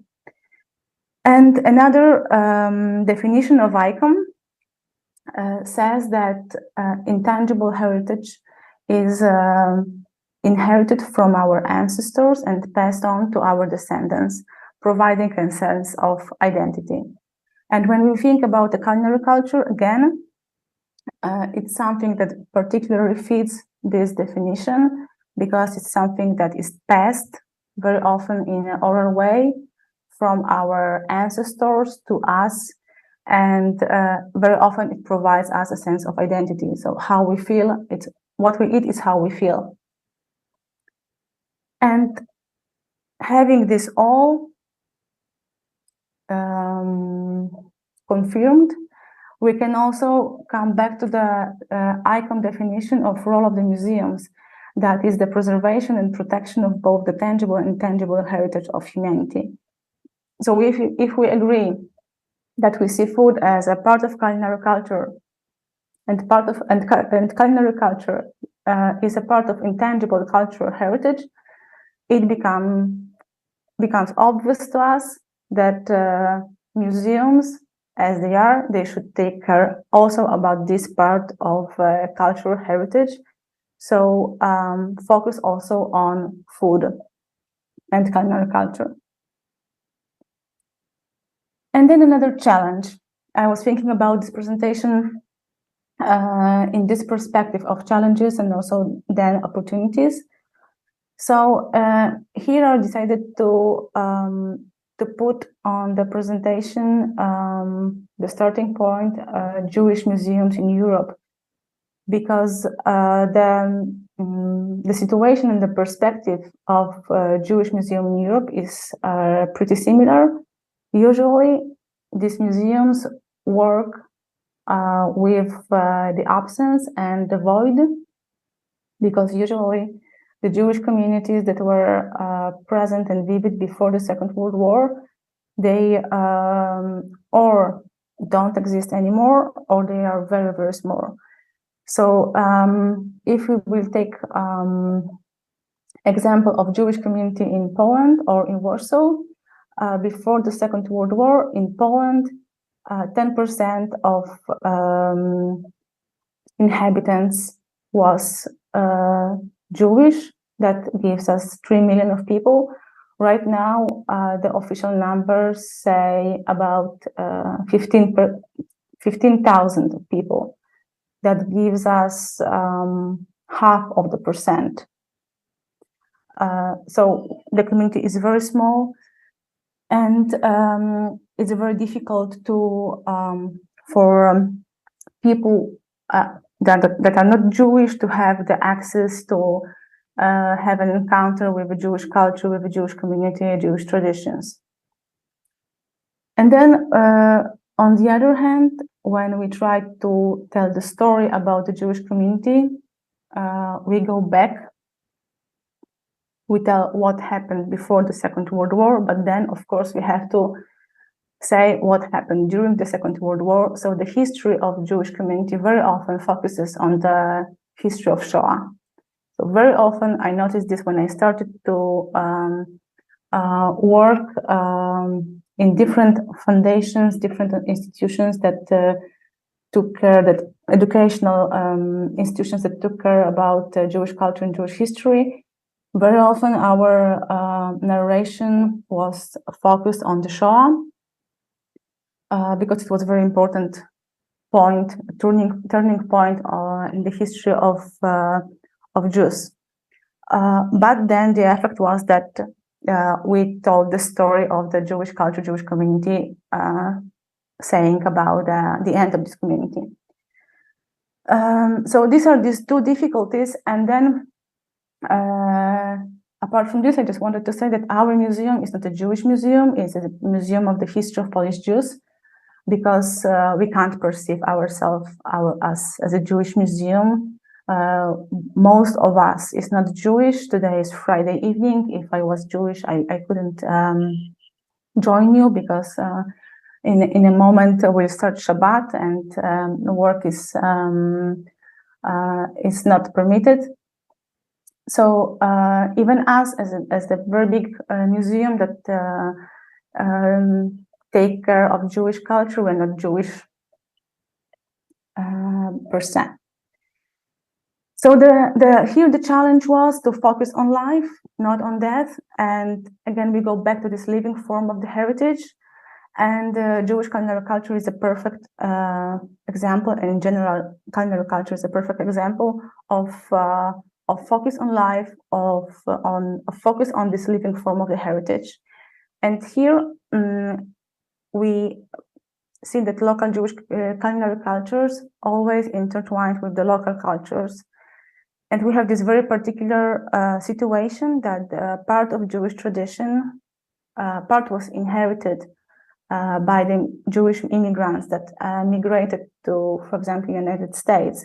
And when we were looking for the traces of Jewish culinary culture in Poland, we had to look for it in United States, because some dishes that were very particular to the regions of Poland disappeared from here, and we can find them, of course, a bit modified in New York. Then a part of this Jewish tradition, of course, is inherited by the Jewish community that is still here in Poland, but a part of it was inherited by the local non-Jewish community. And this is a very particular situation when this culinary culture belongs to the Jewish community and then also to the non-Jewish community. It's also difficult to say who was first.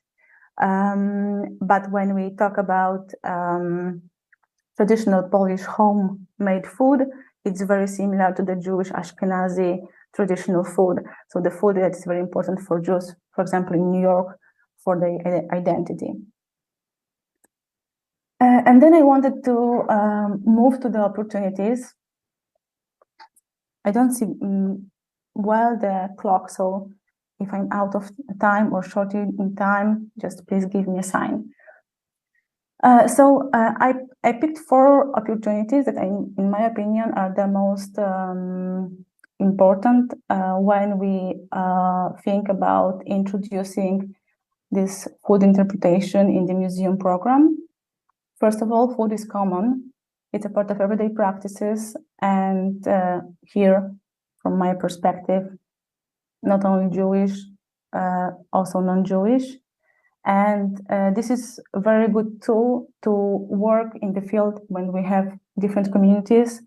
And using food, we from the start, we can have this experience that we have something in common, that we eat similar things, that we prepare similar recipes.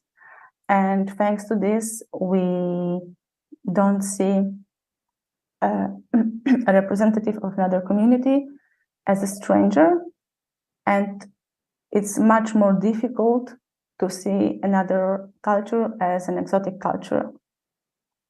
What happens in many European countries when there is no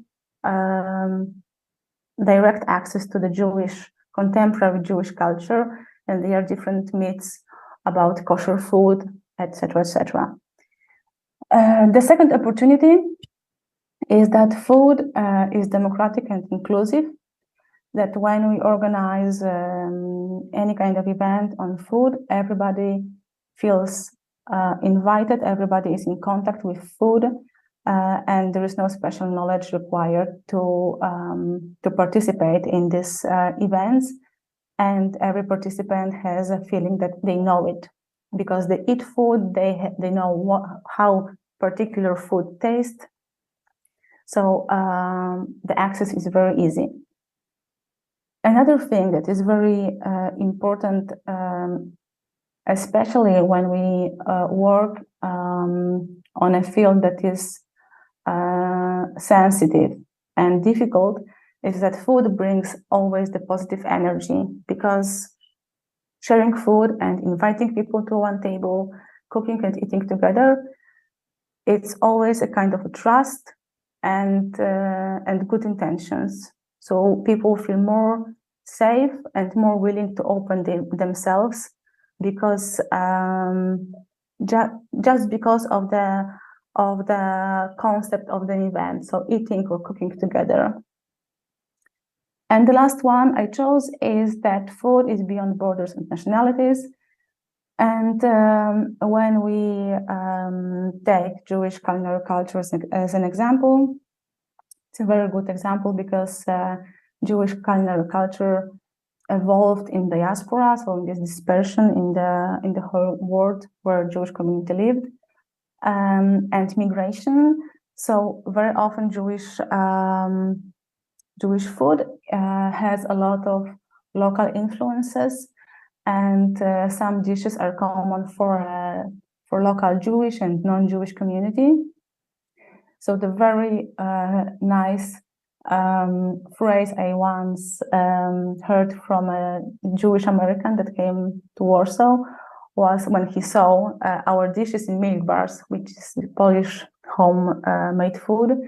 He said, "Oh, it's not only mine," because for him these dishes were staples of Jewish traditional food. And here I put some example of a post of Barbara Kirschenblatt-Wimblet. She's a professor, she's a great expert on Jewish culture and Jewish history. She is also a chief curator of core exhibition in Poly Museum. And she is also a great specialist in food and in Jewish food. And she's American, she's Jewish American. Her father was born in Poland. And she posted a recipe on latkes, which are potato pancakes. And she wrote a full story about this dish in her family, what it meant in this family.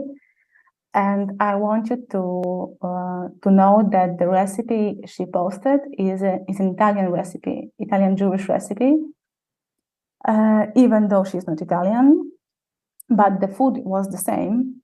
And also, those of you, I don't know, people from different countries who participate in the seminar, but those of you who are Polish, I'm sure that this dish is very familiar to you, and for sure some of you would say that it's a Polish dish.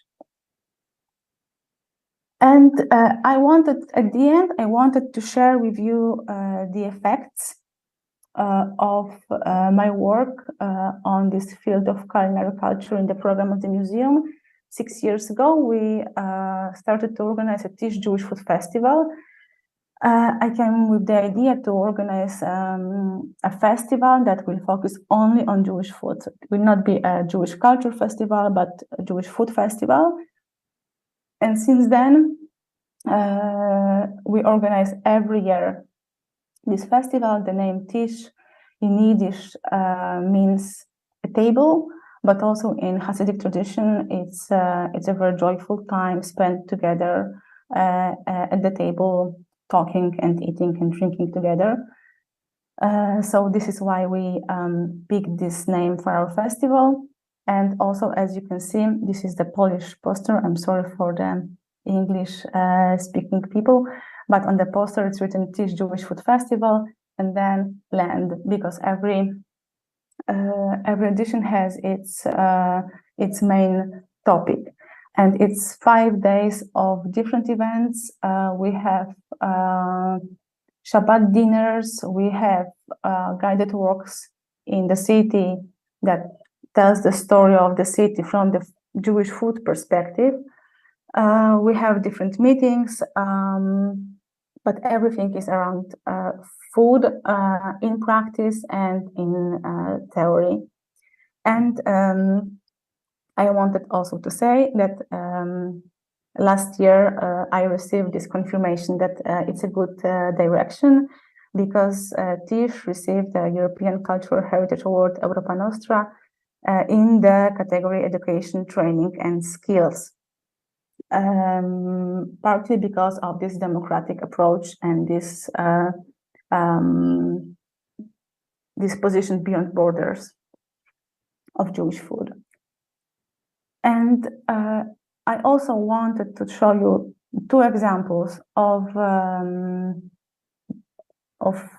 particular events we organize. This is a Shabbat dinner that we organize during Tish, but not only, we also organize few dinners like this during the year. And we organize them after working hours of the museum. So this is also an interesting example, in my opinion, how we can use our museum space and our museum building after hours, not only as a place where people can go and visit the exhibition or participate in a lecture or in a conference, but also change a little bit the context of the space. And the second example are cooking classes that we organize for adults, but also for families and kids.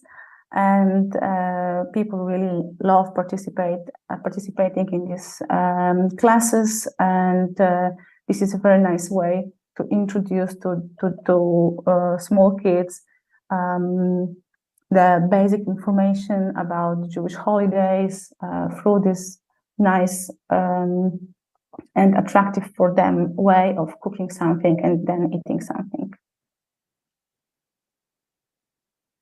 I lost my time. I hope I'm good in time, but this is the end of my presentation. So thank you for your attention. This is my email address. If somebody would like to contact me, if you have some questions. But I also wanted, since I'm not staying with you until the end to the Q&A section, I would like to ask if somebody has a question for me right now. So I hope we have some minutes to answer questions.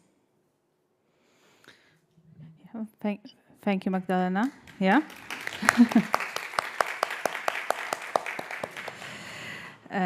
Yes. Does anybody have a question for Magda? I will show myself. Maybe it will be more encouraging. Magda, I have one question because in our museum we are still thinking about such program connected with culinary heritage, yes, but how do you deal with sanitary limitations? That's the main problem for us because if you want to cook in the museum, you have to have a special, kitchen and so on and so on. So how do you deal with that? We have a special kitchen. Okay. So the answer is very simple. First of all, we have a restaurant inside the building of the museum. So when we organize the Shabbat dinners, they are cooked by our restaurant. Usually we have a special chef we invite and who joined the team of the restaurant, but we would not be able to prepare this kind of dinner without a restaurant because you have to, as you said, have all these conditions confirmed by the Sanepid, by the sanitary stations that you are able to prepare this kind of food to people. But if you want to organize cooking classes and people cook together, it's not perceived as food that you sell or you share with people. So if you organize the cooking classes, you don't have to, Sanepid is not interested in giving you any permission because it does not apply here. So it's much easier. Of course, if you want to organize the cooking classes, you can, if you don't have at all space for cooking, you can think about some food that does not require heating, boiling, cooking, frying, etc. And you can focus on some cold food. But then, of course, if you want to do something more complex, you have to buy this kind of tools to be able to cook. But cooking classes, they don't have to be certified by sanitary station. Thank you. Because the reason is that because the sanitary station is not able to control who is cooking, if people who cook are controlled, they are 100% healthy, etc. So I can say that when you go to participate to cooking classes, you do it on your own risk. So, thank you very much. We were thinking 2 weeks ago, yes, Julia, about making family workshop with cooking. We're thinking about pickles, yes? Julia, do you want to add something? It would be pretty easy. Microphone, yeah.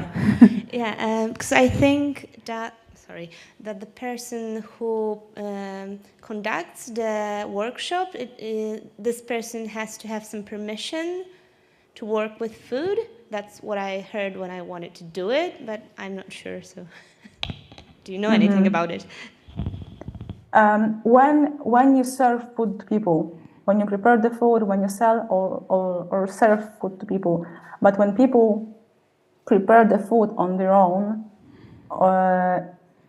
the person who conduct the classes that does not prepare the food, because everybody prepares its own food, or people work in couples, in pairs. So this condition is not required here. Yeah. Thank you, Magda. It was a very practical question, but very helpful for us. Your answer is very helpful for us. So I'm happy. We can also. I'm very happy to help you if you want to develop your culinary program in your museum. I'm happy to meet and give you some tips or know-how, since we do it for a couple of years. So I'm happy to share. Thank you very much, and of course, we wish you a wonderful festival. I'm really impressed by what you are doing, and this interpretation of culinary heritage is really wonderful thing. And thank you, Magda, very much for your time. And so now we are going from Warsaw, from Polin Museum, to Poznań. I want to invite two colleagues from Poznań Heritage Center, Malwina Niemier and Hanna Brzeska. And a few words, Poznań Heritage Center is a very important place on Polish heritage interpretation map, and it's a place where regular conferences are organized about heritage interpretation. And also this is the place where Freeman Tilden book was translated into Polish. So very important place. And so Malwina and Hanna, the floor is yours.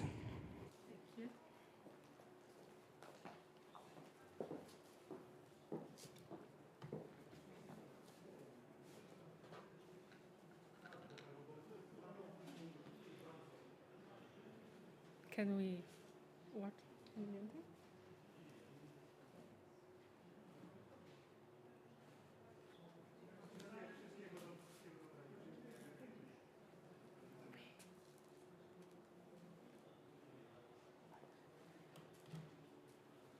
Good afternoon, my name is Malwina. I'm Hania. Thank you for your invitation, and thank you, Peter, to say that first time is always a challenge, because it's also our first time here, and it's our challenge, but I think that it's really positive challenge, and we are really grateful that we have this possibility today. Before we introduce ourselves, we would like to start with a short story. Imagine a very enthusiastic guide who has just finished the Certified Interpretative Guide course. She's full of energy, full of ideas. She has all knowledge and skills to guide an interpretive work. That was me 1 year ago. Having written a script, implemented access keys in it, and tested this with my group, with colleagues. There I stood in front of the group of participants who came for work, but when I was started asking them questions to engage them, what I often met with in response was silence and looks of amazement. I wanted them to be active, to enjoy the work, but they were surprised that I was asking them questions and referring their own experiences. I think that I was ready for heritage interpretation, but was my group too? Yes, this is what we would like to talk to you about, the beauty and challenge of heritage interpretation. During our walks, we have seen that people are used to a certain model of guided walks in which take place on the role of passive participants who listen to an expert. And yes, they come expecting this model, but we have to break through this expectation and through their anxiety. We would like to explore the challenges arising from asking participants to take on an active role and become our partners in discovering heritage.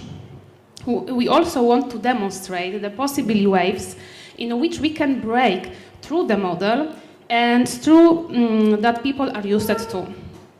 We will do this by sharing with you our experience and presenting two of our different interpretive works which take place on Cathedral Island in Poznań.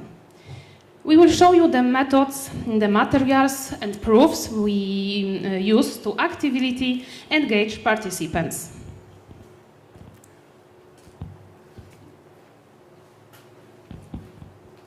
Creating an interpretive works, it's one of the things that we do. We work at Poznań Heritage Center, which is a municipal cultural institution popularizing a heritage of the city of Poznań. The center runs several cultural institutions and projects, and you can see them on the slide. Most of our work centers around the Royal Imperial Route and Cathedral Island. The first one is the main tourist trail leading through the historic districts of Poznań, and the second one is the island where in 10th century people started settlement and the first cathedral on the island in the country was built. It's a place connected to the beginnings of Poland, and we talk about that on exhibition in Porta Poznania as well. Me and Hania, we are both certified guides, interpreters, and we create walks and guide interpretive walks as well in Poznań. Today we would like to share with you two our interpretive walks. They are on the same area, but they are different because the first one is during daytime around the Cathedral Island, and another one is the nighttime walk inside the cathedral.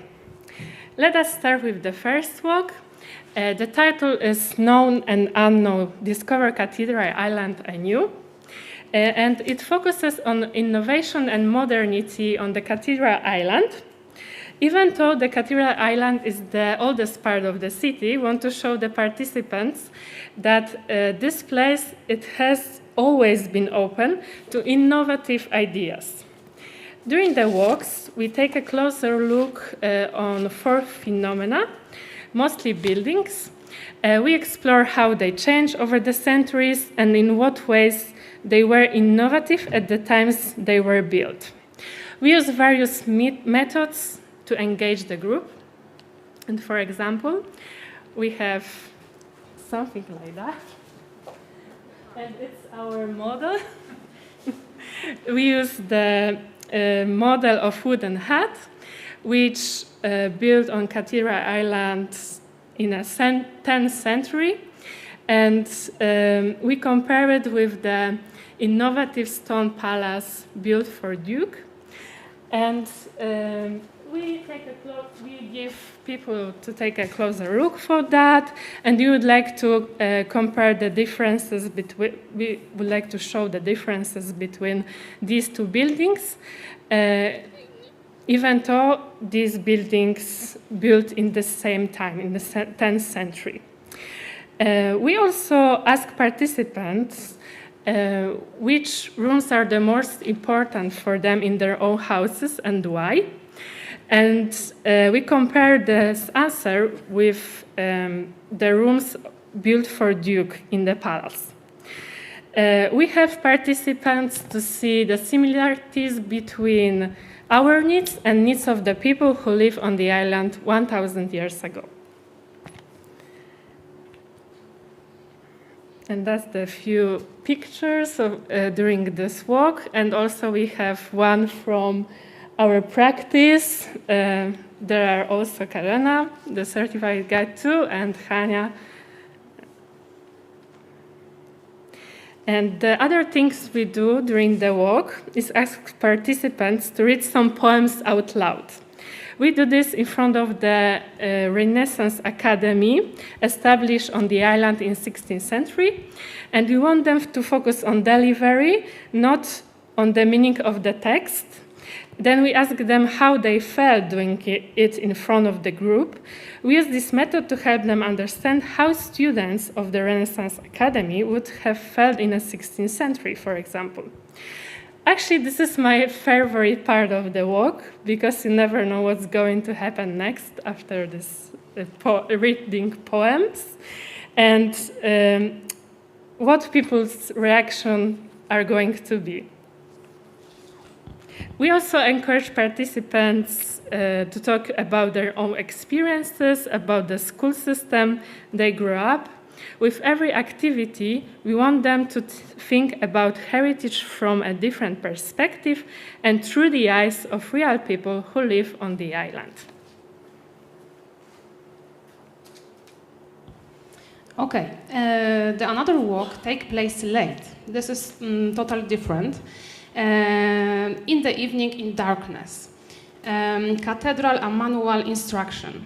We invite participants to the cathedral on the island after hours, And this is very exciting. The guide and the group are the only ones allowed to enter the building who is close for another people. As you can imagine, this walk is very atmospheric and very attractive. The theme on this walk focus on cathedral Gothic architecture and its symbolic meaning. On the one hand, we want to show that Middle Age were not dark ages, and cathedral architecture proves that. But on the other hand, we want to find out what the symbols used in architecture would have meant for medieval people and what they can tell us about the society. During this walk, participants use flashlight. Here is. And this is fun, but this is also symbolic. But this flashlight, this is our access key. This is feel of something uncovering and hidden. The group has only attention to the things we want them to see. Because it's dark inside during the walk, and we have only flashlights and some candles on the walls, this is only source of the light, and this is easier to focus attention, the group. During the walk, we ask participants also to light different elements in architecture, for example, some details in the building. And we also ask them to find different elements, for example, bricks with marks left by builders' fingers on the walls. And this is the best part for me. The group is involved in a collaborative search, and they work together. And this is very fun and the best part. The details we find prompt question and discussion, yes? And what is more, we invite participants to the space which are usually not open to the public, such as the stalls, and this is the place where Mass is celebrated. And then we ask them to turn off the flashlight together and sit in silence in this place and to absorb the atmosphere of quiet church together. And why? Because to imagine what it would be like to be a clergyman in Middle Age who has just come to pray. It's easier to imagine this in quiet church without talking, in darkness. We also play medieval church music. The music is also very important, and this is music such as Gregorian chant. And why? Because we want to help participants feel the atmosphere of times and active different senses. And different senses active, this is also very important in interpretation, because we can feel something, hear something, touch something. This is also very important in interpretation. We are a very enthusiastic fans of heritage interpretation, but we also know that there are some challenges involved in using it. So here are some examples from our experiences we would like to share with you. And the first one is the sentence, "We want knowledge." Because during some of the walks, there was a participant who expected the guide to answer all her questions about dates and facts and events in the history of the city, even though the guide tried to explain the specific nature of interpretive work and also return to the subject of the work. Some participants still expect to gain knowledge instead of getting involved in the interpretation. They ask questions about dates, but we understand why this happens. This is what people are used to, and Polish model of education for a long time has encouraged students to be listeners, not explorers. And that's how we were brought up. But when participants expect the interpreter to focus only on providing information rather than engaging the group, it may be challenging for us. Another one, we thought about this today too. Oh, sorry, I have problems with this presentation all the time. The keyboard. Here? Okay. Sorry. Only this or the mouse? Okay. Passive listeners. Yeah, I'm pretty sure that everyone has this kind of person in every group. And we also noticed that people are quite used to listening to the guide instead of entering into the conversation. At the beginning, of course, they are usually open-minded and they talk about themselves and their experience, but after that they more prefer listen than be active. If there are more such people in the group, their energy may be transferred to the others. In such a case, the whole group may turn into passive listeners. As you know, interpretation works best when it's actively shared with others. Surprising answers. We know that the one of the rules of heritage interpretation is there are no wrong answers, but we know that some answer may not be what we expected and may lead the narration to a place we didn't intend it to. During one of the walks, when we were standing in front of Renaissance Academy, and we asked the group about their own experiences from school. For example, which subject they like and why. The conversation was really interesting because everyone had different interests. But when we started ask about innovative methods of education and teaching, one person in the group was a teacher. And he started talking about the system of education start to kill the teacher's enthusiasm. And as you can imagine, this really soured the atmosphere. That was not our intention, of course.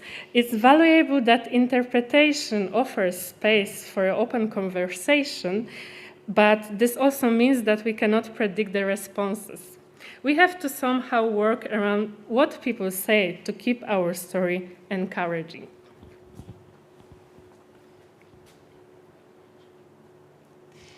Yes, we can see that because heritage interpretation is still quite new for people, and participants find out surprising. The question is then how can we help participants fight their fears and connect it to the new form of interpretive work? What can we do to help them enjoy heritage interpretation? This is the good question. For example, we will show you the three examples. And the first is atmosphere break the ice. This is crucial. From the very beginning, we focus on building a good atmosphere. The group needs to feel comfortable with us and with each other. This is why we begin our walks by introducing ourselves, for example, by our first name.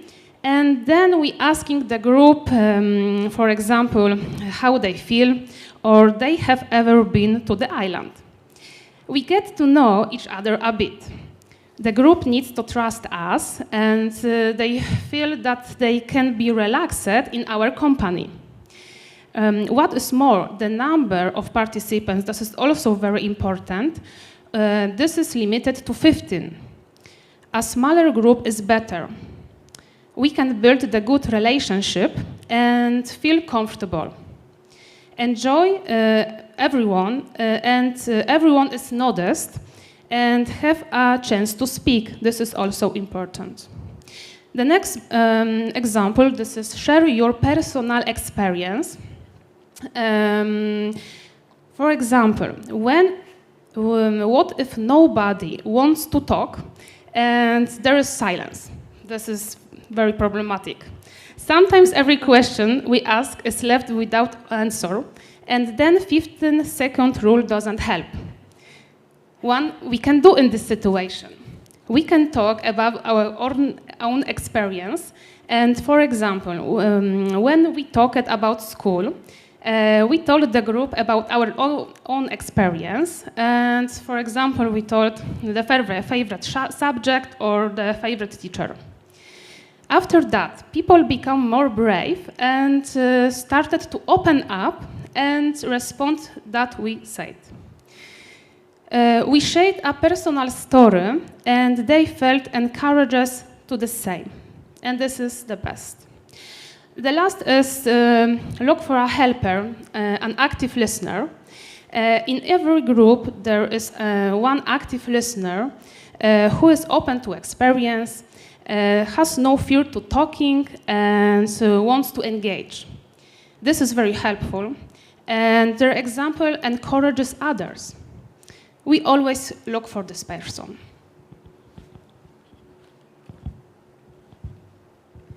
When we were talking to fellow interpreters, after working with some more difficult groups, we started wondering whether Polish society was ready for interpretation. Perhaps we are too shy or too embarrassed to be active participants. Perhaps the way our schools teach us to listen to experts and not speak stays with us into adulthood. Does it work better in other countries? But we decided that it's not like that. Most people are open and curious about heritage interpretation. They may not be used to it. They may find it surprising, but they do enjoy the experience. On this slide, you can read quotes from people who took part in our walks. And that's the proof that we have to do the heritage interpretation and do more interpretive walks. And if we keep using interpretation, people will become more used to it, and that is what they will start to expect. We need to teach not only ourselves how to interpret it, but also the people who come to our walks. Yes, and we believe that heritage interpretation enriches us and help us from more personal relationship with heritage. The things that may scare us about interpretation, for example, not noting what people may say, having to be flexible, are also what makes interpretation so exciting and enjoyable. Every group is different, and every walk is also different experience. And so if in your practice you also stumble upon silent and shy participants who want to know every date of every battles and want to visit every monument, no matter the subject on the walk, don't give up. Yes, heritage interpretation can be challenging, but there is beauty in it too. Thank you so much. Thank you.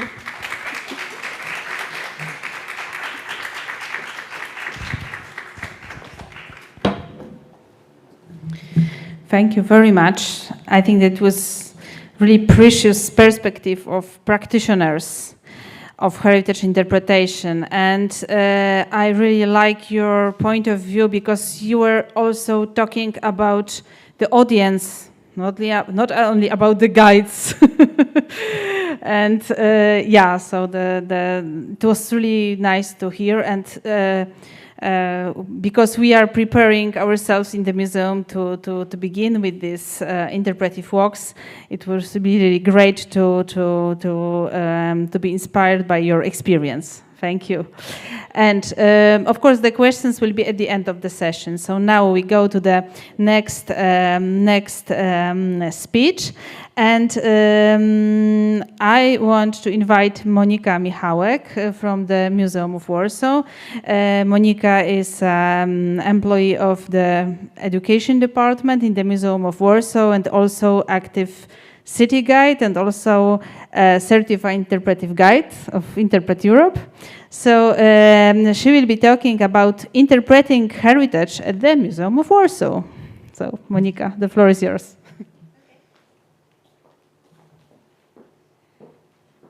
Okay, so what can I say to present myself more? I'm rather a practical guide and educator, so it's my first time like this as well. And I hope it will all be working well here. Anyway, I'm working with the interpretation of the heritage for longer, and I'm trying to combine it with some other things, with some other ideas. So I will try to show you how we work with it in our museum, in the education of the Museum of Warsaw, and what are the results, what are the things we receive, but at the same time we can see that not everything works as well as we would like it to work. So you will see everything. So just we will see if it's working. No, not working. Okay, not bad. Okay, so the Warsaw Museum is the city museum. It has few branches, but I work on the market square in the old rebuilt building, even 11 buildings altogether. So it's even more complicated, as you can imagine, because you have different buildings which are all together, and we have a lot of things inside, a lot of artifacts. And at the same time, it's challenging, but it's a very good field for the interpretation because you don't have a lot of explanation inside the museum. So you need to give this explanation. And the history of Warsaw, the history of our museum is also very interesting. The buildings where we have our headquarters were destroyed during the Second World War. They were rebuilt after the war, but it's also the best preserved part in the old town. So anyway, we can find there some original parts from the 17th century, for example, or 18th century. So we can start like the first our tries with the interpretation were the interpretative walks, and we could interpret the buildings as just trying to imagine how people lived in there before, in the 17th century, in the 18th century. But at the same time, we could compare it to our own life. Just imagine, you have no electricity, you need a stove to cook your food, and so on. So it made this kind of walks very easygoing, very close to the people, because they were just combining and checking how it used to work and how it works nowadays. So a lot of talking with them, a lot of conversations. At the same time, as you can see on the photos, so we have a lot of artifacts, a lot of objects, and behind all those objects, there are stories of the people those objects used to belong to. So it's also a very nice thing to talk about, you know, all the stories about the Warsavians in the past years. Here you have some other photos from our interiors, just to talk about the house, just to talk about the ceiling, the basements. And it's something really special in Warsaw, in the old town, because if about 90% of the architecture there was destroyed, only 6 buildings were not burned during the Second World War. So if we have some original ceilings, then it's something, and we need to talk about it. Right. Some more objects for the interpretative walks. And please pay attention to the stove tail. It's just a tail, but during one of our workshops, it was a point of starting for a girl to talk about her personal story with her grandma. So how it shows us how the interpretation, the conversation with the group works with the experience of the people, how they get familiar with the objects we have in our museum. Okay, and just to give you an example of an artifact from our museum, very good to interpret, just to give you the feeling what we deal with, what we work with. So you can see that there can be different stories behind it. Like you can talk about the grief after the death of someone, but if we add the history of Warsaw, that this putto, this weeping putto, is one of few artifacts which we have from the destroyed church during the Second World War, then the story changes. So just we work with the histories, with the personal stories of the people. And our educational department, so we, the people from the educational department, and our educators who work for us, we had the interpretation workshops, heritage interpretation workshops, just to be more conscious about such works. But also it was very important for us. I also work a lot with our educators, and you know what was the problem for them? The problem for them was to give field to the people. For many of them, it's just, oh, I'm here an expert, and I will be telling you all the story, all the history, and it's very often it's very, very good guiding, but it involves more when you ask the people what they want, when you ask them about their feelings, about their experiences. So we were learning that, and it showed out that it very often depends on the educator or guide what the story will be. I mean, for example, if someone is interested in the civic education, then he will normally lead to the subjects, and then people realize that for them it can be also interesting. So the variety of the characters of the people who work with us, they always influence on our interpretative works for the museum. Okay, and okay, oh, I'm back.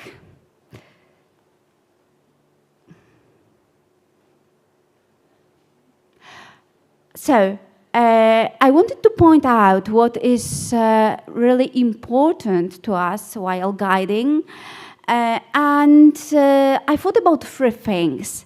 The first one is the conversation. So the guide or the educator converses with the group, not just gives speeches. We want to have the contact with the people. Then it leads to the participant involvement. So they are involved by the conversation, but we want to involve them also through various activities, different activities, like games, like some tasks. You will see it in a moment. And the most important thing at the end, their own discoveries. So we want them to leave the museum with something, to discover something. And that's why they need field to do that. So it's one of the very important things in our museum, just to leave field for the people, to the field for their own discoveries, for themselves at the exposition. So here you can see 3 photos, and I will be talking about the tools we use to achieve those goals. So if you look at the first photo on your left, they are taking the photos in the museum using they are teenagers. It's a group of teenagers and their teacher.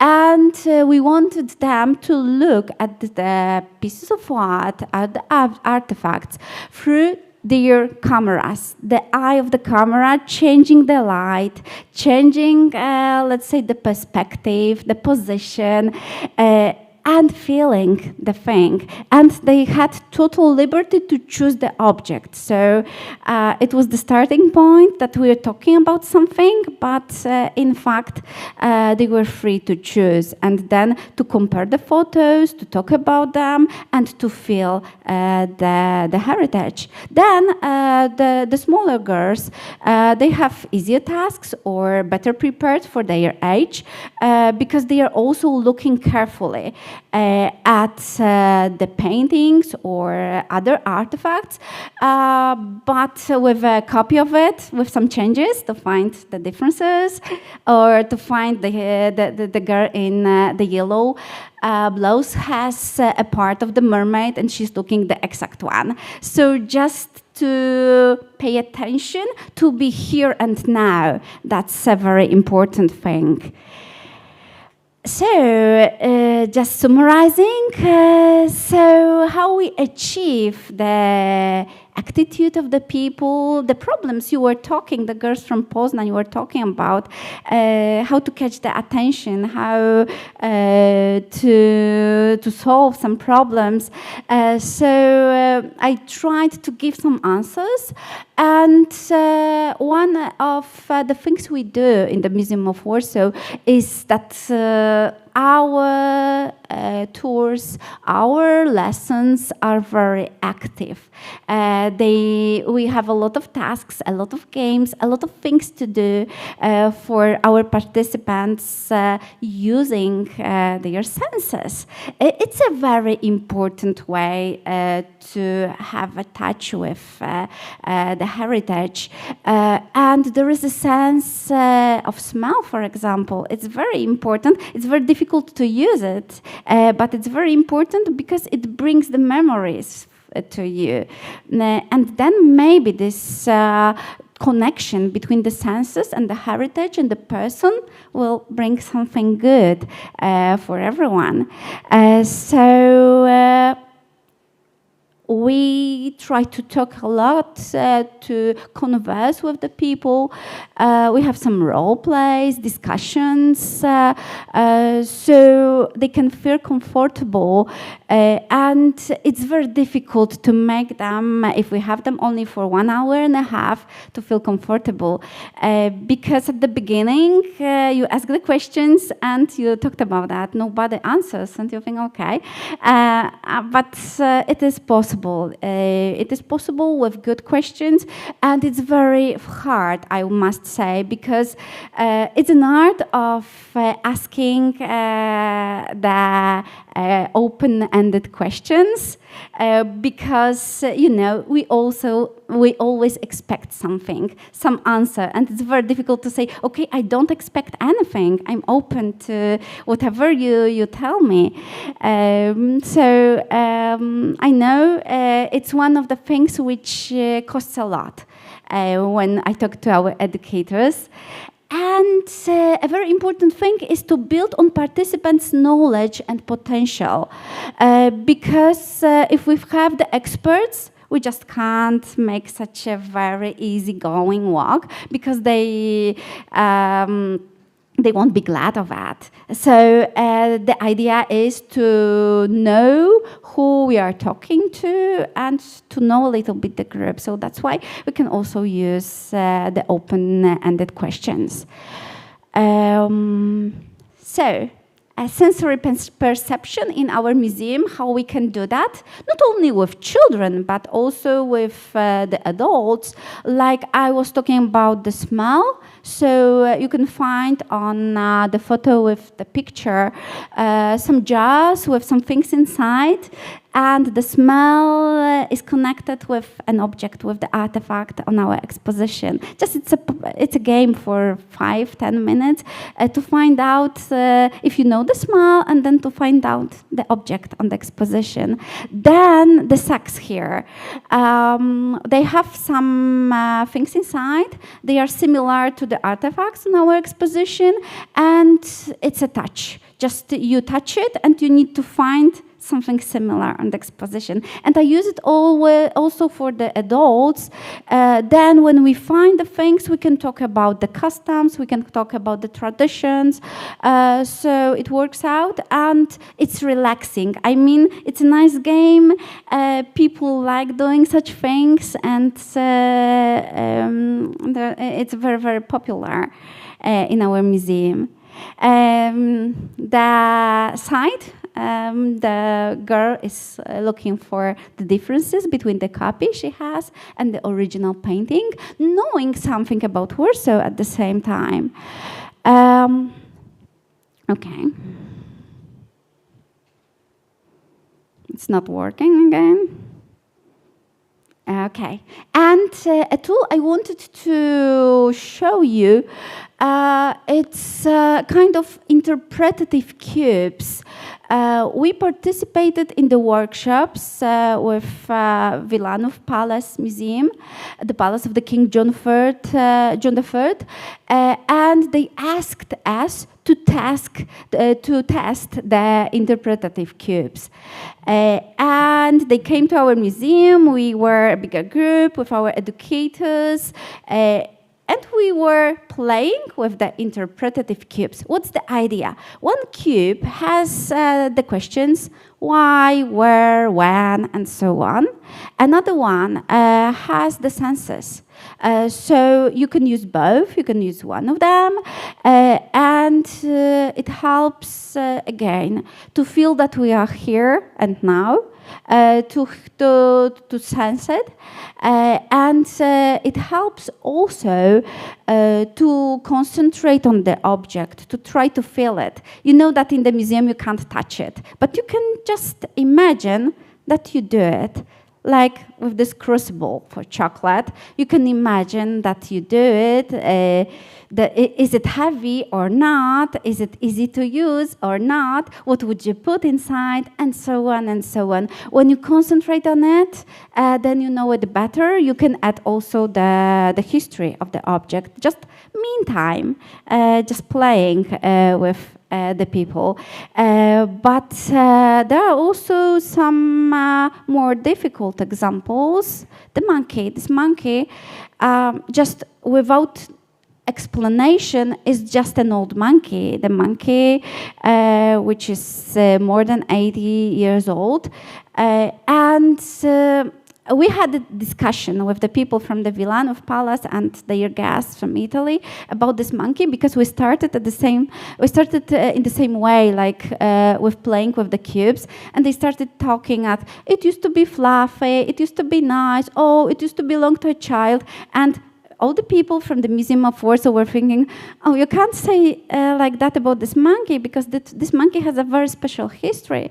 It was a gift during the Warsaw Uprising to a girl who was a teenage girl in those times. She was 17, and she was a soldier in the Warsaw Uprising. And when the uprising collapsed, her mates, boys, gave her the monkey and took her machine gun. That's why the monkey is called Peemek, because it's the name of the machine gun she had. And because she left her gun, her machine gun, she could leave Warsaw as a civilian with no consequences. So then she had the monkey all her life. She's still alive. This 17-year-old girl from the Second World War.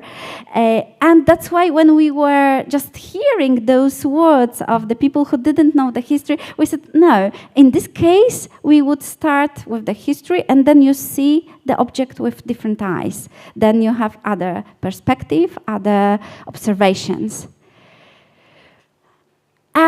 And I would like to, at the end of my presentation, I would like to talk about some other methods which can be combined with the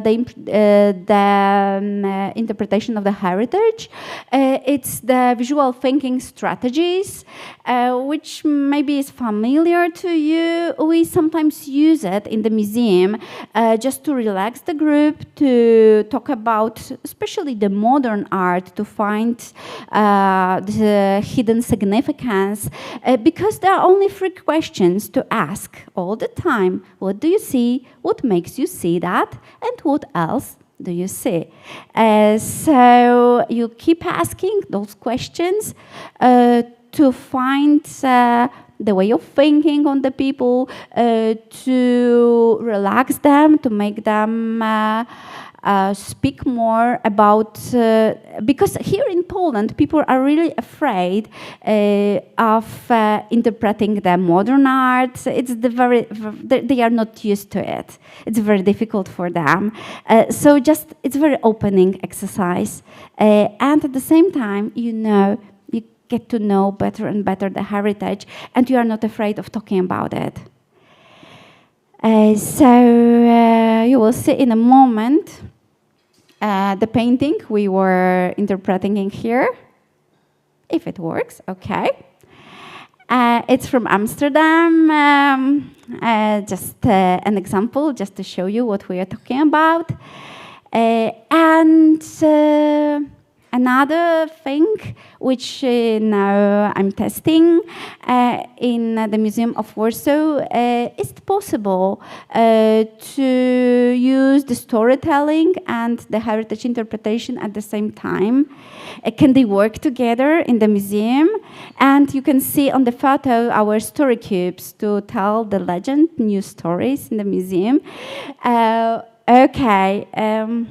What do you think? Is it possible to make just an interpretative workshops with the storytelling together? Yeah, of course, it is. I will show you some examples. We were working. Okay. Well, now. Okay. So we were working in the springtime. We were working with the youngsters, with the teenagers. During such workshops, they took 2 months about the art of storytelling. And the task was to prepare the young people to be the guides in our museum, but to interpret only 4 or 5 artifacts and to make their own path in the museum, just their own personal one. They could choose whatever they wanted. And it really worked out. They had the meetings with a professional storyteller. They could explore the museum by their own. They were learning how to introduce their personal story in the history of the objects in the museum. And finally, most of the people you can see on the photo decided, all of them from the photo, decided to prepare their path in the museum and tell their own stories. The youngest girl from the group used to talk about the animals. She found the objects in the exposition, and she decided to talk about the animals in history, in her life, in the space of the city. So it was a really good experience. And another example, just in a moment. Okay. Teaching foreign languages through the heritage and storytelling as well. So we started teaching foreign languages, English, in our museum. And the base is again the heritage interpretation, because it's very opening. Like, you can choose an object and you can start talking about it. You are free, so you can use the vocabulary and you can practice your vocabulary. And the most important thing, you feel the real sense of using the language in a real situation in the museum, then you can show it to your foreign friends. So it really works. And the storytelling focuses the people on their own stories. So we try to combine it. First, a bit of heritage interpretation with just some little facts, and then their own stories are based. The stories are based on the things they find in the museum, they like in the museum, the objects they choose. So it makes them to be personally involved in all of that, and really, it builds the self-confidence of the teenagers who participate in those workshops, and the sensibility as well to the world around and the heritage. So I think I should be finishing, so I will finish here. Just leaving you with the idea of teaching foreign languages in a museum through the heritage interpretation and the heritage itself. Thank you very much for listening. Okay, and that's all. I'm ending up.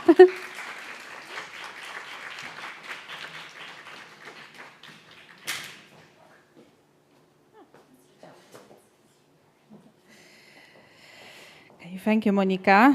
It was really interesting to remind myself how close heritage interpretation is to the mindfulness, and how universal tool it is in museum education. So thank you for all this, your experiences and experiments with heritage interpretation in the Museum of Warsaw. Okay, so questions for Monika will be after the two next speeches. And now we are going we are in Poznań and then in Warsaw, and now we are going to Łódź. And this year, in spring, I was there in the textile museum. Łódź is a very famous center of Polish textile industry, and there is a wonderful, huge textile museum. And I was really impressed by one of the exhibitions. It was in the old villa that was beautifully preserved, and the old exhibition was built around one object.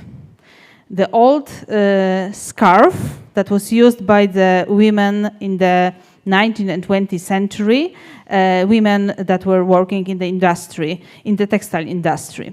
And the curator of this exhibition was Magdalena Kreis, who are already with us. Magdalena is an educator, curator, and cultural animator.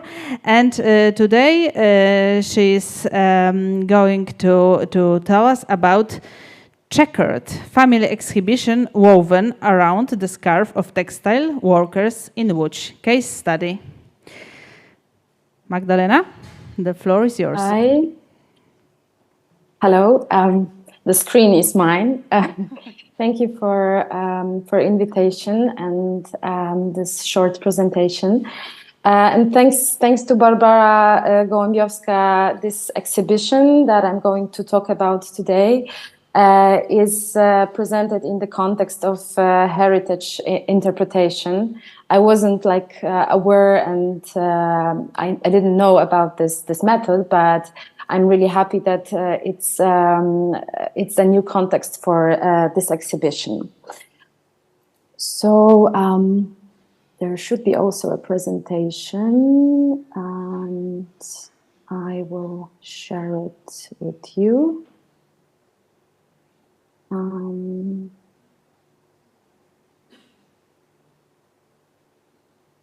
I hope it's working. I don't have any signals that it's not working. So, my name is Magdalena Kreis, and as Barbara everything said, is working. Sorry, everything is okay. Perfect. Thanks a lot. So my name is Magdalena Kreis. I'm a curator of the exhibition Checkered, presented in the Central Museum of Textiles in Łódź. This museum is located in the Ludwig Geyer's factory. The post-industrial buildings were renovated to present exhibitions there.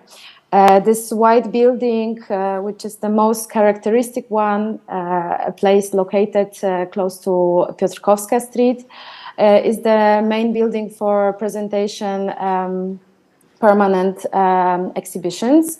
Then the red bricks buildings behind are more for temporary exhibitions. And there is also a complex of wooden huts and buildings which are a part of the museum, but a special part called Łódź City Culture Park. And one of the buildings is Summer Villa. This building originates from the beginning of the 19th century, and it was previously, before being placed or relocated to the museum site, it was standing in Ruda Pabianicka, which was that time a separate part, separate from Łódź. Now it's the district of Łódź. This villa was owned by Shaya Światłocki, who was the owner of one of the textile factories in Łódź. And he bought it for her wife to spend time there, to relax and recover. During the Second World War and after the Second World War, the building was a multi-family house where even 16 families used to live in one time. It was not only used in the summertime, it was the whole year long use. And it was destroying and decaying for many, many years. And in 2008, it was relocated to the museum site. And after renovation, it opened up in 2022 with the exhibition Checkered that I'm curator of. So the starting point for this exhibition is, as Barbara said, workers' scarf. It's a very simple, but in my opinion, meaningful object. I found it out during the research in the museum. I was able to go to the exhibitions, to go through the digital collection, to work with anything I would like to work with. So it was a very comfortable situation for me. And out of many beautiful and unique objects, I decided to work with this everyday item of women's clothing that women working in the factories in the 19th and 20th century were using to cover their heads and backs, protecting against dust and cold. This is very practical, durable, and warm object, squared shaped, made of wool, mostly with the checker pattern on it. As you can see here, these are the examples from the museum collection. So you can see that the pattern was different, but most of them were checkered. So the general idea behind this exhibition was to find out the contemporary associations around the historical object. This scarf was a starting point for artists and designers that I invited for the exhibition. And what I wanted very much was to present both the historical objects, so the scarves, and new works, new things that artists and designers prepared, especially for this exhibition, interpreting the object by their own associations, by their own medias, and by their own ways of thinking. The idea or the part of the concept of this exhibition was also to catch somehow or show the contrast between the place, because the villa was used by the owners of the factory as a place for relaxing and chilling and just staying in a very chilled mood. With the object, which is a symbol of workers, of working class, of women who did very hard work in the factories. What was also important for me was to work both with contemporary art and design. My idea was not to work with design not only as something that serves the exhibition or serves contemporary art, so it's not a scenography only, but it's also part of the exhibition. It's also a way of thinking and imagining how this object can be developed or interpreted by artists and designers. So the house, the villa, was the house, right? So it has its design and its interior design.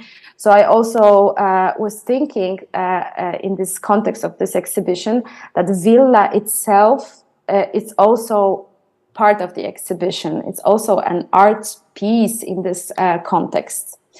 On this slide, you can see work of Magdalena Karpińska. She is a painter, and she did an installation made of hand-painted silk fabrics, stripes that are tangled here in this beautiful veranda, one of few in the whole building. So this veranda and the light that goes in to the building through the windows play with the transparency of the silk. And so we can also somehow feel the difference between the hard and warm wool that was used to make the scarves for women, and this very delicate textile which is silk. Another ways of interpretation this scarf are by Monika Drożyńska, who did the embroidery as she used to do. She researched various ways of wearing scarves by women in different cultures, in different places in the world. And her research finished in a way of kind of a rhyme song or a poem that she embroidered on the textile, and it was presented in the frame. And in the back, you can see a slide or part of the animated film that was prepared on the base of this embroidery. So words and letters were moving around in a short clip. This second part of slide presents a work by Iwona Chmielewska.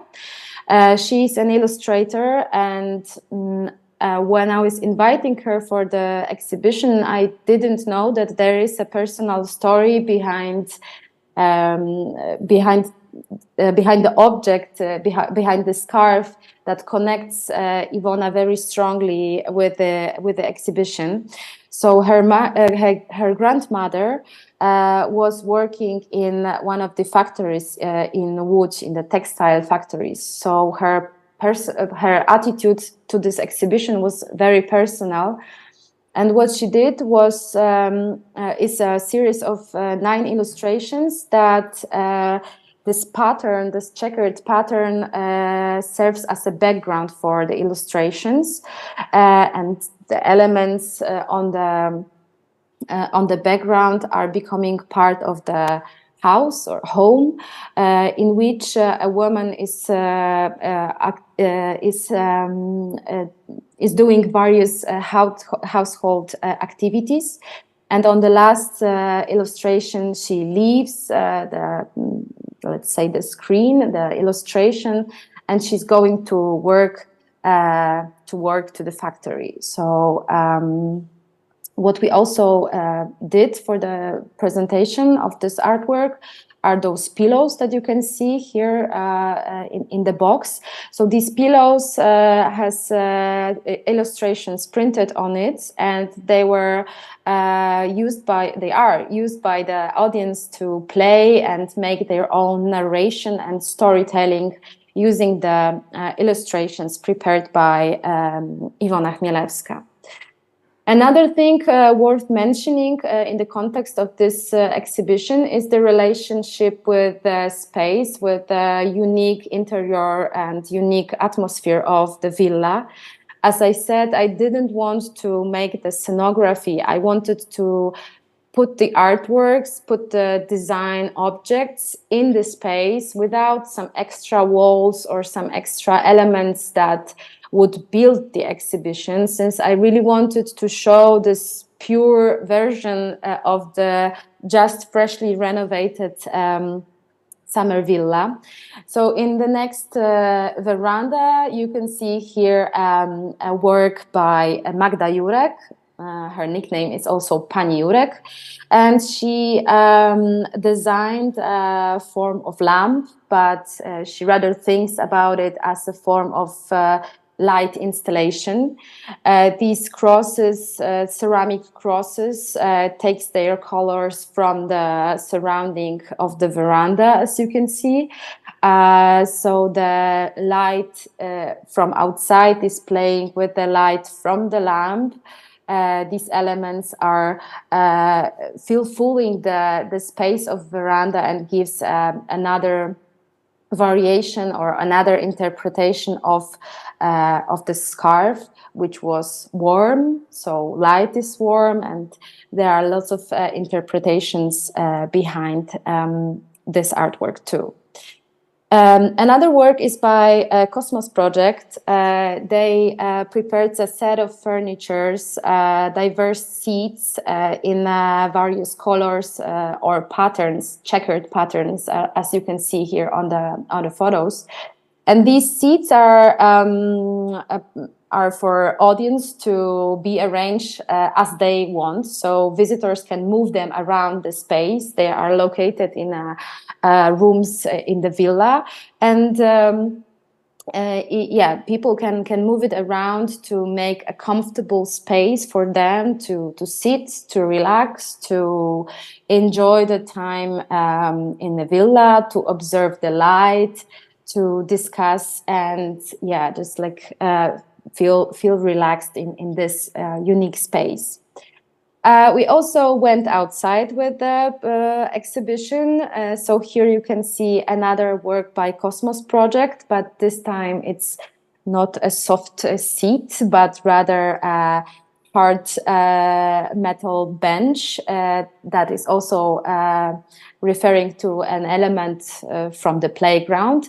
And it allows children and adults to sit on it, lie on it, or just play and walk between the metal elements. And as you can see, the color of this installation is strictly corresponding with the color of the villa due to the conservation rules, but it also refers to a picnic blanket, so it's like lying on the grass, and also invites to chill out and relax outside the villa. Another thing worth mentioning is captions, so the texts about each artwork. They are printed on the textile, but it's not the most important thing. The most important thing for me was to make these captions consist of a short bio by artists. So using a very simple language, I wanted to introduce the author that stands behind the piece. And also by using plain language, I wanted to explain the idea behind the artwork. Also adding some questions that might stimulate the conversation between the audience or between the guide and visitors. So the examples of questions are like, what makes the silk different from the wool? Or what is sisterhood? What is patchwork? And what is patchwork family? So they come from a very various meanings and different ways of interpretation, these objects presented on the exhibition. But in my opinion, this is the way to make audience think, discuss, recall memories, imagine and exchange experience that are happening while watching the exhibition. Graphic design is also following the general idea of the whole exhibition. The font that is used here by Studio Lekko is based, as you can see, on the crisscross, the checker pattern. And you can see here a photo with the flag that were designed by Studio Lekko for this exhibition, but also an interactive installation that use the typography for playing with the elements of the font. Here are the magnets elements that you can move around the whole two big walls by the entrance to the villa, so audience can play making some illustrations and letters or texts using the shapes.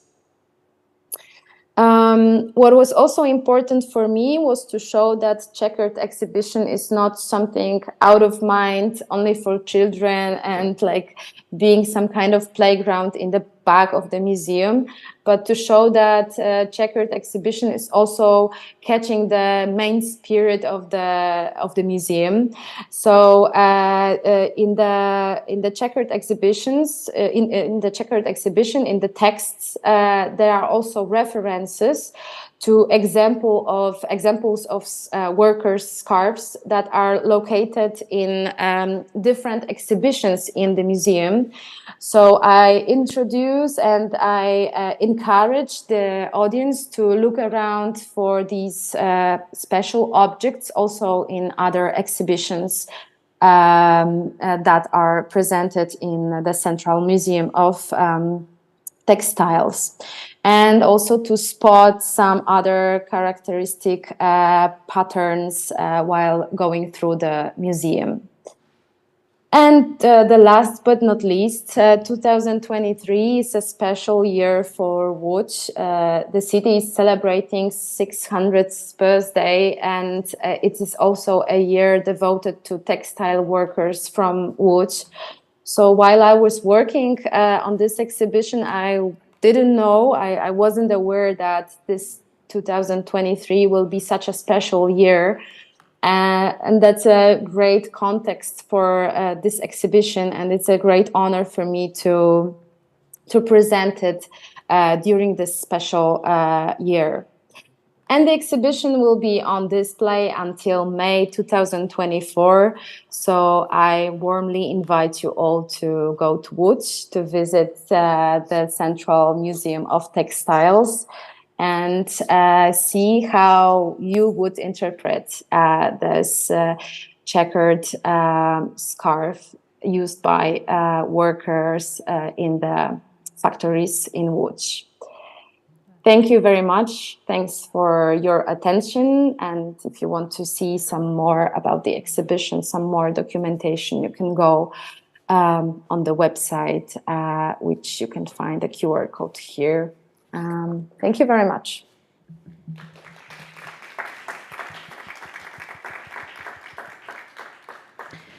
Thank you, Magdalena. I must say that I really don't believe that you don't know till then, because your exhibition is so much interpretive, and I was really impressed by not only by the fact that it is built around one object and it is interpreted by the artist, what is also, I think, very interesting thing. But this open-ended questions and corresponding with such bigger ideas, and yes, so that's a very good example that we can make great interpretation without any certificates and courses, although of course they are great. But thank you, Magdalena. Can you stay with us for 20 minutes? Because they maybe will be some questions for you.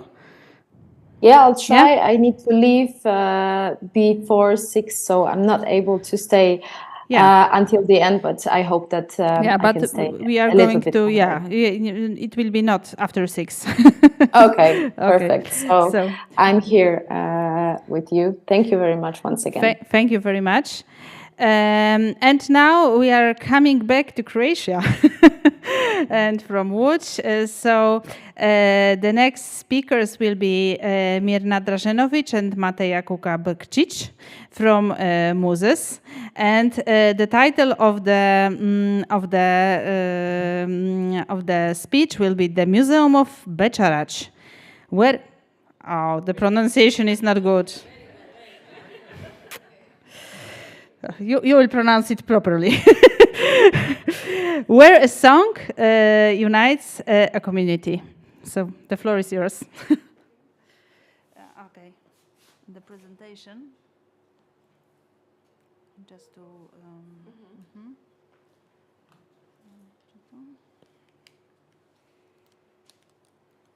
Okay. Yes, it's okay.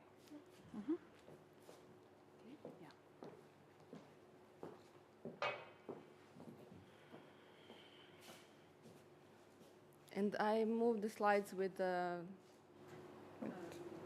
this or this. Yeah, just with this ours. Yeah. Change. Okay. Thank you. So, hi everyone. I'm Mirna, and this is my colleague Mateja. In the previous sessions, you could hear our colleagues, Dragana and Iva, sitting here in the first row, with their presentations about our company and the work that we do, our methodology and educational activities. And now Mateja and I will present to you and delve deeper into the exhibitions. And with this example of our biggest and most recent project, the Museum of Bečarac. And for this introduction, I would like to say that Mateja and I are like this creative duo in the team of Muses, and we mostly are working on the development of the exhibitions from the first phases to the last ones, and so from the conceptual idea to the realization. And on this project, on this Museum of Bečarac, the both of us were working on the realization phase, and we shared all of the lovely moments and inspirational moments, but also very challenging and hard moments in this realization phase. So we decided to share as well this presentation with you, presenting this whole project. For this occasion, we brought Bečarac to you. So if you would like to listen.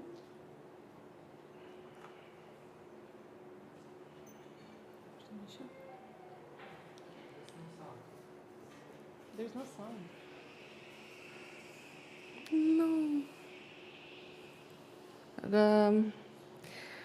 Okay, I didn't prepare the, the singing part. Tika kapuna jerio, ide dika kapuna jerio, znak mi daje da bi se ženio, znak mi daje da bi se ženio.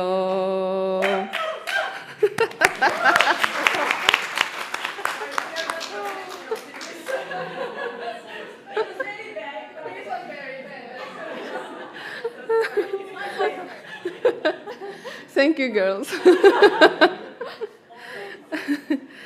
Okay, so you get the gist of it a little bit. So a little bit more about Bečarac. So Bečarac is a song about the various life situation of a rebellious, mischievous Debečar or Bečaruša in the female form. This exercise is often one of the improvisation in the word jesting between two lead singers. Some of the most important qualities of Bečar are the absence of any censorship and the vitality of this haiku-type microform. Microform to try to express all the aspects of one's life. So from the love, family, sexuality, political matters, and much, much more. Bečarac is included in the representative list of intangible cultural heritage of humanity of UNESCO. A European perspective at the start of each project is very useful and inspiring because it shows us how heritage and universal values that are rooted in heritage have the power to connect all of us, helping us to understand each other despite differences and borders. So, small town of Pleternica in Croatia acknowledged the value and significance of Bečarac for the local people, and with the help of European funds, started the Museum of Bečarac project. Our role as heritage interpreters was to fully understand the phenomena, the people that are living this heritage, and to envision the exhibition in the earlier phases and to materialize the exhibition in the museum space in the later phases. So let's start with step 1, listening and sharing. With the mandate from the client, we gathered the local community of Pleternica and Slavonia region in our workshops. With open-ended interviews and workshops with stakeholders, we managed to build healthy relationships and to create a dialogue. All that helped us to understand that Bečarac means, what Bečarac means to them and what they expect from this museum. The collaboration with local communities started in 2018 with participative workshops, which helped us to structure the main narratives and the big idea for the whole exhibition.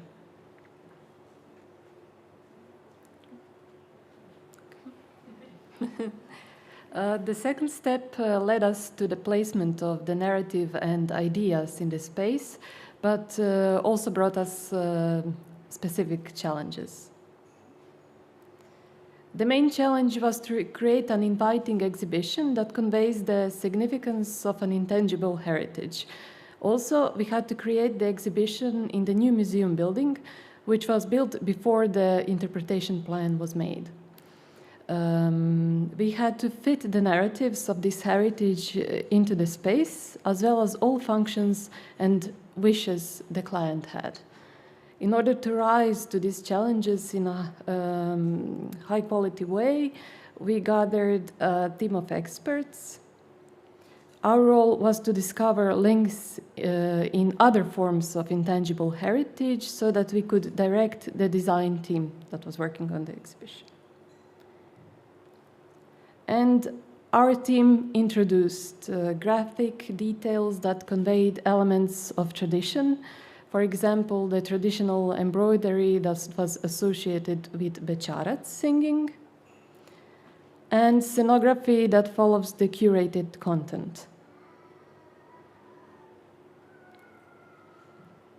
In the step 3, we are expanding the network of associates, and we elaborate in more detail individual elements of the exhibition. Our role in this stage was to manage the process and the design team further, graphic, product, and multimedia design, as well as additional research and gathering of necessary data for content development. As Dragana said in her presentation earlier today, this is not a linear process. We are going back and forward until we find the best possible way to present or to exhibit. And these are renders of the result from our team from this phase of work.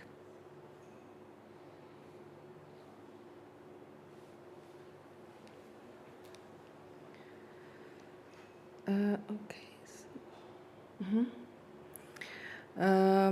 I would just like to say that we prepared some movies, but I don't know if they are going to work. So we will continue with the presentation and the slides that we prepared. The time frame in which the previous phases were conveyed was from the 2015 until the 2020. The complete realization of the permanent exhibition lasted for only 6 months. So you can realize how much of the work must be like compressed in this short period of time with content development and realizing everything in the space of the museum. So this is one of the biggest challenges in the realization phase, and it's mostly because the controlling body of the project funding and the client were lacking the understanding of complexity and the quantity of the content and the time needed for development and realization.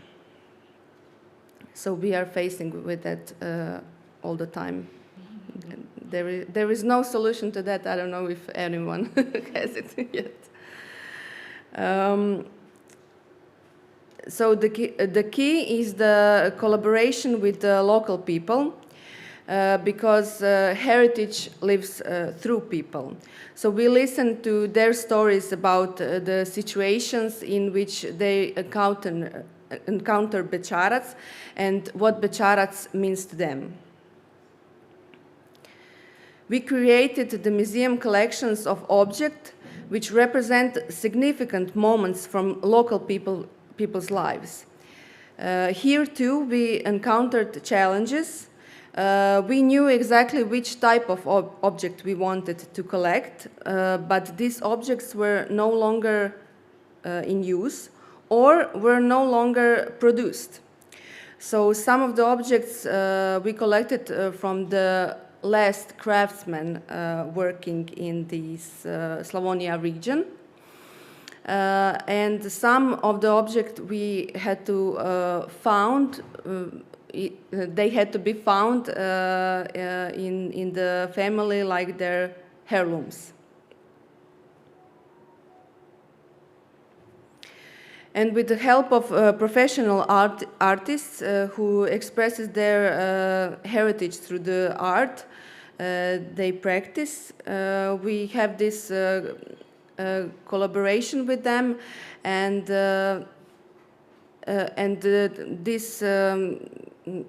you can see here this illustration, and this collaboration with this artist is special and exceptional because this painter is also a Bečar.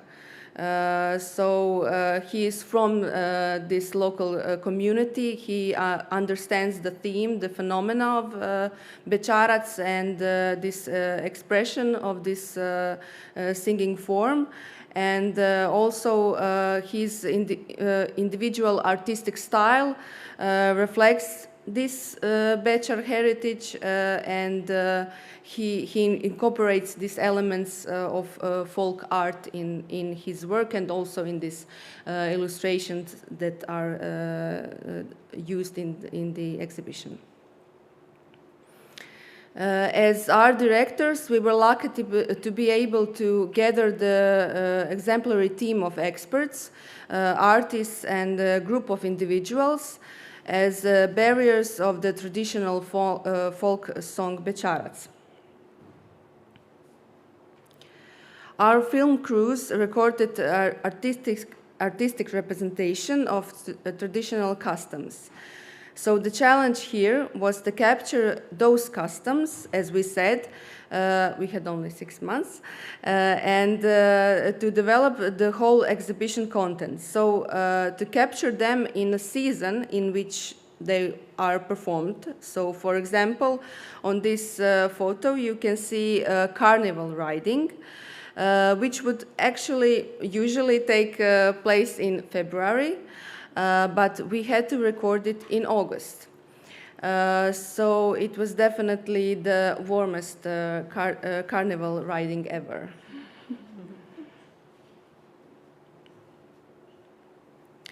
And cultural and artistic societies, enthusiasts, I will stress this out, not professionals, made an exceptional and irreplaceable contribution to the creation of this exhibition. More than 40 societies took part in the studio, video and audio recordings. In the interviews at the exhibition, people from Pleternica and Eastern Croatia presented themselves and explained visitors what does Bečarac mean to them and how they are living it. Whatever age you are, you will find someone who you will understand, who will talk about you through her or his story, and remind you of some past times, arouse nostalgia, or ignite love for your own heritage. So I don't know if this is going to work, but we would like to show you a glimpse of the atmosphere when filming. Okay. 3, 2, 1. Ubio sam i puno i dosta, il mi pio, il mi te ljubio. Ne zna šokac šta je čokolada, ni gospodin šta je šokica mlada. Kakva bi se ja šokica zvala? To je to. Metar žita, metar kukuruza, metar žita, metar kukuruza, poljubiš me u oba dva guza, poljubiš me u oba dva guza.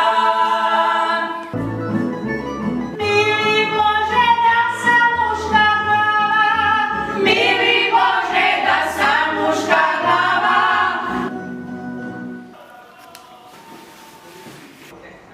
Kamera, ide, ton ide, zvuk, ide. To nam je baš dobro. Poljubac na trening.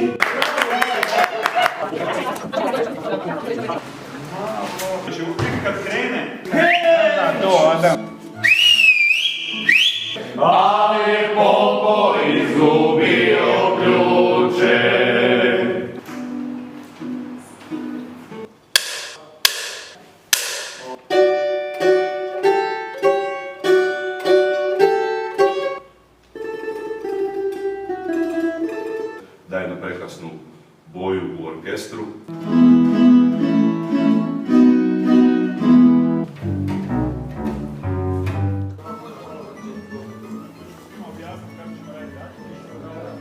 Bečar, jesi spreman za dvoboj tvog života?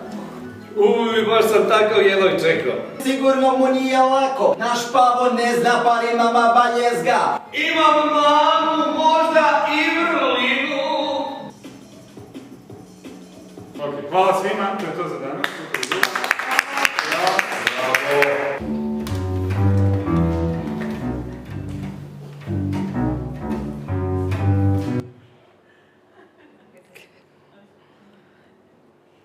So this was a clip from YouTube.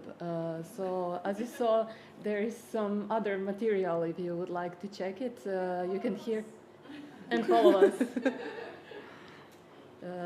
You can hear Dragana talking about the Bečarac.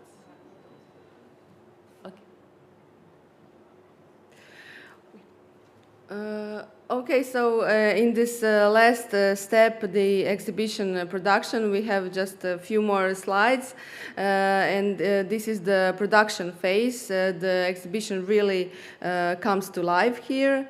The scenography comes to life in the exhibition space. Museum objects and artistical production gets their place in the exhibition. There is some fine tuning for presentation of objects. And once again, with the help of local people, we brought to life the scenography. And at the end of the process, we are doing our final review of the content. Could we have 1 more minute? And finally, let's take a short tour of this permanent exhibition. It's short, I promise. But with no sound.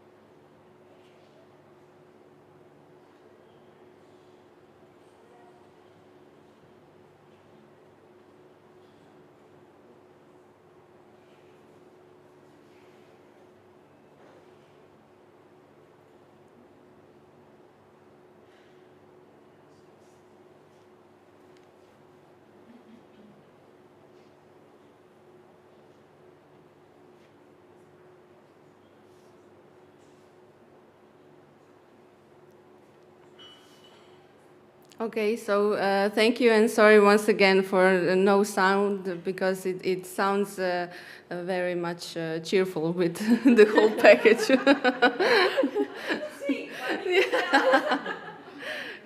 Thank you.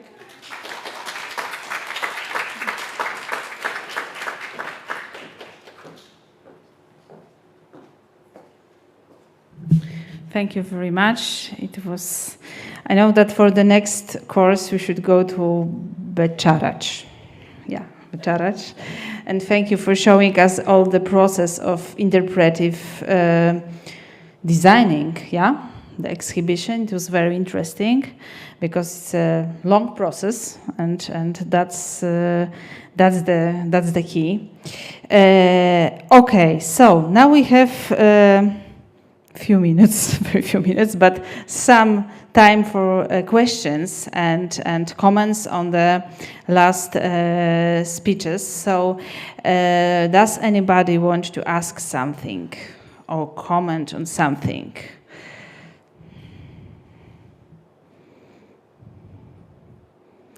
This microphone is not working, but Magda have, yeah.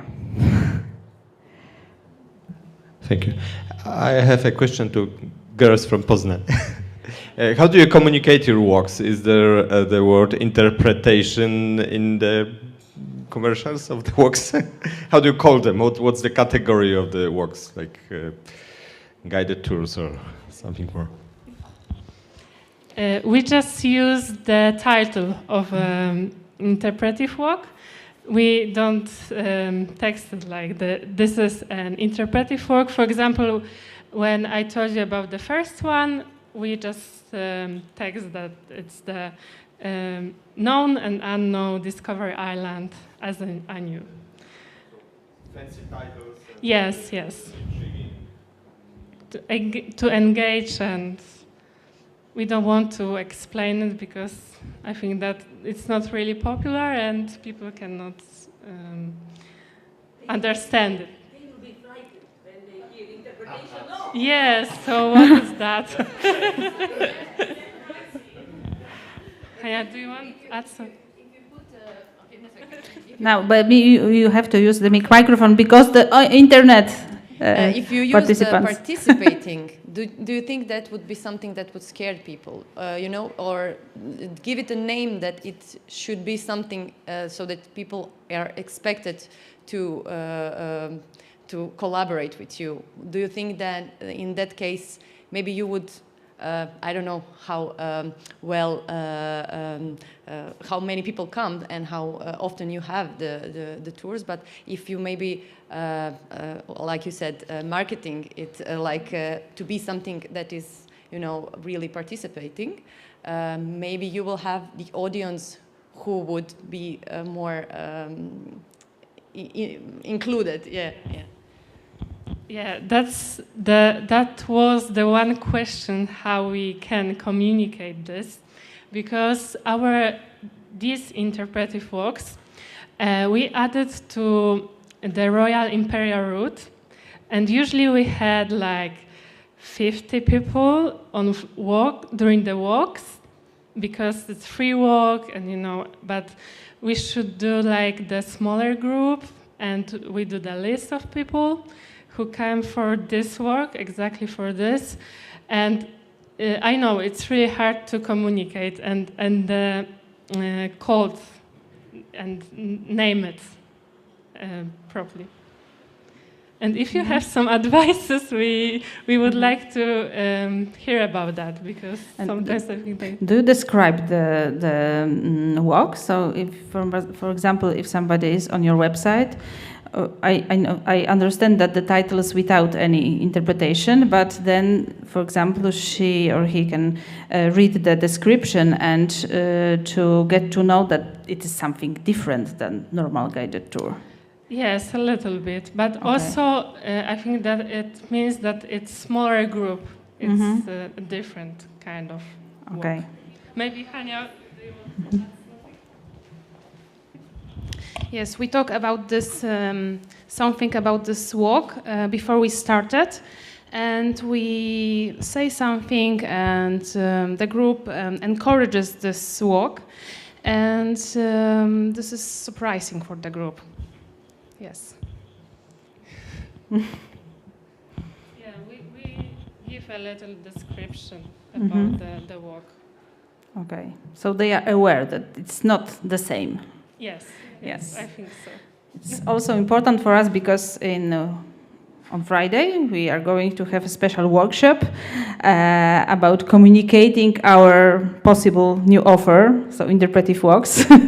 So that's a really important case. Thank you.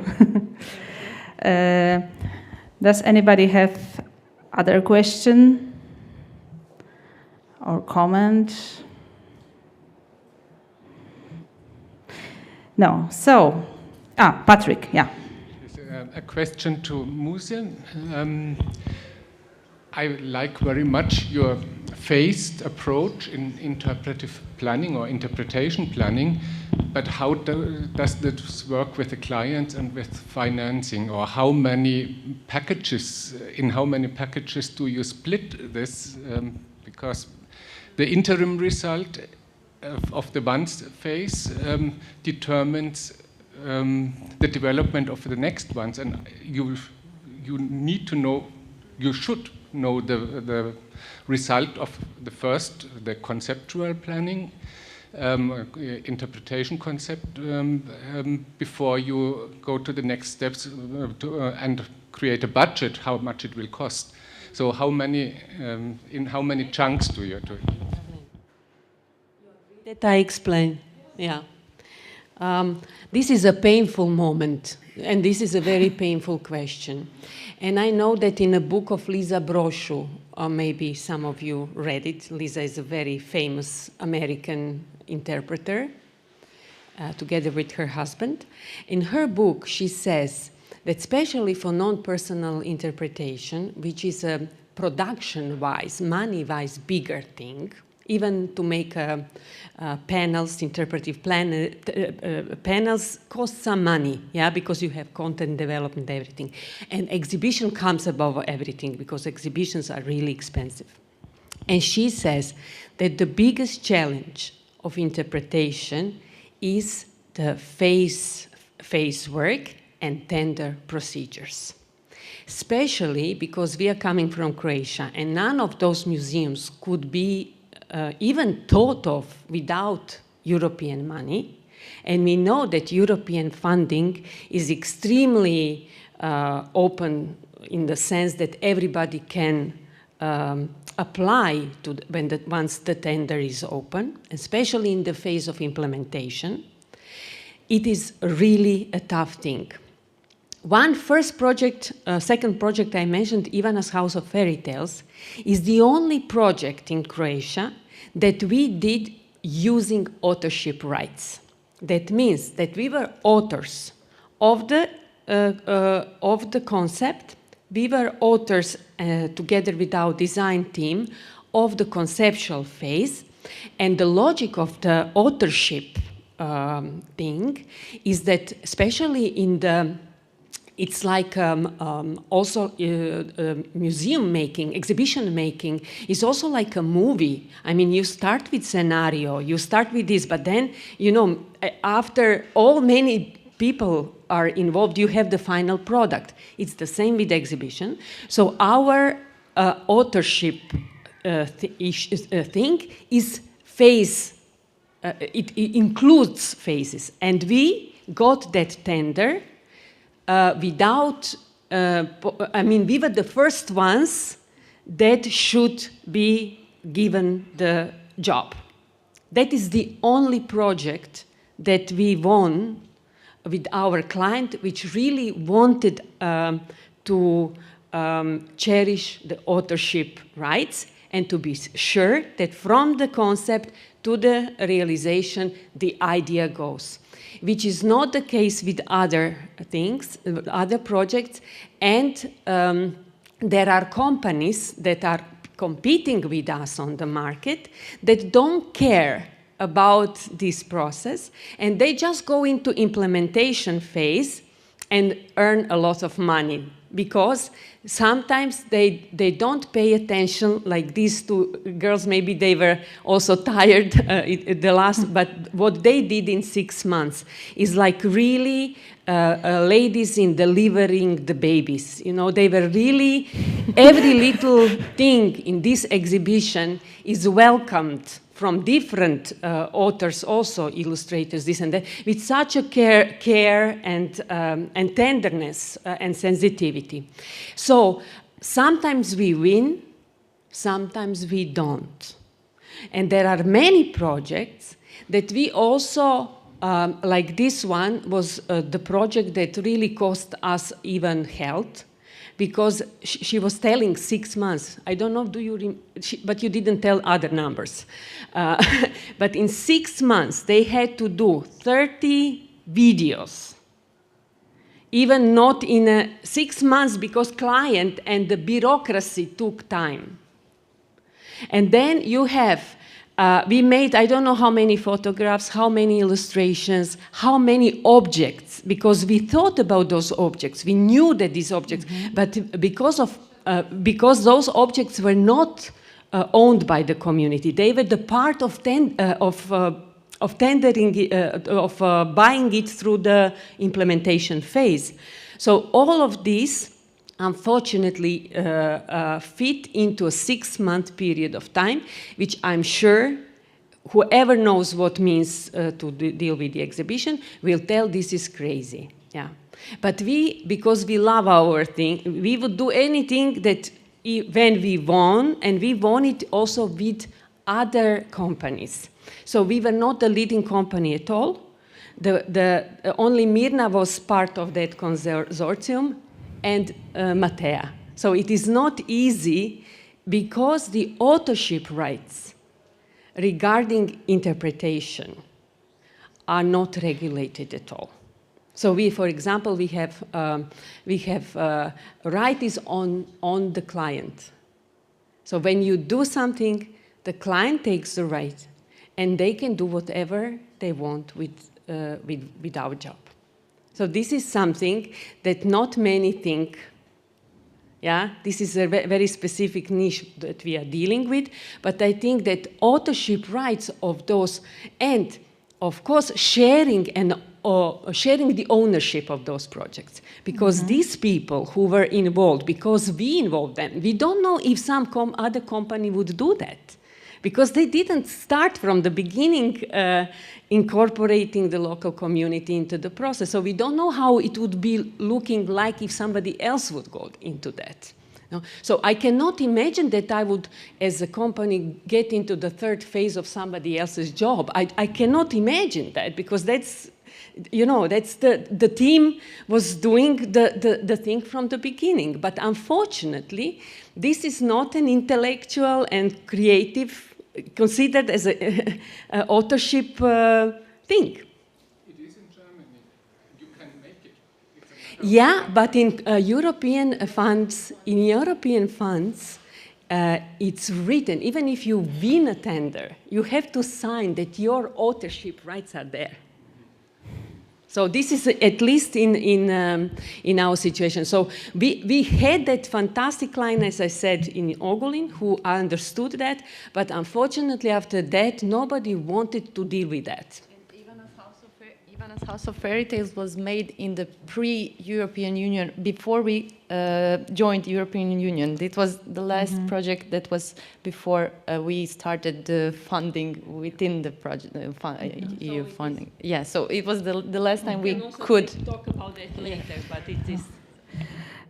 Thank you. So I have to say that that's the end of the discussion, sorry. But we have consumed all the coffee break. And before us is the last point of our program today. So the guided tour of the Milusin Manor House. So thank you all our participants online, because this element is, sorry, not online, but only face-to-face. And my idea is that you can maybe grab one short coffee and go to the toilet. And we are going to meet in the front of the cloakroom. Yes, so that's here and in this direction. And we will take you to the special guided tour of the Milusin Manor House. Thank you, everybody, and we are meeting tomorrow at 10 a.m. With the first point of our program will be the botanical walk in the Milusin Garden with Karol Szudrak, and then after coffee break, 4 parallels interpretive walks in our museum. Thank you very much for today, and see you in the Manor House, and see you tomorrow. Thank you. Goodbye.